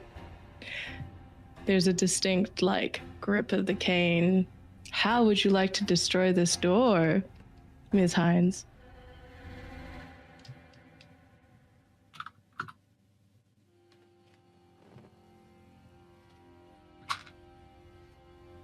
As she's gripping the cane, it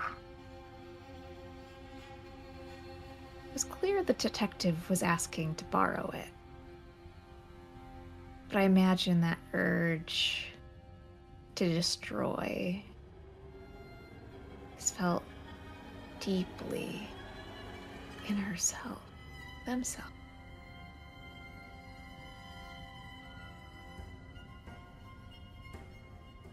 Now, for this attempt, can I put the extra thing for nerve? Can I put that in control? So, this would be a strike. A strike? Alright, strike. But, as I mentioned earlier, you now have a bonus die in every single section of nerve. Just gives me a normal roll. So I'm just making one.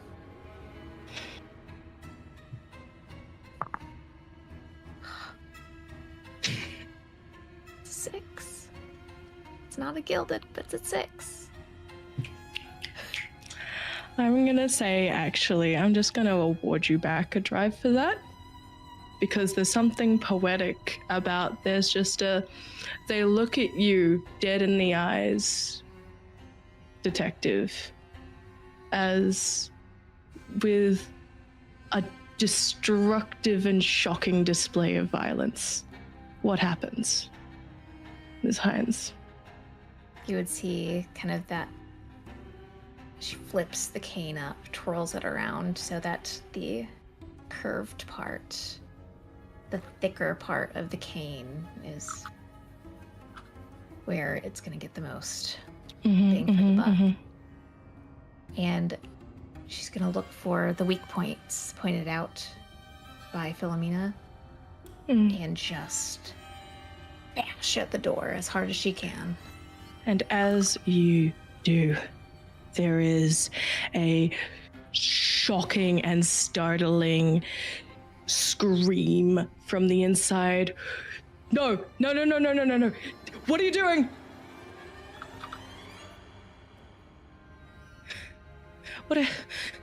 Are you coming in? Let's go in. So, Mr. Wicker, We're about to find out. No, what have you done? As you enter in, the light still stretches, but you, friends, you have things on the backs of you, don't you? Trailing against the light. Shadows. Buy me time. Buy me time. And Delilah. Yeah, yes? Bleed. Delilah, bleed. Okay. Bleed, Okay. bleed. Okay, and your eye just starts to pour an entire ink swell of just almost starlight. She starts taking it all in her fingers and she starts writing on everything. And as she finishes, she blinks for the last time she will ever blink as she takes a scar to perform a forbidden ritual. And I'm going to change. Okay, so I can change the environment, conjure a phenomenon, or save a dying person. And I think, is it light we need, or we need to fix the door? Depends. Are you wanting to save them? Or are you wanting to fix things? I want to fix things. I think Delilah in your head she's fading from you. 'Cause she is. She's fading. Slowly. I'll say that before you can complete this ritual and you decide what happens. Philomena, Detective at Petrichor, and Ms. Hines. What do you do to defend as in the shadows, your shadows stretching long and thin, you start to see the flash of eyes. First one, then just an entire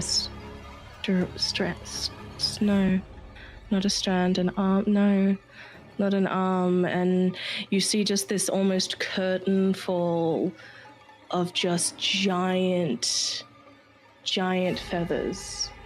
Scales? No. Colors? No. Wait, no, what color is it? What is it? No, that's not, it's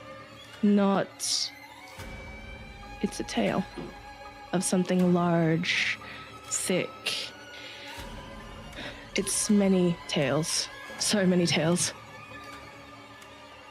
Turning toward the shadows, holding up her camera so that the flash goes off. I love it. Yep. And for you, Detective? I lift my hand up that has the gun in it. I aim for the eyes and I empty the clip. Okay. And for you, Doctor? I'm going to select my last bit of gear that I've been saving for Miss Hines. And holding onto that cane, With a click, the handle pulls out into a long sword. A rapier. What would it be? Like, what would we consider that? What would it fit? My favorite kind of it's a sword cane. It's a sword cane. Let's go. With the flash going off, I will say that I wonder, are you shaking while you're doing this? I think whatever bit of courage is left, she's trying to summon it and suppress the very many emotions. Okay. I would like a control roll from you. I would like a strike roll from you, Doctor, and I want to say a strike roll from... for control because of finesse. Finesse weapon. And technically one of the options for control yes, is shoot. That's true. Control is shoot. I will allow that. I will, however, not allow that one, mainly because it's not you in charge, unless you feel like you're finally in control.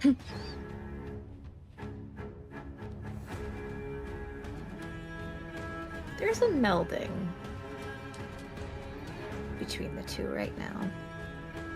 All right, then. I'll allow it.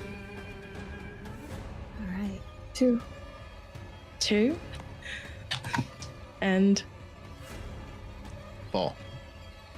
4. I'm gonna roll this. I specifically chose 2 dice that were the same color, just for this kind of moment. Mm-hmm. A 5 and a 6. You love to see it. I think that Ms. Hines chooses to be the one that is the main defense of Cordelia as they begin to write the forbidden ritual. I do think that with that failure, unfortunately, and we are in the desperate times, you go to flash the creature. But you never change the filament. And with a click,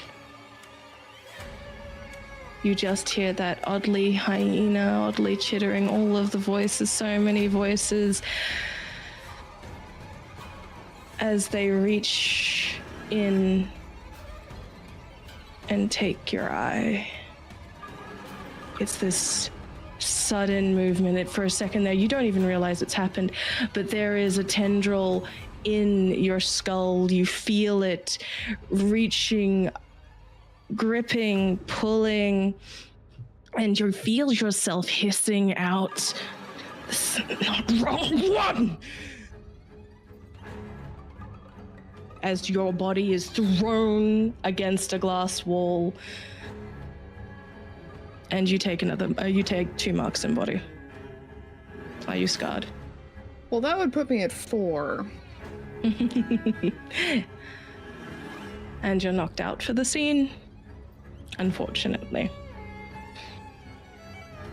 As the tendrils lash in the shadow of you, there is the screaming of William Wicker behind you, all of their paintings. They are these strategic lens all kind of laid out around them using this electricity that they seemingly have been using a generator, using a handle, some sort of chemical compound. It's science that you don't understand.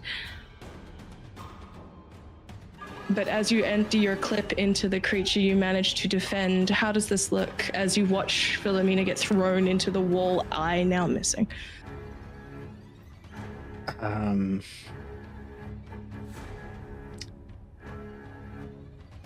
I think there's an odd calmness to him in this moment, because in this moment,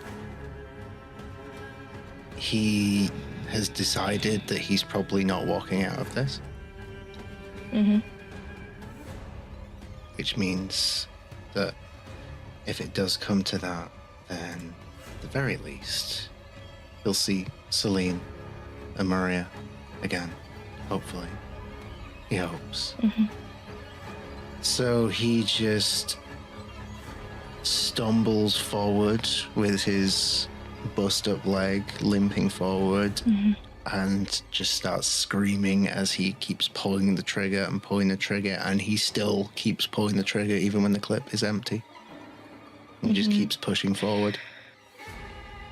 And as you push forward and you're defending, there are so many. There's just limbs and feathers and tendrils and arms. No, not arms, not claws. No, something lights, colors. I think that, Philomena, the last thing you see before you pass out in this scene, you were blinded by sights and sounds and cries and a pair of blue eyes. As Doctor, you are slashing and defending the person that you've kind of adopted as your charge in a way that you haven't moved like this in years.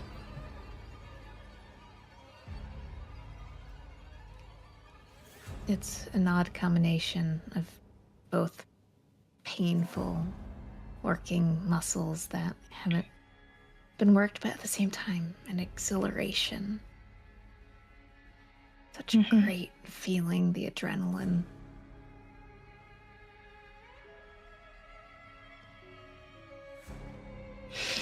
And you are laughing, cackling almost with joy and glee. As Cordelia, you finish using the ink that leaks from your eye, the one from Delilah, the one that hits her. We take a scar here, but what does your forbidden ritual look like? And in this honest moment, what does it do?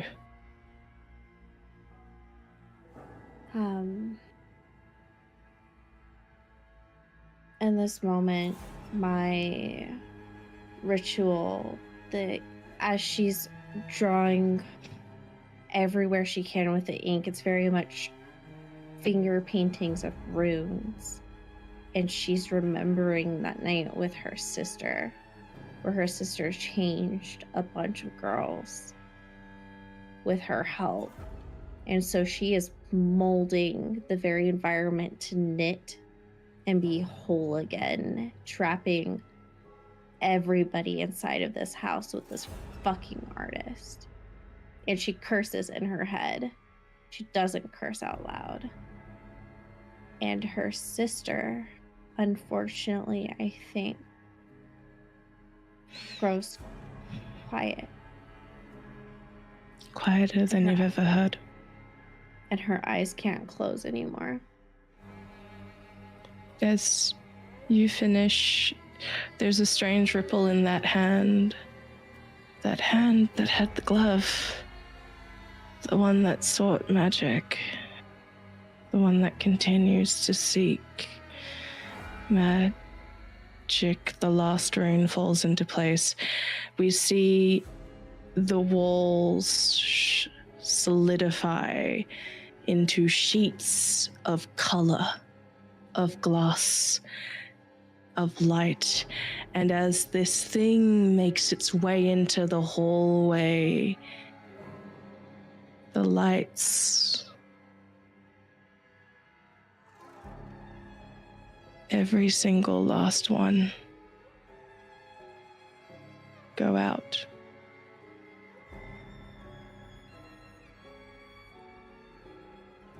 There is a moment of panic as you feel yourself grow blind deep in your soul.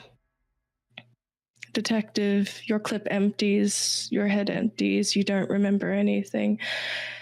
Doctor, Ms. Hines, both of you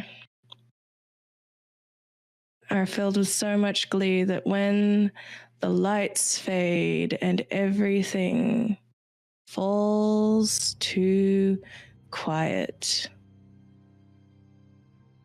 darkness, screaming,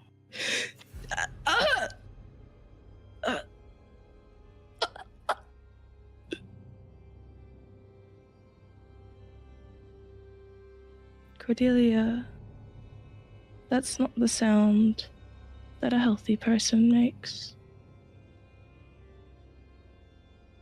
And as everything fades finally, and you see nothing, and your eyes grow dry,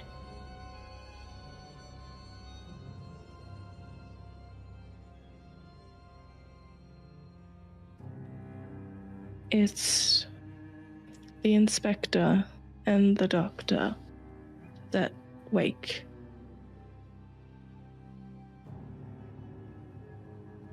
Sore, bloodied. The sun streaming.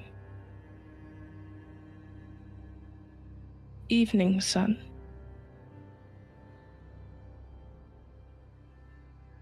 There is no house, no color, just fractured glass every inch. Philomena, you still sleep, but you were alive, just. Cordelia, you were alive, just. But what was William Wicker? Well, as the scene closes and all the sounds are of the wind passing through trees, all that remains is an eye. Shriveled, blackened,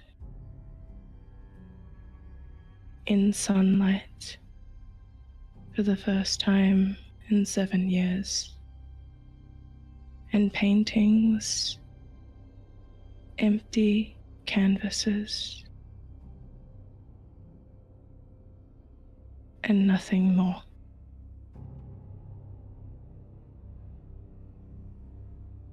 And thus the candle blows out of this adventure of Candela Obscura. I am so surprised you're alive. I really thought you were going to be like full dead. I suppose you just got in, so. We like to cut it close. Oh, yeah. Oh, Well, how are you feeling? How are you doing? Is everyone all right? So fun. That was therapeutic for me. That honestly felt like I was just like, why do you hate yourself? Ooh, ooh, ooh, ooh, ooh. I heard to do, but also like felt that. I believe this entire thing was nothing short of a Scarlet Song masterclass. I love the parallels, one between Philomena and the detective, and then the doctor and Cordelia. That was so good. All the like other stuff, like the conversation. I was not expecting the conversation between the doctor and Philomena, and I loved that so much towards the end. Mm-hmm. Absolutely. Oh, I'm a sucker for two things. Like, one, we're not so different, you and I. And then two, like, if a character maintaining an accent drops the accent. It's fun. It's so satisfying. Inspiring moments.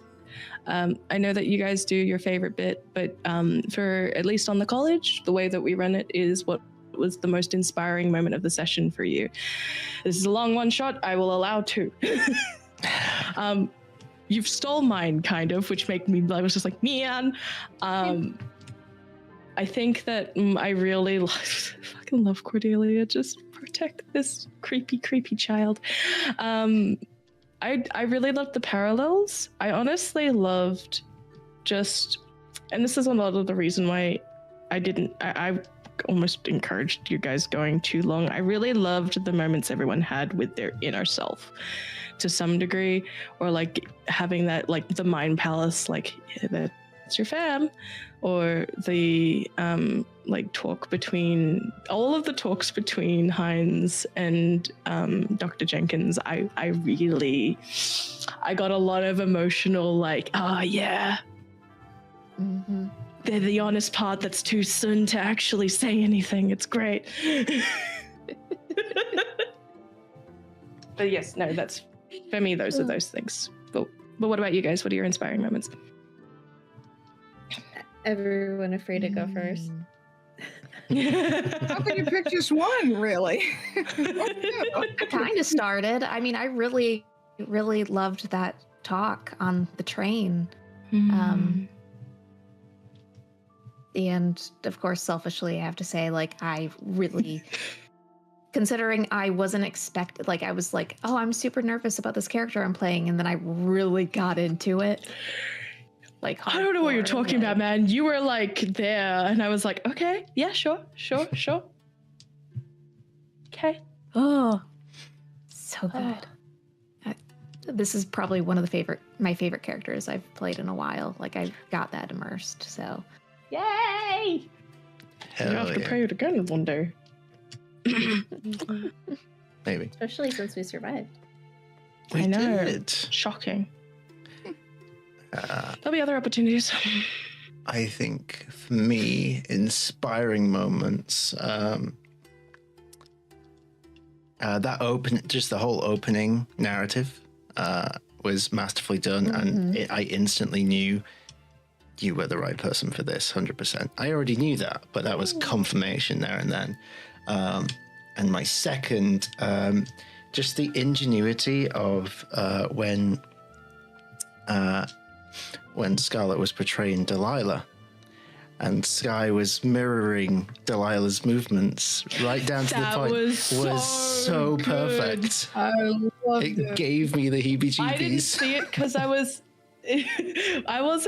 couldn't see it because I was doing it, but when you messaged that, I was just like, oh, fuck yeah, Sky, you fucking go.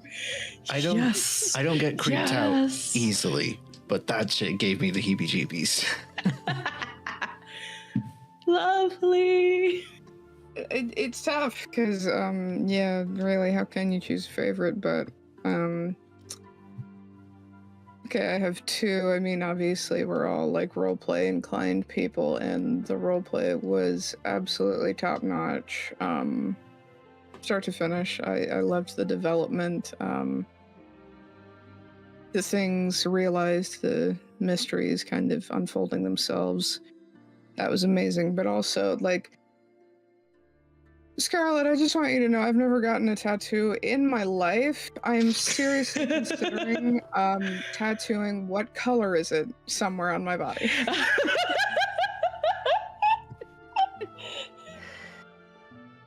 Ooh. That is now going to live in my brain. I mean, Scarlett's an artist. Do you need the tattoo designer? I know. Not a topographer. Different skill set. Yeah, no, that part was honestly mostly improv aside from that original poem at the start. And I was very happy with the way the went. I was just like, oh my god. I love the way you write. It's incredibly evocative. The imagery, like, is thank you. Outstanding. Thank you. Mm-hmm. I like texture. Making biscuits. How are you doing, Sky? Good. My favorite moments. Gosh, I always have to check like where the kids are. I think I loved Mapleblade, but I loved the transition into seeing you banter back and forth with Bridget. Oh, now he's playing with the fucking shower. He's like whacking the door. So like the transatlantic sass versus Mr. Pocket Protector. That was so funny.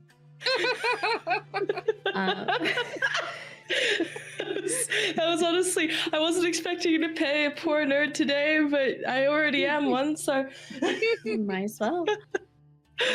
And then my favorite moment for the detective, I think, was just giving him shit. Just the way you picked on him was insane.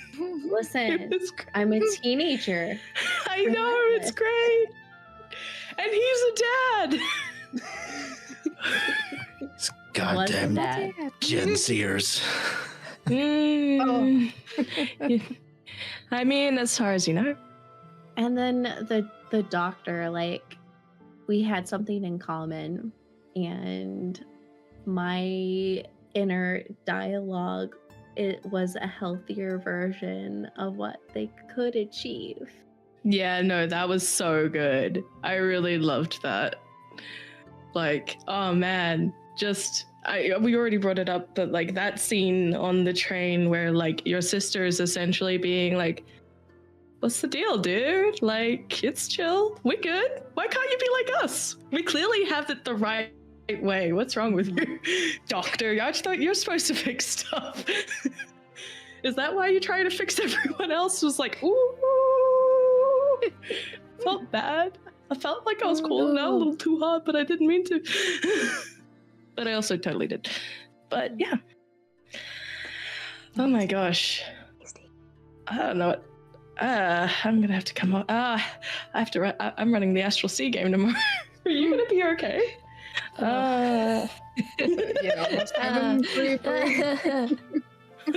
Thank you so much for staying up. It's very much appreciated. Yeah, of course. I had so much fun. I love this. I had no idea what to expect, and I was just like, oh god, I have all this stuff at the end of the week, and this was like therapeutic. I was like, I honestly, normally I would be like passing out, sitting up right now, but I'm just like, I know I'm exhausted. I know the moment I lay down, I'm just gonna be out, but Sleeping well tonight. Yeah, and I'm gonna miss all of these characters. I'm really sad, actually. I'm like, I wanted to like, I mean, we were seeing a lot of stuff with Cordelia, and obviously we saw a lot of stuff in development with the doctor, but I was just like waiting to get even more from Philomena and the detective. I was like, oh, there's tasty stuff just at the... It's right there. Hey, that's what fanfic is for. If you'd be my ship. I like how my like incelibate doctor not getting any action. I got a child. I got a child. You did. That was so funny. I'm sorry. I really loved that moment when like Heinz was like, just like, this is why we don't fuck. Oh my gosh. If you let me be in charge, we'd get some. Oh, well, you Perfection. know. Oh my gosh. Now the question comes, who was first? Miss Hines or Dr. Jenkins? Who's the real one? That's an excellent question. Maybe you should stop separating yourself. We literally went through an entire arc for this. You got sassed by a spectral child about this. I did. I felt like I was sitting in my therapist's office. Why do you hate yourself? I don't know. Anyway, please live for the next 48 hours and beyond. I wouldn't mind running a sequel one day, because this was very fun, for sure. Hell yeah. Chance to get more info about the other two? Oh yeah. Actually, I should ask, who are you people? I was bad at introductions, so I don't know who any of you are. I'll go last, probably, but wise. Hi, everybody. I'm Sky. I am also known as Sky McSparkle or Ileana. You can find me here on Quest Junkies and the Cantrip Cast on YouTube on Wednesdays as we play with DM therapies. Bree, over to you. All right. Like that. I am Bree, otherwise known as Bree the Tired. You can find me over here at Quest Junkies, actually DMing on Friday nights for our Stradelicious game, our gender-bent Curse of Strahd, and then every other Friday over at Phoenix Sawaki's channel for Candlekeep. All right. Yay! Over to you, Patch.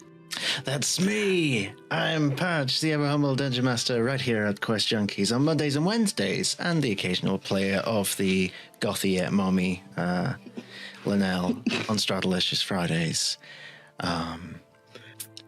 Yeah, that's me. Over to Bridget. Hello, everybody. My name's Bridget. You can find me over on Play Everywhere in some variation of Nice Try Enigma. And if I forget something, 5 a.m. It's not my fault. So every week you can find me here. Behind the scenes, I recap, lore, keep, fanfic. Yeah, do all the things for lovely, lovely Quest Junkies. Oh gosh, I guess that just leaves me. Hi everyone, I'm Scarlet Song, she, her. You're not a Lycan librarian usually. But today I have been your light keeper on Quest Junkies UK, the very first light keeper as far as I know, for Candela Obscura. As for me, my god, how many places you can find me. If you would like to check out a fantasy noir series, may I recommend Arcpoint? I say gesturing at some location if this is on a YouTube thing. Probably description stuff. You can also find me at Scarlet Song GM on YouTube and also on my own Discord, where I run weekly one-shots. I do beginner Candela Obscura sessions, so if you enjoyed this, or you enjoyed the potential of, you know, this esque sort of RP style gameplay, and or a solo session even, I run on, I think it's US 5 p.m. Sundays Eastern, 8 a.m. Australian Mondays, and occasionally a Wednesday night Australian time, 8 p.m. because your girl has to eat food, and that means having a job outside of literally everything else, including the other streams you can catch me on, which include Tomb of Annihilation over on Phoenix Awaki on Mondays at 12 p.m. now, because it is the Australian summertime. But it's been absolutely wonderful being the GM for such an amazing group of role players. I feel very blessed. I was shaking like a leaf beforehand, and maybe too much coffee. But other than that, music today was provided by Tabletop Audio, Will Savino, and D20 Music. And today, if depending on how this VOD is going to turn out, we use the Alchemy VTT Beta platform for our fun times tonight, including special effects by the Kinomancer. So, yeah, they're pretty cool. Check them out or something. Hearts. Mwah. Cheers, guys. Stay inspired. Cheers. Bye. Thanks, everyone. Bye.